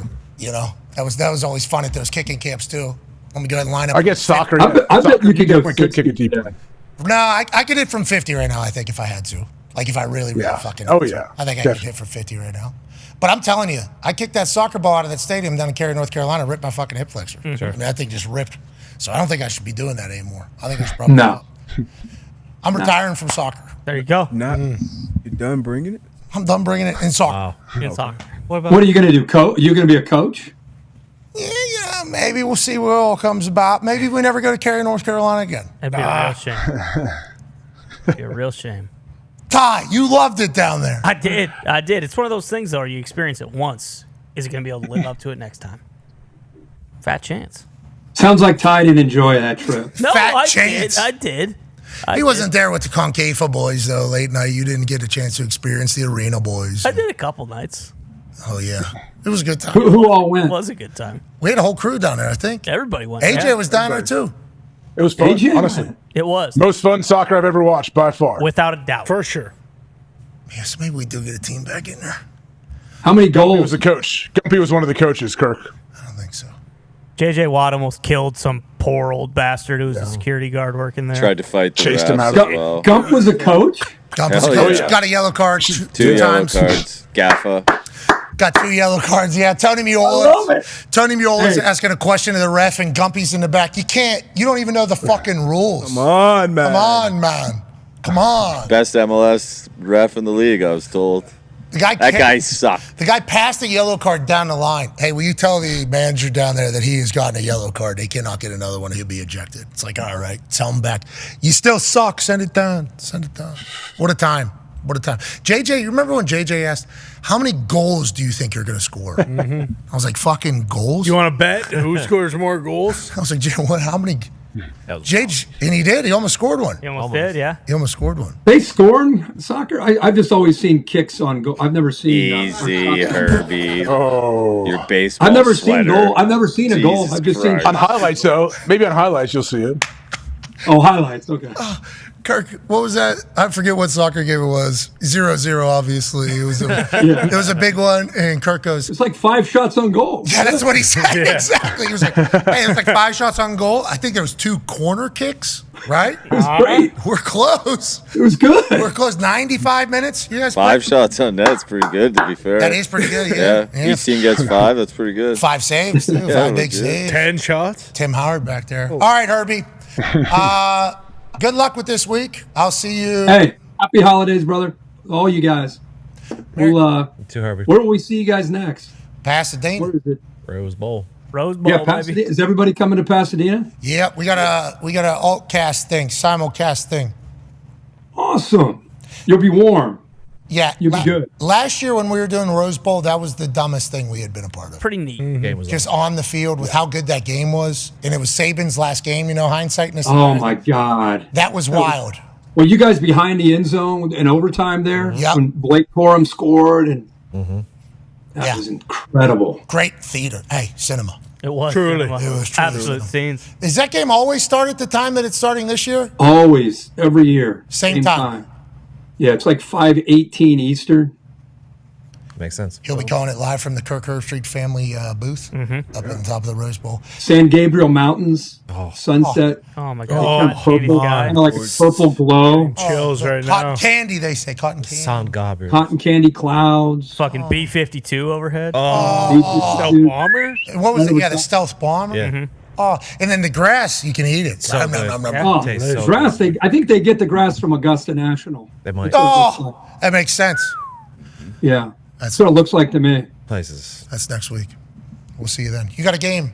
Seahawks Bears on Thursday. Yeah, I got a game Thursday night. It's a good one. You guys want to come on over to Chicago? Big game. Oh, We don't. Yeah. Right?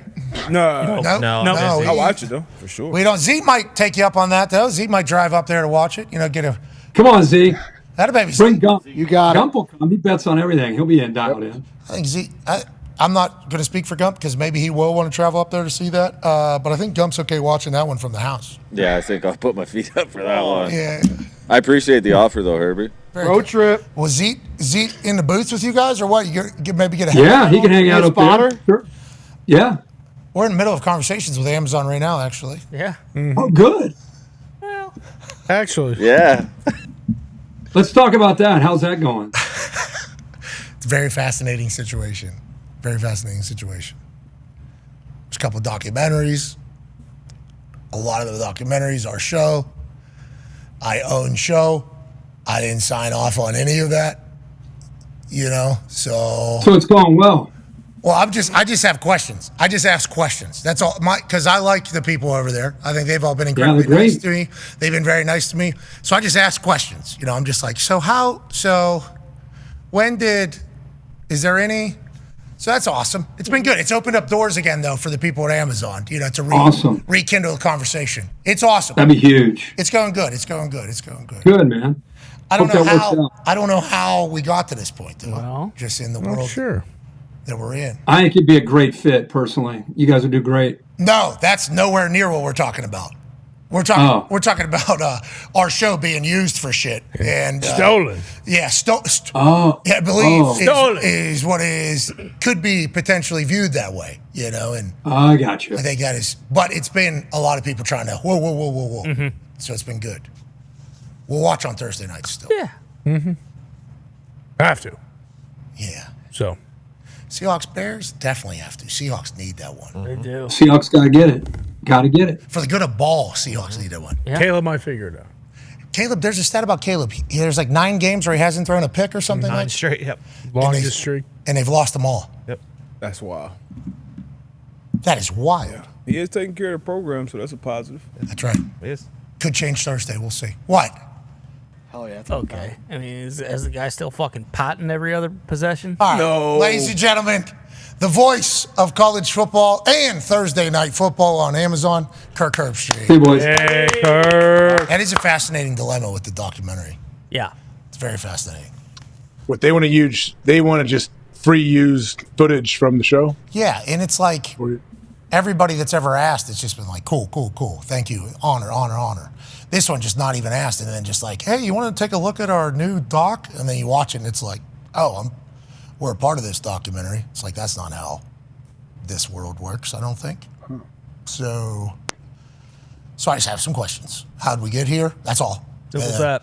That question goes to there, you know. And that, once again, those are the things that, like, I'm dealing with in the email world that I assume everybody else that compares their shit to us is doing as well. But that's like, that's just, you know, interesting stuff. I'm learning new stuff every day. That's right.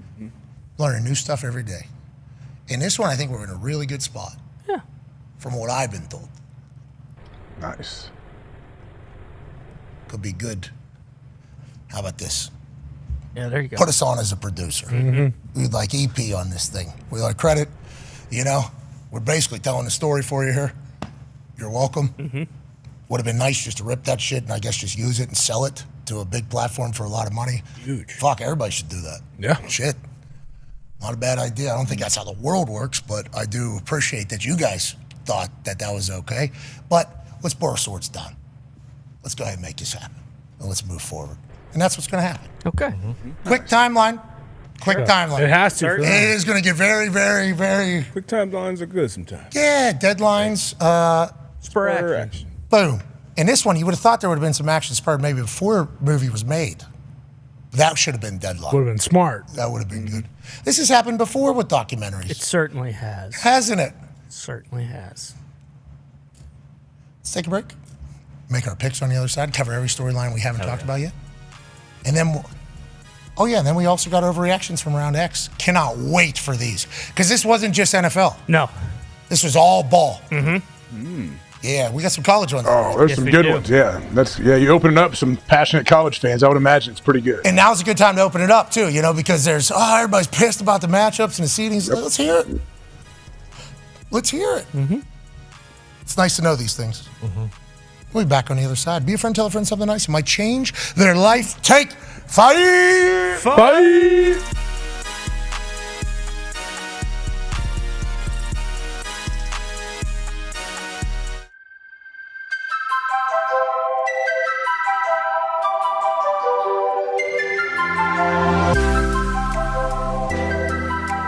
Gentlemen, congratulations. Thank you so much for taking the time where you're contractually obligated to. So I appreciate you guys being here. I want to be here. I just want you to know. Come on. I have watched you do your thing, man. Nothing but respect and praise for you. Will you touch this? Me too, man. Way to go, number 2 overall, baby. Dude. Boys, you're calling a national championship again, Kai Schmidt. Unbelievable. Should we be here? No! Probably not. No but way. I kicked the ball to myself on that. Oh, yeah. Right there, I kicked the ball to myself. That's right. Should have told CJ. Maybe the most athletic thing I've ever done in my entire being. Well, CJ, happy to see you. Completely ruined. Everybody's happy to see you. I picked him. Really I picked happy him to to win. see I'm you, all right. CJ. Congratulations on winning the AFC South as a rookie quarterback. It's a big deal. First time ever with a rookie. You okay? That's a big deal, CJ. Dude, you're absurd, bro. Thank you. For how young you are? Playing in Indianapolis, that was probably the loudest stadium I played yet in NFL.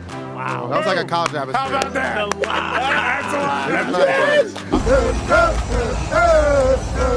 Pete, you got 2 knees, 2 ankles? 2 knees, 2 ankles, and some big boy pants that slide up around. Move along like another day. Move along. Where's that guy's penis go? That guy had a lot of courage. Good question. It's ice cold in there. It's ice cold. It's the first documented button dick. Game day set. That's what's being said. I didn't come up with that. That's what's being said. It was our show, 3 hours, 15 minutes. Then it was a 2-hour gap. Then it was game day, straight in national championship field pass. For 2 schools that are going to be talking about this day for the rest of their lives. Both of these teams being chastised from all different angles. Washington, there's no way this team from the Pac-12 in their last year with Kalen DeBoer as the head coach can continue to win. They're going to stumble somewhere. They didn't. Then you think about Michigan. 2 separate suspensions for their head coach, and all they've done is stay the course. And tonight, banners, rings, reunion conversations forever on the line. What an honor it is to be here. Look at his belt buckle like yours, man. Belt buckle. Like with some light ranching to do down here in Houston. He comes out of his cuts, he sees people, he shakes them, and he doesn't look anywhere near as small as you would think. He's powerful. I love Blake. A lot of NFL GMs are saying, wait a second, is Michael Penix maybe one of the top 3 guys to go to the NFL? Because what he does with the football is stupendous.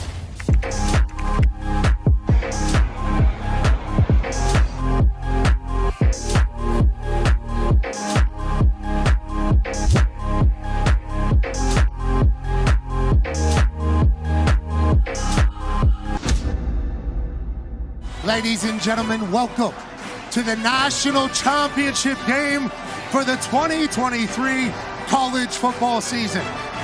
That'll see the Washington Huskies representing the Pac-12 in its final year, taking on that team led by that man, the Michigan Wolverines and Jim Harbaugh. We're bouncing. We are house calling. Donovan Edwards, touchdown in the national championship. Extra point is up and good. D-Bud with the one-hand grab to start the national championship. And maybe D-Bud. Con man, what's the decibels over there? Yeah, Pat, the decibels are high right now. Let me tell you, it's 106.4. This might be the line. At decibel meter, we have actual gimmicks. Depending upon the night, does JJ go to the NFL, which Mel Kiper has him as the 5th-rated quarterback in the draft? What does that mean, Mel? Well, it means that he's got the physical and tangible tools in his head to be a first-round quarterback. I think whether he wins or loses. Oh, Donovan Edwards running into our lap. That's 2 for the Michigan Wolverines and 2 for Donovan Edwards. Pete Thamel, how long's that sign blocker been doing it, and how has he gotten to a level where he's the best in the game? He's been a Michigan man for quite some time now. And obviously, he wouldn't have a job if it wasn't for that pesky bastard Connor Stallions. But Coach Harbaugh, he found a place for him in the Michigan family. A beautiful moment between the Harbaugh brothers on the sideline. The one on the right there, #1 seed in the AFC. The one on the left, up 17-3 in the national championship. Third option, McMillan, touchdown with a flag on Michigan. That'll stand 17-10. That's the way the cookie crumbles. Hey-o! Michigan has the rock. Tony dropped his mic. Oh, no. Oh, no knee. Welcome back to the national championship where elite athletes perform and Tone Diggs does something to embarrass his entire family. I'm ready if Penix goes down. Sling. Boom! Snap, handoff play Cora. Has blockers. Breaks a tackle. Touchdown, Michigan. Penix is left. He hasn't looked there yet. And the Michigan Wolverines are going to be national champions for the first time in a long time. Oh, yes, we got a streaker. Security spearing a guy's losing his pants.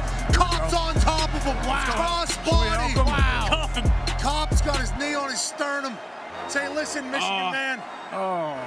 Bag him and tag him, boys. I think Pink Shirt pulled a quad. Pink Shirt was not ready. What a win, dude. Hey, look it.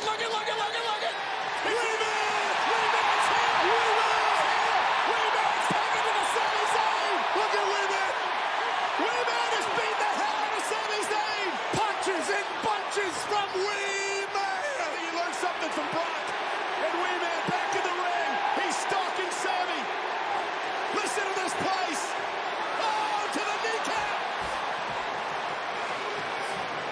Wee-Man so active. Oh, look at this. Body slam. Wee-Man body slamming Sami Zayn.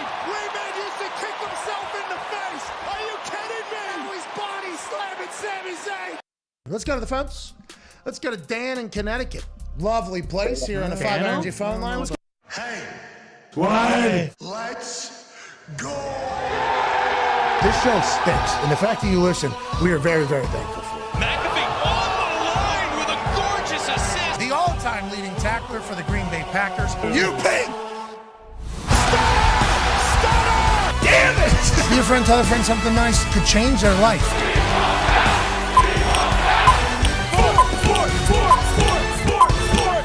Hello, beautiful people, and welcome back to our holly jolly humble abode, the Thunderdome. on this Overreaction Monday, December 23rd, 2024. Hour 4 of the program starts now. Football! He is wonderful. That's AJ Hawk. The Talks the Tables here at Boston Connor and at Ty Schmidt. One half of the Hammer. Cowboys is here. A 9-year NFL vet, host of Everything D. I was going to say Everything D. This guy's talking all D's. All day. Lives with the D. All day. Expert. All things D, all the time. Ladies and gentlemen, Everything DB, good D, bad D host, Darius J. Ball. D-Bot. Way to go, D-Butch. Let's go. Appreciate you, brother. Hey, D-Butch, you know the good news about what's about to take place? We're about to learn what every fan base truly feels. Because we put out a bird call. We say, hey, listen, football fans, utilize this Overreaction Monday, this particular tweet, as an opportunity to kind of, air out your grievances. Happy Festivus, if you will, in this particular tweet. And it ended up being a number 4 overall trend. That being the hashtag I don't want to overreact. But we appreciate everybody for participating on this Christmas Eve. And obviously football is heating up. There's a lot to chat about. Ty, how were the tweets this morning? Not bad. We're at the point of the season now, though, where, 85% of fan bases have just packed it in. Like they're past overreacting because they don't have a shot anymore. But so standard reaction is we're dead. Yeah, pretty much. So the overreaction, what else could it be? Exactly. Got it. Okay, well, let's get to some that you picked out. Here's from Nick Beraldo at Frankie Signed in the back there, at Frankie Sticks, at Paisano. Hashtag I don't want to overreact, but it's over. Get ready for a ride here. Tomlin got his winning season, and Rush tried to go Mr. Unlimited and fumbled the game away. He was shaking, about to score a touchdown. Big shot to his hip. Ball comes out. 3 of the 4 in the secondary are dead. George Pickens is never playing again. Ben Skoranek was feasting his wide receiver 1 until another soft tissue injury hit this team. Facing the 14-1 Chiefs, in a surprisingly healthy Mahomes on Christmas Day. Get ready for coal, Pittsburgh. We're getting nothing but coal. Wait a minute. What do you do with a fuck ton of coal? You forge cold, hard steel. We're back. Here we go, Steelers. Here we go. Wow. Nick, that was quite a ride. It's almost like you had to talk yourself into it there. Whenever you stumbled into the coal situation and then was reminded about steel, how good did that feel? Because it felt like you were giving up hope there for a little bit. That felt like some genuine, despair until you found the steel through the coal, pal. Spot on, Pat. You absolutely nailed the emotions that we're going through typing that up, because you see a lot of doom and gloom out there. But we said this was going to happen. We said 2 weeks ago, they've got this stretch of games. 3 games in 11 days against a really hard opponents, and they have not fared well. They've battled a lot of injuries, and it hasn't worked out great. But here we go. Another chance to reset the narrative. On Christmas. In front of the nation, in front of the world. World, Craig. Yeah. World. And do something special. Patrick Mahomes is very healthy, though. It doesn't feel like. Yes. Interesting. And they're coming off covering and winning and looking really good. Really, really good. Real healthy. Which hasn't happened. Really healthy. What's that? He's real healthy. They fixed their O-line, too. Remember AQ said they couldn't do that? Well, AQ was gloom and doom about the Chiefs because a lot of people were praying for the Chiefs' downfall, I do believe. Even though they were the number 1 seed, had the best record in the NFL, and they're the back-to-back Super Bowl champions, everybody said, this team stinks, though. Look at the way they win in stupid ways. Can't score 30 points. Haven't scored 30 points. That's a fact. I didn't make it up. That's an actual stat. They haven't scored. Them in the New York Football Giants. So you tell us if that's good football or not. And then all of a sudden, whenever it's starting to matter here now, we wonder if this is just going to be how this Chiefs season goes. They'll figure it out. Patrick Mahomes is moving. He is. It's 0% chance Patrick Mahomes has an ankle sprain. What? I'll be the one to say it. 0. What? Else will. 0% chance he has a high ankle sprain. Is it a sprain? Are you calling him a faker? Absolutely. I'm not calling him Yeah, a faker. you were calling him I'm with sure the he's sound hurt. you were making over there. He's What tough. did I say? We know he's What tough. you say? It's like a look at me situation? No, I wouldn't say that. Not about Patrick. Not about the great Patrick Mahomes. But no way. Well, if he would be the only person in the history of football I've ever seen move that quickly, that great after having a high ankle sprain. Maybe Someone's he doesn't have jealous. Wolverine blood, but low ankle sprain, bad injury, but they will figure it out like they always do. He's different. Yeah, he's different. He's different. Yeah, he's different. Andy Reid said he thinks he has loose joints. That could be something. And if he has that, I assume he's worked on it. And I assume he's working on his ankle every single minute that he is awake, because that's how committed he is to his craft. And that's how tough he is. Absolutely. So if that's the case, then he didn't get his lineman those gifts. Someone else did. Well, he did. What do you think? He was one here. Did he not? One here. One there. What are you talking about? So he's not even. He doesn't care. What, you think he picked up those boxes, wrapped them all individually? I'm assuming not. I hope so. And the offensive lineman didn't expect him to do that either, because we're trying to win a game, trying to win a third straight Lombardi. He was on the phone, though, FaceTiming too. He was doing one of these, and then he was getting one of them on there. So he was doing it all. I mean, it's Patrick Mahomes football. Joe Tunley is the star of that team. He's the guy that's going over. Who's that? The left tackle. Tooney? What? Joe Tunley? Yeah. Also known as Joe Tunley. Yeah. Okay. See, that's what I'm talking about. He does have a high ankle sprain. He's just coming back quicker than everybody because he's got actual Wolverine blood. He's got the heart of a champion. You know, that's what his heart says. But it is fascinating that he recovers faster, quicker, and better than anybody. Anybody. I'm a Mahomes guy. Me It's too. just like, hey, you don't have to do all this shit. Do what shit? You know. He got bent back in half. Remember? He's stuck. Yeah, exactly. You don't have to do all the shit after that happens. I mean, he's taking pay cuts and stuff like that. Look at Tried him. not- Look at him. You think he's healthy right there? Did you see that? No. He's not. Look at this. Yeah. Look at this. Yes, he's certainly healthy. He's He's not running Pater. straight though. Hey, he is running straight though. You know, we have an ankle sprain. Like you're you right, can run. right, now. Yeah. You're running straight. Straight's okay. When you start, side to side is a little tougher. Like he just did there. Like Straight. He ran straight right there. Hey, what he did though in that quarterback when they showed him what he did during the season, those crazy workouts was nuts to me. Like all the running and like the diagonal running and striding stuff he's doing in season. I said, how does he have his energy? Like he's Yeah. got an extra workout on top of the practices and the workouts that are happening in the facility. He's doing these extra workouts on like Sunday night. Wasn't he doing them like after the game?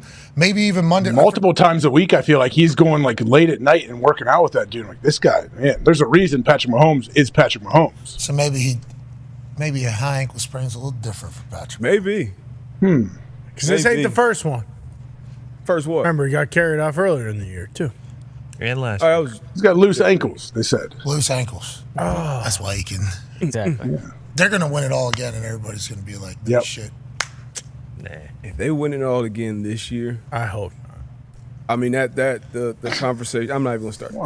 Not What? No, go ahead. No, I'm not even gonna go there. They're not winning. What do you not even want to go? No, I'm just. I'll stay in the moment. He's saying he's the See him on greatest of all We'll see him time. on Christmas. Talking about dark magic. That's why. Oh, you want to call him the GOAT? I play with Tom Brady. But you were thinking about it, and then you remembered that you played with Tom Brady. The overall conversation around the sport, people, that will start to be more of a conversation. 3 straight, Not for me, nobody's though. ever done it. He did it before he's 30 years old. Yeah, I mean he's great, greatest of his generation, for sure. He's already starting. For those who say, if they win it this year, though, you would three-peat with how they've looked. You know the entire thing. Defense always going to show up for him, seemingly in the playoffs too. Spags going to be able to get it done. McDuffie got his first 2 interceptions of his career. He's been an All-Pro these last couple weeks. I mean, If Josh Stone Allen's Cold elbow, Jones, if his elbow's actually hurt, they have to do a Salem witch trial in Kansas City. Dead serious. Something's going on. That shouldn't be happening. There's some drones. Maybe that's what the drones are doing. They're taking nuclear waste over to Kansas City from New Jersey. What? Because you're saying the block field goal and into this and the missed call this and the ankles coming back quicker than ever. The whole thing. Listen to the irony of a New England Patriots fan spewing this type of controversy, because this is how it was. I completely agree, and I lived it. But guess what? This is the fucking Chiefs, so fuck them. What? They're good. They're a good team. A great team. I agree. I don't root for them though. So like, no, People I hate don't want great them to win. teams for some reason. Hate. Yeah, because they could control the weather up there. You remember up in New England? Oh yeah. But why do people like? Man, I don't want to see the Chiefs win anymore. I'm like, okay, why? Just Kobe and the because they're great? Lakers. Yeah, the Yankees back in the day. I think it's because there are other teams in the NFL that are so likable. Like as a Patriots fan, I should hate the Bills, but I don't, because they are so likable. The Lions, so likable. Like you want to see those teams win, and like we talk about all the time, like there's the time to win for certain teams is so small. So it's like in a year like this, where those teams have been so great, and the Chiefs are quietly about to 15-1. I think that's what feeds into it versus like the hate. Personally, I know there are people out there that are like, fuck the Chiefs, anybody but the Chiefs. Personally, it's just because the other teams out there that haven't won a Super Bowl are so likable. Like, I want them to win over the Kansas City Chiefs. To your point, it's just like Joe Buck or any of these commentators are hated because they're the voice of like the worst times for a lot of these sports fans. Like, so they have to say the worst time. They're the ones that are celebrating the other team in your face and how fans feel it in your worst. These dominant teams have given every other team basically their worst time at some point, especially if they play for, like the Patriots had beat, Steelers fans hated Patriots, Colts fans hated the Patriots, everybody hated the Patriots, Ravens fans hated the Patriots, everybody hated them in the AFC because at some point the Patriots delivered them the worst day. Whenever they had their biggest opportunity or their most hope, the Patriots usually came in and just and then they went on to win.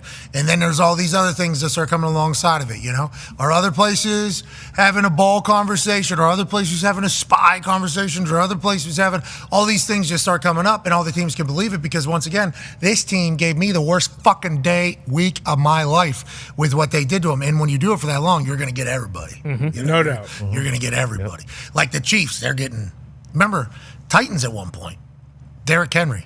That's how this whole thing kind of started with Tannehill. They hate him. Titans, if they get back being good again. Texans were up 24-0. Bingo. If they get back into their fans already hate the Chiefs because the Chiefs fucking ruined their last hope that they had. It's like, that's how long they've been doing it, and it's nowhere near as long as what the Patriots did. Nowhere near as long as the Yankees had their run for. Nowhere near as long as the Lakers run, I guess, back in the day. It's like all those teams were delivering bad fucking days to people for a long, long, long time. Yeah.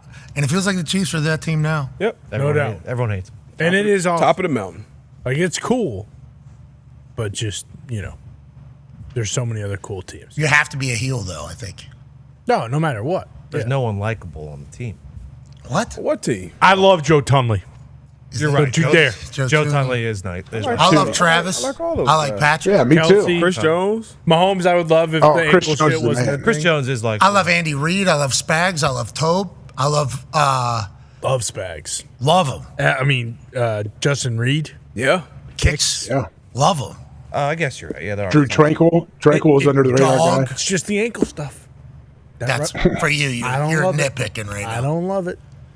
Anyways, go Chiefs, go. Go Chiefs, Congrats, you're healthy. We're happy you're healthy for Christmas. That's right. Netflix is happy. Patrick Mahomes' ankle is See, healthy. exactly. doubt. What Netflix shoot him up with? Some Netflix juice. Good question. Yeah. Let's get to another overreaction, shall we? This one's from Gumpy. Hashtag I don't want to overreact. But I might have announced the Dolphin season was over too early, pal. Fire up the playoffs graphic. We are lurking. Hashtag go Fins. Pull up the playoffs bracket for the AFC. Look who is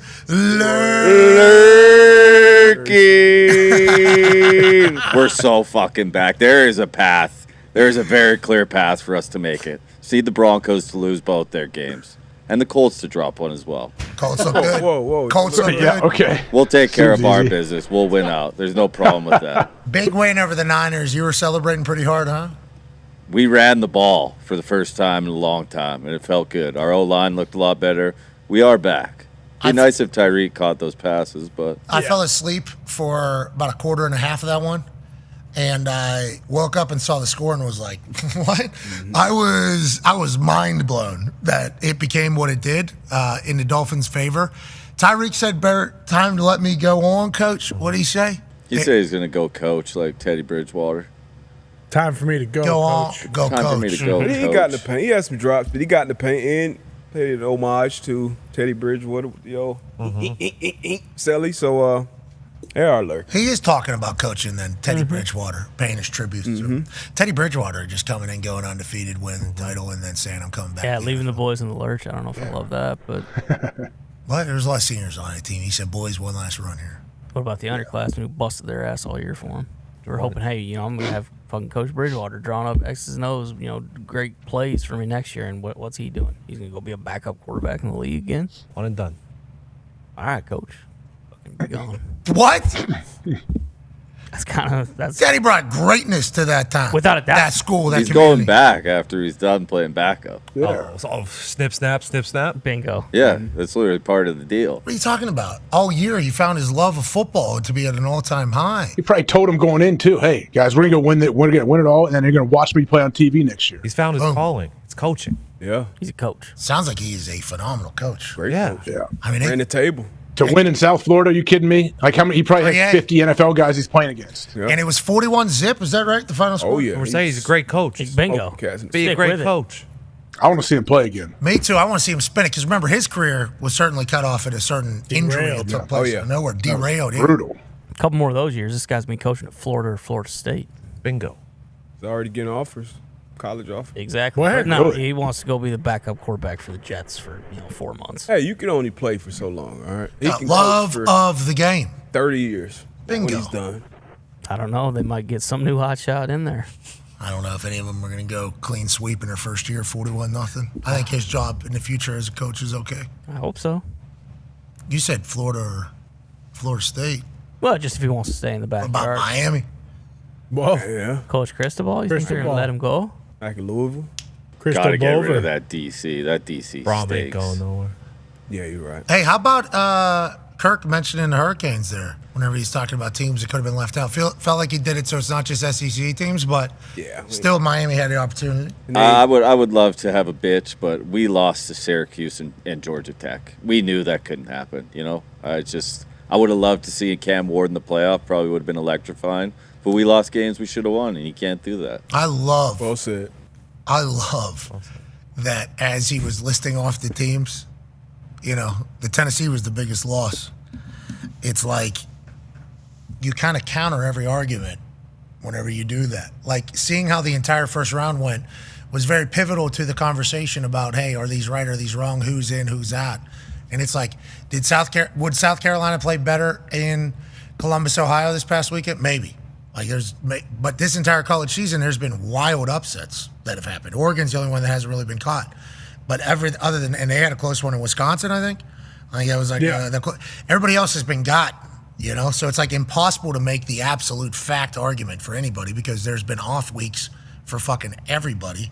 So just to assume that a team's going to win over another team is wild. But in the first round, the teams that normally like Penn State, that's a huge win for them. But they could have lost that game. Oh, yeah.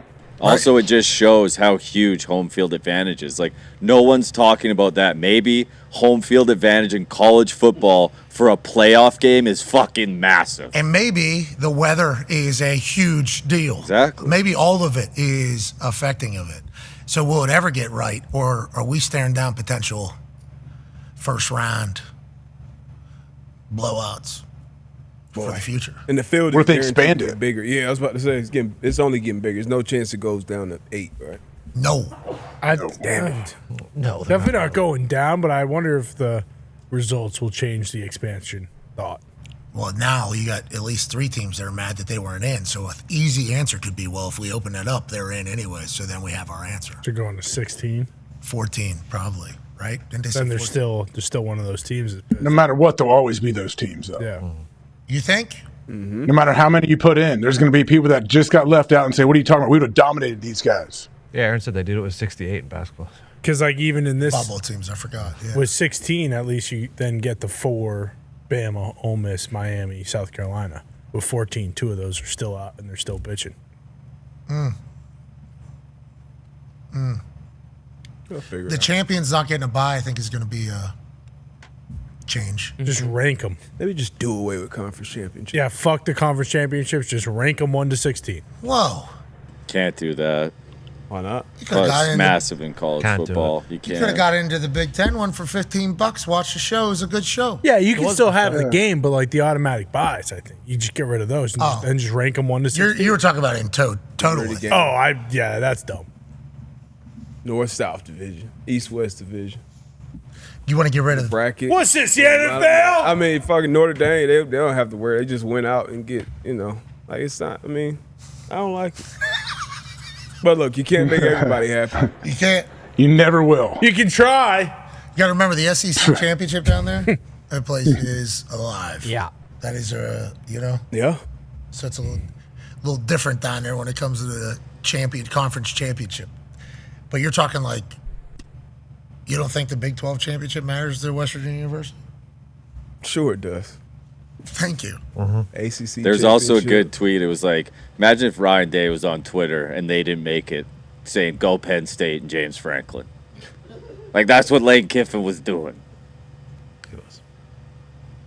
You don't think Ryan would do that? I fucking doubt it, Age. Lane Kiffin's just having a little zany fun. Lane Kiffin good on X. He knows what's going to stir a pot. He didn't tweet anything after the Tennessee game. Either did Feinbaum. Feinbaum hasn't tweeted in days, actually. Anybody heard from him? Really? So did they even think that was possible? No. They thought Tennessee was winning for sure.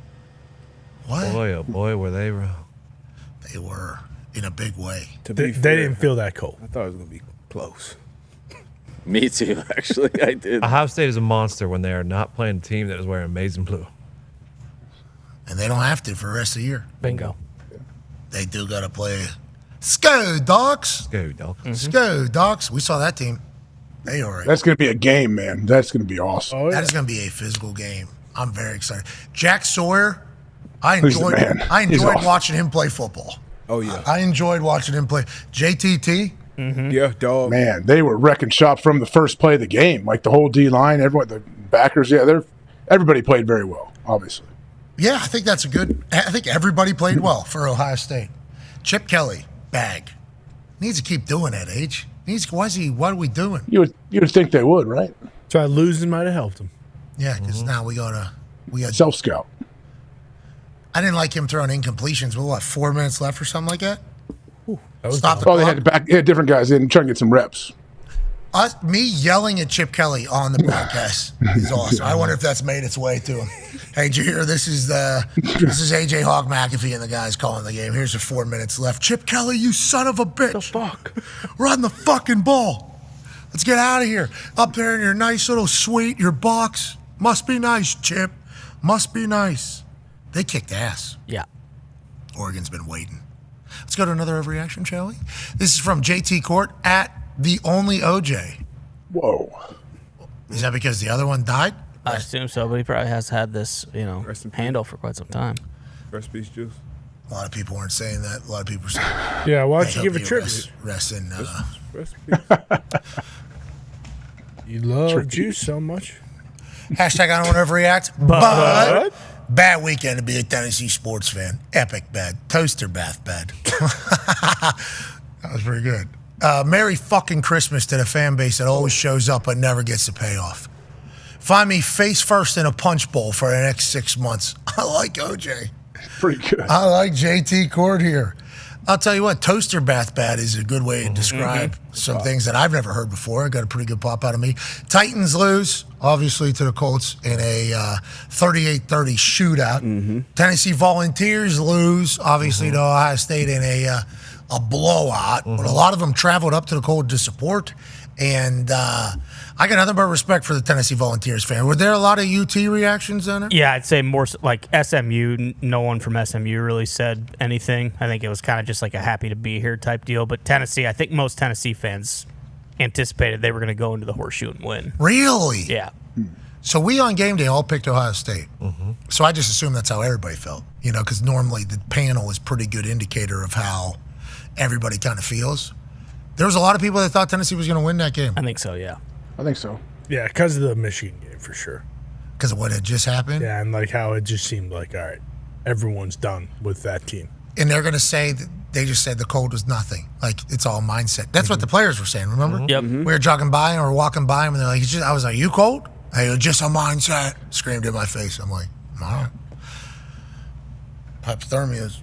I wish. Hey, there was a girl standing next to me when we were watching, when Jack Sawyer was standing there with his helmet off, yelling at all the Tennessee players. There was a girl a foot away from me yelling at every single Tennessee player. This Ohio State girl, I don't know who she was, barking, and she was the greatest. Like, just telling them, "What do you look like? You're on the JV team. You need to get in the weight room. Are you on a college?" Like, just really hurtful things right to these dudes' faces. It was like she's making eye contact. Barely 2 feet away. It wasn't like you yelling from the crowd or behind the gate or something. Like right here. It's me to top. Get in the weight room, little bitch. Yeah, it was awesome. Next one, Yeah. you too. And they Ohio State guy. Ohio Ohio State girl. Where's your varsity team? Like yeah, three it of was them. awesome. It was nuts. They're on the field. They got As they were Pre-game going back to the pass. tunnel. So they got access to the field somehow. Awesome. I'm sure Tennessee hype was like, we got 3 women telling us to fucking hit the weight room as we're going into our locker room at that time on the field right there. I saw AJ Hawk. I think I saw Darius Butler. Got a cowboy hat, and then there was these 3 and then Jack Sawyer came over from the. So Jack was on the one side and they were on the other. Oh yeah, they had a funnel. We had a funnel of people just killing them. Yeah, it was crazy. Just killing them. Jack Sawyer was not scared at all. Did you see the original video? There's a guy from Tennessee. He might be a graduate assistant or a player that was not in pads. He turned quick, I think, to try to, and Sawyer just sat there and just ate it. This guy's this far away from his face, blocking the Tennessee players from Jack Sawyer. In the clip that I saw, the guy definitely turned with a an attempt to make flinch. That's how it all started. Was that I was watching it happen. It was when you guys were getting mic'd up and stuff, and that guy turned. He was going through the tunnel. He was almost there and turned around and come back and do that. Yeah, he tried, and it wasn't. It was just like he was standing like this, and then there was a turn like that. You a quick a pump fake turn, and Jack was standing right there, and you see Jack see him, and Jack did stop for a second, but then he just kept on swaying back and forth, and then I think that was, it was. Jack Sawyer's a fucking dog. I really enjoy the flag situation that happened with Michigan. I understood where Jack Sawyer was coming from. I also understood where the Michigan kids were coming from, especially with that rivalry and that entire thing. But then watching him play, do all that, and then living up to the expectation, he was never bothered. He was confident from before game started all the way through game. He was the one every single snap, basically, like this from jump there. Is he's a Columbus kid too, right? Yeah, Pickerington, but probably 15, 20 minutes from campus. Yeah, I like that. When you talk shit and then your play matches that, because a lot of people who talk shit and then don't play anywhere near to that standard. So when you're a scout or somebody evaluating things, I think those things, when it comes to that position, are kind of intangibles. That's the guy that I would want running out of tunnel, been in locker room, practice, weight room. I'm sure he carries that same attitude, that same mindset throughout. So I'm a Jack Sawyer fan for sure. Yeah, there's no false bravado. Yeah. There's no fugazi, it seemed like, from looking at it. Good haircut, too. I mean, he had that thing. High and tight. He had the Ohio, He's huge. He's 6'6". He's huge. Yeah, tall. Big, strong, fast, athletic, confident. Yeah, he's a dog. He got the Atan Hut haircut over there. All right, let's get to the next overreaction. It's from Sticky Bobby at The Sticky Bobby, if you ain't first. Your last hashtag, I don't want to overreact, but the New York football Jets are doomed for the next 70 years. Brick for Brains Johnson can't be running the program. Garrett Mad Dummy Wilson is checked out. Best wide receiver in Jets history, and we're going to run him out of town. A lot of this from the Jets fans, or was there not as much activity? Yes and no. I mean, the Jets know they fucking suck. Or Jets fans know they fucking suck. So they kind of, the far and few between, but most of them were, we got a 17-year-old running this team. What do you expect? To be clear, we only know what New York Times. Exactly. The New York Times. Yeah. At The Athletic reported. That was wild. That was wild to read. And, it's the highest level. It's the NFL. It's the NFL. High expectations over there. They do. 70, so that would be 87, 88 years old. Can certainly own a team for that long. Oh, yeah. No doubt. No doubt. At least. With technology these days? He's a handsome lad, a young lad. He's a handsome lad. So we assume he'll incredibly fit remain. Yeah, and his boy will 70 might not be enough. No. That might be 75 years. Yeah. That might be, but I think he will learn. He's been in it the entire time. It's just like the Colts. Just like the Colts. Daughters of Jim Irsay are going to be the next owners. Have been trying to learn football as much as possible. I don't think they're critiquing people in the locker room, and I think they've all accomplished things in their own lives before coming back in there, as opposed to never really doing anything other than just happening to exist. So I think that is a little bit of a separator, but trying to learn football as much as possible, every single part of it, every single part of the building. Yeah, Brick. It might be Brick Jr. at that point running the program. Could be. 2 Brick. Cement Johnson. Boom. Now we're talking. Pebble. Yeah, Pebble. Cobblestone Johnson. Bingo. That's the next step. Well, maybe just a house, you know? Yeah. Because a bunch of bricks can build a house, and that's what we're trying to make a house out of, you know? So maybe it's just a home or an estate. Maybe it's owner. Maybe he names his kid Owner Johnson. Sick. There you go. Be smart. And Sticky Johnson has some respect for Wayne Corbett. Wayne Corbett, Vernius Coles, Braylon Edwards. Yeah, true. Let's go to that Plex. Let's go to the next one. No one at Teal102. Hashtag I don't overreact, but hail to Jaden Daniels. Hail victory. Eagles are frauds. They'll never win the NFC. We destroyed your QB, got CJGJ thrown out, and then the king took over clutch runs throwing dimes. We might be a team of destiny. Hail the king of the NFC East, JD5. Hashtag raise hail. Okay. Praise Dale. Mm-hmm. Jaden Daniels is awesome. Yeah. So it's a fair reaction. I don't think that's overreaction right there. Well, Eagles are frauds. You know, That part. Eagles are your team. Yes. The quarterback got hurt. Quarterback. Yeah, they still scored 33.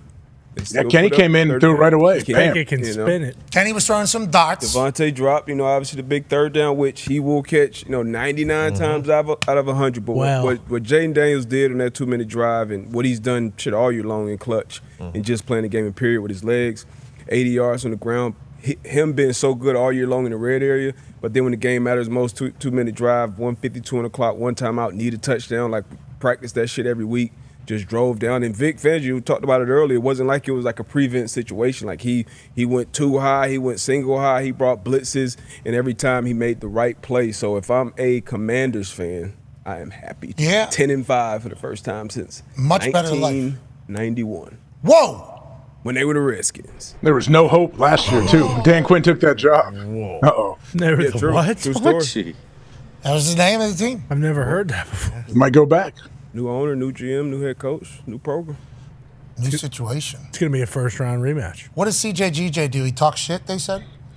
I don't know what happened with that. He said for words. Yeah, he said I was just talking shit. Okay.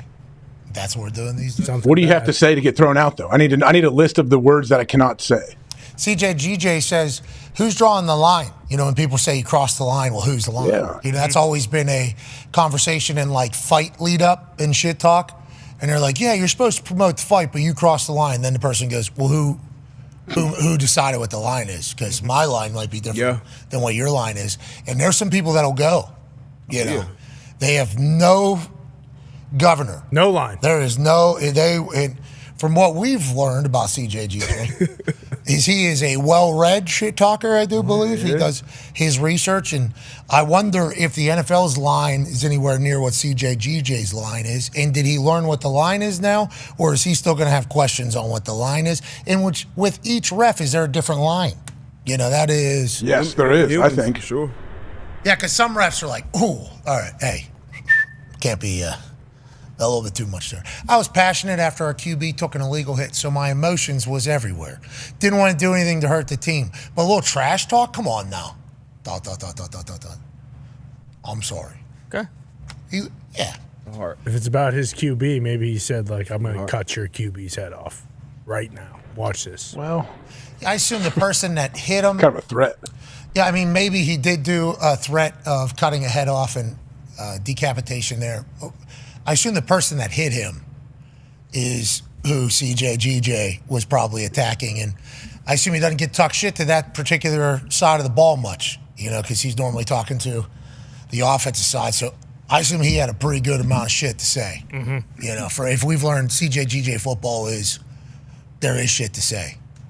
Got ejected. That's a big deal. That's huge. Did he have a personal foul before that? 2. Yeah, he got 2 personal fouls. That's why he got ejected. TKO. Oh, that was the second one, the shit talk. Yeah. Oh, okay. Got it. TKO. But I think he said the other one was for shit talking too. I think the way he... Division rivalry. Come on. Come on, ref. Let the boys talk. Let him play. And also, our commish, Merry Christmas. Merry Christmas, Raj. I think we asked for CJGJ, type out every word he's not allowed to say. Please. And send it to him. And us. And put it, signed, Commissioner of the NFL, Roger Goodell, right down there. Could you imagine having to put that on paper? Yeah. We had to do it for our negotiation, obviously. Like, these will be bleeped. These will not be bleeped. And that was a real battle. So whenever you hear people say, like, well, I'm not allowed to swear, it's like, well, maybe you should have went in with a, can't take shit from me. I need shit. I need to be able to say shit. That has to stay. Cannot take shit. Well, what are we, okay, we'll agree. And that had to be typed out, that had to be typed out on paper in the contract. I think CJGJ's asking for something similar. For sure. Needs it. Got to know the line. And what if CJGJ thinks of something? So I'm allowed to say then, technically, boom, and then I think Commish should respond to that. In a timely manner. CJGJ's the guy you want on your team. No doubt. Yes. Dog. Yeah. And I think Philadelphia Eagles are going to be just fine. I do too. I think they're going to be just fine. Let's go to the next overreaction. This is from Cameron Pleasant at C Plays Hoops. Hashtag, I don't want to overreact, but sky is falling in Philadelphia. I thought they're going to be just fine. Cameron says, things aren't that pleasant here, pal. This defense went back to late season form last year. This postseason is going to be a fucking disaster. Sirianni cannot lead shit through a septic system. Jeez Louise. How many wins does this guy have? All of them since becoming a coach. Yeah, just won 10 in a row. So maybe pump the brakes a tad bit, but there actually weren't that many of these. Can't lead shit through a septic system. Jeez Louise. No, it's clogged. That is a little harsh. It's kind of what a septic system does. Yeah, he can't do that. That's the point. Put turds through there. Yeah, until it doesn't anymore. Then those turds all rise. Got to pump that out. You do got to pump septic tank a little bit. You got to pump the shit out. Speaking of, I think that's why I'm so impressed with Roosters. I thought that was going to ruin me for that game. Eating it. Not at all. Not a problem. It's delicious. High quality meat. It really was good. That's an Ohio company? Yeah, Roosters. Nicole is the girl. My wife's been friends with her forever. She's a good close friend. She sets all that stuff up. But yeah, the people at Roosters are awesome. They're huge, Ohio State supporters. They donate so much money to Ohio State. Okay. Well, we appreciate it because I did not feel that terrible. No. Now, I did have a little snacky this morning. It has already run through me. Had to do it, though. Oh, yeah. That'll happen. Yeah. Hash brown. Mac dough. McDonald's? Oh, oh yeah. Always worth it. Oh, my God. Tone was sitting right next to me eating the paper of one of these things. And I looked over at it. And well, he was eating it out of there, because he didn't want the crumbles to bounce out of it. It was very efficient eating style. But I turned over and I looked at it, and it had, the perfect amount of crunch on the outside and the potato. And I'm ordering it now. It's already exited. Yeah. That thing was just for release. Worth it. It was worth it. Let's go to another overreaction, shall we? This one's from Yes Bubba 1868 at Yes Bubba 1868. Hashtag I don't overreact, but the Bills defense is like a screen door trying to stop a flood, Bubba. I pray they don't ruin Josh Allen's chances of bringing this city a Super Bowl. What's that all about? I thought we had a good defense. I thought we had it figured out up there. That's the Drake May effect, baby. They were giving up a lot of points for a couple weeks. And then, Drake May, he started out hot on that team. He's so good. He's very good. He had a pick, though, obviously, another turnover. Yeah. A guy fell down. That did stink, and that's kind of been his blemishes if you're just looking at the box score. He had a pick last week that was off Booty's hands right into the defender's hands on Arizona. But yeah, Drake May is the guy. I think anybody watching that can see this dude is going to be so good in the NFL. He's only 22. He'll be 23 for the entire year next year. He is very, very young. His slide was sweet. He did a sweet slide where it was for 10 yards. And I thought he's North Carolina kid. I forgot that he's not. He seems like he is perfect for what you guys have going on up there. Yeah, perfect. And that was basically the first time he has slid since he slid against the Jets and got hit on the button on the back of your head that gives you a concussion automatically. Jeez. So he's been taking shots. He also had a third down, spin move first down. He's fucking nasty, man. Led UNC in rushing, too. That is always a stat that gets forgotten about because, everybody's like, he needs to work on his footwork when he's passing. He needs to work on his footwork when he's passing. It's the motherfucker can run. Yeah. This isn't just a mobile quarterback. He's he's a dog. Don't want to compare him too much, but the guy who was playing against yesterday. For sure. Josh Allen is a perfect person for Drake May to be I'm similar to this guy. But a little different, but very, very similar operations. Big, strong, stropping lads that can move up there in the terrible weather. Yeah, and Josh Allen said this after the game, he's much better than where Josh was his rookie year. I think that's what gives me a lot of hope is listening to guys that he plays against talk about him. Because, like, I can sit here and be like, he's so good, he's fucking nasty. But I'm a Patriots fan. Of course I'm going to say that. Like, the other team and the other quarterbacks in the league are like, Drake May is the real deal. That's what gets me so pumped. And how awesome is it that Drake May had to hear everybody say that he's nowhere near ready to play in the NFL? Yeah. And, you know much better than us because you actually hung around him, comes from like a sport family, athlete family, like shit talk family. Like he's a professional, like he's going to work his ass off this offseason just like Josh Allen did. Bingo. Like Josh Allen talked about his rookie year. He was considered not good by everybody. Couldn't throw, couldn't complete a fucking thing, couldn't put a ball anywhere.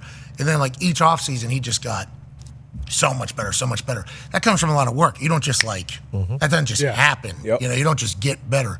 The amount of work, it feels like Drake's the right guy for all of it. Seems like he's the right guy. Gym rat, like you talked about his family, his dad, brothers, sisters, just a super athletic family. But even off the field, the things like you hear, like, you have to learn when you're the CEO, when you're the quarterback, like, I feel like he said all the right things in the media, whether it was Mayo calling the team soft, how he responded to that, showing love to the defense, the O-line, being critical of himself. Like, he said all the right things. That's important. The work you put in is important. And then obviously the talent, which everybody has, especially if you're drafted in the first round or in the top 3 like he was. So he has all the pieces. Just going to be about the organization around him and then how he continues to grow. What did Clyde Christensen say? Oh, he's the guy. Can't miss. He's the guy. Can't miss. This is Peyton Manning plus being able to run, I believe is what he said. And he's obviously been around the NFL a long time. And the narrative was very fast. Like, this guy's not going to be able to play next year, not going to be able to play next year. Every game you watch Drake May, it's like he makes like 4 plays and you're like, holy fuck, this guy is... Are they going to be able to get it right up there, though, in New England? I trust it. A lot of cap space? I trust it now. And, yeah, that's the thing that Debo just said, like, the organization kind of backing him up completely. Like, Josh Allen got better every year, and he got Stephon Diggs. And, obviously, he got to the point now where it's like he doesn't need an elite guy, but, like, it would be very nice to have a T. Higgins out there and then draft Kelvin Banks Jr. But now we're the second overall pick because the Raiders won, so we're going to get fucking 25 picks for the second overall pick. Yeah, because somebody's going to go up and get Travis Hunter? Or a quarterback. Those top 2 QBs, you would assume. Maybe. Is Travis all right? I heard he deleted his social. He's good. He's good. He's just going. I hope so. Hey, you should be celebrating, brother. Hey, we're on your side. You're a dog, dude. Everything's good, man. Know that. Long term, looking back, you're going to say everything's awesome. Never forget that. You're in a great time right now. You're a special, special person in our world. Let's go to another overreaction, shall we? This is from Ivan Canfield. Hashtag I don't want to overreact, but Coach Sig might be. I'm not saying he for sure is, but he might be a snake oil salesman. Guy proclaims he beats the shit out of top 25 teams, yet he's 0-2 against them in his last 2 games. Sounds like something a snake oil salesman would say. Ivan Canfield, I appreciate his activity. He's one of the most active people on my X account, our entire show's X account. This is a good dude. He is from Indiana. He's wondering what's going to happen going forward with IU and Coach Cignetti. As soon as I heard him say it on Friday, I was like, wow, Coach Sig's very, very confident here. Coach Sig's very, very confident. Was there a lot of chatter about Coach Sig on the internet over the weekend? A decent amount. Yeah. Decent yeah, amount. I think so. All Friday night, all Saturday morning. All anybody could think of is we don't just beat top 25 teams. We beat the shit out of top 25 teams. So, yeah. Why'd you make him say that, Pat? I didn't, but I did kind of gas it up, obviously. Google him. Google him. I mean, if a guy wants to do that, I mean, all right. Yeah, I mean, what do you want to do? Change before the biggest game of his career? Yeah, if you want to hop on a ride, fuck, I'll hop on a ride with you. Let's go. You know your team a lot better than I do, but I appreciated him going in there. And yeah, you're right, sticking to his shtick the entire time. Shane Gillis wasn't happy about it. He called it despicable and disgusting. He did. This guy leaves his team in a locker room to go get a little bit more FaceTime. Sounds disgusting to me, is what Shane Gillis said. And then, Coach Saban, would you ever do that? No. That's what I'm saying. That's what I'm saying. Made a lot of valid points as I was listening to it, but Coach Cignetti's trying to build a program. Coach Cignetti's trying to let the world know that they exist. It's not just a basketball school, and I think that's why he did what he did. Not a stick. That's That's just Coach Sig football, and sure, Saban wouldn't do that, but there's a lot of ways to skin a cat, and yes, is Saban the greatest of all time? But yeah, sure. A lot of coaches have won talking shit, okay? That's Coach Sig football. He had one of the greatest seasons of all time. All time. Leading this IU program where it's at. Sig's going to be all right. Just signed running back out of Maryland. Maryland. has over 2,000 yards in his college career. He's coming over to IU. Hashtag never daunted. They got to reload, rebuild, and Rumors re-go. that they're going to get the Cal quarterback, Mendoza. You know it. What? You tell the story. What? You tell the whole damn world. Bears. Signetti got a good story. I think he's got a good team coming. I agree. He's going to have to reload each year, but I think their building is getting better. I think their weight room is getting better. I think belief is getting better. I think everybody's aligned. Money, everything is kind of getting better down there. He's going to have to find his guys though again, which might be difficult. But I got faith in him, and he'll talk shit forever. I think that's just Signetti football. It really is. He knows. He gets it. He understands. I respect him for not backing off and being like, "Oh, I shouldn't. I got to dial it down now." Then he punted. Everybody was like, "Yo, you talk your shit. Give up." Then you punt. Couple there. First quarter, he punted at a certain time and kicked a field goal when he could have went for it. So I think through the night, he came out and said that it was very obvious our offense wasn't going to do anything. Our defense was the best people we had. So we were going to try to get a defense, quick turnover, do the entire thing, or get the ball back. It's that's how he felt. That's how he believed. He's going to do it again. We love you, Sig. We love you. Sig. He was getting killed all year. Yeah, he was. Rightfully so. I mean, comes with it. He knew it was going to come. Yeah, every once in a while when you play in the paint, Gonna get dunked on. It's just the way it goes. And he was certainly right under the hoop. He was right. He put himself. He wasn't under the hoop, but then he just slid. He slid, slid right under. Help the defense. And Shaq was coming, and he was like, "You ain't dunking on me." Actually screaming, "You ain't dunking on me." And then Shaq dunked on him, and then he fell down, got up, inbound pass. Now we go again. Yep. Now we go again. Let's go to the next overreaction, shall we? This is from Hannah Pogulus at H Pogulus. Hashtag I don't overreact, but how many games did the Vikings have to win to gain some national media respect? 15? The Vikings have 13 wins, and all that's talked about is who should be our QB next year. How about putting some respect on our name? Vikings versus Eagles. NFC Championship game, says Hannah Pogulus. I'll tell you what, I think we showed a little bit of respect today with the gritty conversation, but I do like this Vikings thing. The issue is the Lions have been the wagon, and it's in their division, so it's tough. It's just like in the Chiefs division, because they've been the wagon for the last few years. Everybody else in that division doesn't get as much conversation because you're trying to, see who's going to end up in the end. Normally, two people from the same division aren't going to end up long term. Inevitably, something's going to happen. So the Vikings deserve all the conversation. They're a fucking great football team. I love watching them too. Sam Darnold spinning it. Kevin O'Connell's so cool. So cool. Every time he comes on our show, I fucking love him. Legit. He's fantastic. Yep. That's awesome. And then you think about their fan base, they got good fans over there. You want to talk about being cold all the time. Yeah. It's like 9 months over there. It's cold. Not like Tunnels. 6. But yeah, they live inside. They walk around the town. It is so cold over there. So you're right. Vikings deserve a little bit more respect, AJ. Why don't you show it to them? I do show them respect, but I feel like people don't fully give him the respect until they go and you make a deep run in the playoffs multiple times. Like they're like, okay, cool, Sam Darnold's a great story. Prove to me that you can do that in the playoffs, which I think they absolutely can. But I feel like national people, casuals that aren't Vikings fans, they're like, all right, you got to prove it to me when it matters. 2 years ago, not this season, not last season, the season before that. So I don't know how you would describe it. I think some people would say 3 seasons ago because they would count this season as one. Nonetheless, 2 seasons ago. We weren't on ESPN yet. But boy, it was fun to say this is a different Vikings team. This isn't the same Vikings team. They were a team of destiny. Remember, they were winning all those close fucking games? They had a 33-0 game against the Indianapolis Colts. They come back and win that one. It was like, this team's it. We talked about them a lot. I know we were not on ESPN at the time, but I talked them up a lot, and then inevitably what happened? Dan Jones. They lose. At home. And it was like, damn, here we go. And I'm sure the fans feel the exact same way. So I think there are some people that are gun shy. Yeah. And there are some people that are gun shy not to believe it. But then whenever you watch them, it's like, this team has it all. They have the explosive plays, need explosive plays. You have to have a great defense, they have it. And they have to have a quarterback that can make a throw whenever you need it. And Sam Darnold can do that. They got a run game as well. It's like, they have everything you could potentially need to go. Van Ginkel and, what's his name? John Grenard. They're both in the top 8 for Defensive Player of the Year. Like, they got those edges, they'll tack you. Yeah, so they're unbelievable. Buying them. The hitman. I mean, they're going to be them and the Packers are going to be favored as away teams in the wild card round. Oh yeah. So I think people have respect for them, but like, are you going to take them over the Eagles and the Lions? I don't know. It's like AJ said, you got to see the quarterback in the playoffs. Yeah. I think most people would take the Packers over them right now. For sure. Better record, but you look at Jordan Love.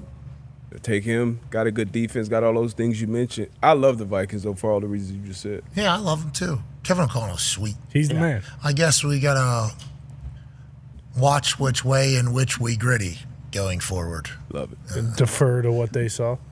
They saw what they saw. What an answer. All right, let's go to another overreaction, shall we? Last one. This is from billion-dollar world champion at LA Dahn Critic. Hashtag I don't overreact, but nobody, and I mean nobody, wants to face the Los Angeles Rams in the playoffs. 2 ugly road wins in sloppy conditions and getting healthy at the right time. This team is going to be a problem in January. You agree with that, AJ? I do somewhat. I mean, I feel like Puka, week in and week out, when this dude is healthy, like he just continues to make big catches. We know what Cooper Kupp, we know everything. Like, I mean, I'd be a little bit worried about him if I was to face them. And Matthew Stafford, we've seen him do it. You know, they're edge rushers too. The young, like you said, the Florida State guys, they come in from the jump and they're impact players. To your point about I need to see the quarterback in the playoffs, it's like we've seen Stafford. We've seen him do it all. Maybe that last game against the Seahawks could mean something, depending upon how the Seahawks do in this upcoming game on Thursday. Could mean nothing. Rams could just kind of get slotted in for a home playoff game. But yeah, maybe the Rams do it this year again. NFC's pretty top heavy, is what everybody thinks. But if a team like the Rams or like the Atlanta Falcons. Bucks? Yeah, Penix was a nice spark. They're first in that division because the Bucks lost last night. Yeah, the Bucks losing to the Cowboys has been tough for us just to hype up the Bucks. But with that being said, that could be what they needed. Yeah. Yeah, the Bucks could have needed that one. And then all of a sudden they get reset. I think the Colts, I don't know what week it was, 13 or 14, the year they won a Super Bowl. The story was only told in the locker room after we lost a late game. I think they got embarrassed by a team, bad. I think it was Jacksonville, maybe. Ooh, I don't remember, but I think it was some team beat them bad, and then it was like a perspective changer. So future seasons, I wasn't a part of that season, but future seasons, that game was talked about plenty of times. Like, hey, you remember when we lost to boom, embarrassing, and then it kind of reset everything and went forward. It's like that can happen for teams. That can certainly happen for teams. Will it be with the Bucks? We shall see. All right, let's make our picks for tonight. Big one. Huge. Saints Packers. This is a massive ordeal for the Packers. Need to win. Yeah. Must win for the franchise. You could argue. Saints are getting 14.5 points. So many points. At Lambeau Field in Green Bay, Wisconsin. Spencer Rattler, who played at Oklahoma, then at South Carolina, now at the New Orleans Saints, will be traveling into the frozen tundra on December 23rd for a Monday Night Football matchup in the NFC. D-Butch, who do you like? How do you like it? So many points.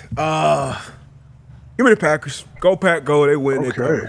All right, let's look at the standings from this weekend between you and me, Age. Wow. Hawker's kind of seeing the board a little bit. Okay. So, AJ, that means you got a good eye on the board and a good eye on what the sportsbooks are trying to do. Last 2 weeks has been absolutely sensational. Who do you like? How do you like it, Age? Congratulations on seeing it a little bit. Well, I mean, 14.5 is so many. I believe this is the highest spread they've had at Lambeau since 02 or something, 07, I read somewhere, which is a lot, but I'm taking the Packers here. I mean, Spencer Rattler, believe me, I think the guy is a physical freak. The guy can sling it, he can run, he can do everything, but I just think the Packers are too much at home. Do we know what the weather's like tonight? It's supposed to be, I believe, snowy and windy. Sweet. Exactly. And to that point, I'm going with the cold. Every single time. Know that I am viewing weather in this particular capacity as a tag team partner to the teams. Not just one position like, the quarterback will be affected. Spencer Rattler going in here. I think that is true. But I think every position is affected by the cold. And on the theme of the weekend that we have been pushing, I think the weather wins again. Give me the Packers by a large margin. Don't love it. It's going to be a blowout, though, on Monday night. Yeah, it stinks. So maybe the Saints keep it close for the good of all of football. Maybe Riz gets out there and gets the boys all fired up and gets them excited, and this one's a close one. Maybe the Saints win outright and say, hey, listen, you need to watch out for the Saints next year. Maybe. Kamara's out. Patriots almost did. Oh, we got Drake fucking May. I don't think he's walking through that Saints door. Good point. All right, so we're all in the Packers. All right, let's get out of here. D-Butch, great work. Baby Bosh. AJ, great work, pal. Good work, guys. In the back, great work, boys. Good work, boys. Work, boys. But great job with the sledgehammer as well. Thank Colts you, game. Rich. Thank you. It was fun. Whatever you call it. Don't you think you should have told us? I did. It kind of got lost in the sauce. Didn't tell me. I did not know. I didn't hear it. He didn't I tell think me. I heard him say something about it. When? So he was like warming up his arm. I said, "What are you doing?" He's like, "I got swinging the hammer. Got the hammer coming." He was doing I it didn't on, know. He was doing it on Saturday. He was warming up. Yeah, he was warming his shoulder up. D-Butch, we should have talked about this. This is a big honor, a big deal. Good lighting they got there too. Great lighting, good hammer. Swing that thing, and Kind of 8. okay, we're feeling it Wait, out. they have you facing away from the field? Yeah, Yep. yeah. So that it's in the background, H. You see, for the camera angle. For the I got camera you. angle. Yeah, makes sense. Kind of throwing it in there. First one, we're feeling it out. Yep. Second one, a little bit harder. Yep. And then that Third one was going. Bring it That was a home. boom. Who's pressing the button for the smoke when they're timing it up with your hit? Because you should have messed up your rhythm a little bit. And you got a few. There's no button. You know, I mean, that's thing. just no button, AJ. That's real. Okay. The button's Okay. on the anvil, brother. The anvil. That's forged Okay. in steel. We got to win, most importantly. You did. Foxy just asked if we should pick the Christmas games, I guess, huh? To start next week. We should do that. Okay. Chiefs favored by 3 against Pittsburgh Steelers. JJ Wide. on the call. Ravens, Texans. Ravens favored by 5.5 on the road. A lot of really good people on the call there. Yep. Bert. Greg Olson. Kreischer. Greg Olson's on the call there? What is Yeah. Bert doing for that? Probably kickoff show if I had to guess. Yeah, he Push is up, the leader circus. of the zaniness, I believe. Is his official title. It will be entertaining. I'm excited for it. Me too. He'll break down. He's a ball fan, right? Bert's a ball fan. Loves ball. Yeah. Florida State. Played at Florida State. He did not play at Florida State, but he Slot was. receiver. I think he should have been, could have been. He's got the Mickey Mantle gene. I'm sure he can figure it out. He'll be on the coverage. I don't know what it is, though. I don't think any of us know where anybody is. We saw a bunch of faces. Yeah, I just saw the graphic. And the reason I know Bert's on is because I was like, what the fuck is Bert doing on there? Halftime show. Are you okay? I don't know how that happened. What'd you do? I clicked my pen and went down to write down who you guys are picking, and it just fucking exploded. That's the Flex Seal pen, I suppose. One big boom. Yeah. You still got the tail end there. Yeah, I got the part that matters. Like when that happens. I remember when people would do that. Got another for you if you need. No, I got this. I got Okay. one over here, too, if you want. It's okay. I got this one. This one's a uniball. Oh, those are nice. You Those hold are on to nice. that. I think I got 2 of them. Nope, I only got 1 of them. But I got another one for you. I got a If it's a Flex Seal one, I don't know if I can do it. uniball. 2 uniballs. Uniball. That's fair. Give me a uniball. Good catch. Good catch. Uniball's a good one. This is like, you're like an artist with this thing. You can really make sure your fingers Felt tip. Yeah, it's pretty nice. AJ likes to draw rockets that look like penises with these. He does. Classic.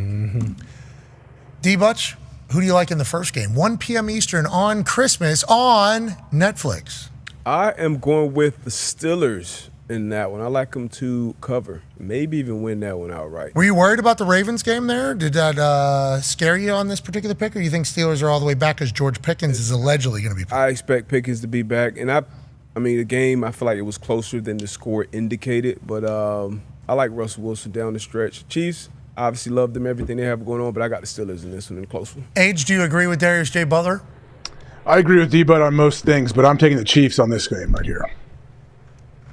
Give me the Pittsburgh Steelers +3 at home on Christmas at 1 p.m. Eastern, even though Chiefs might win this thing. That would be Chiefs football if they were to win and keep it within 3.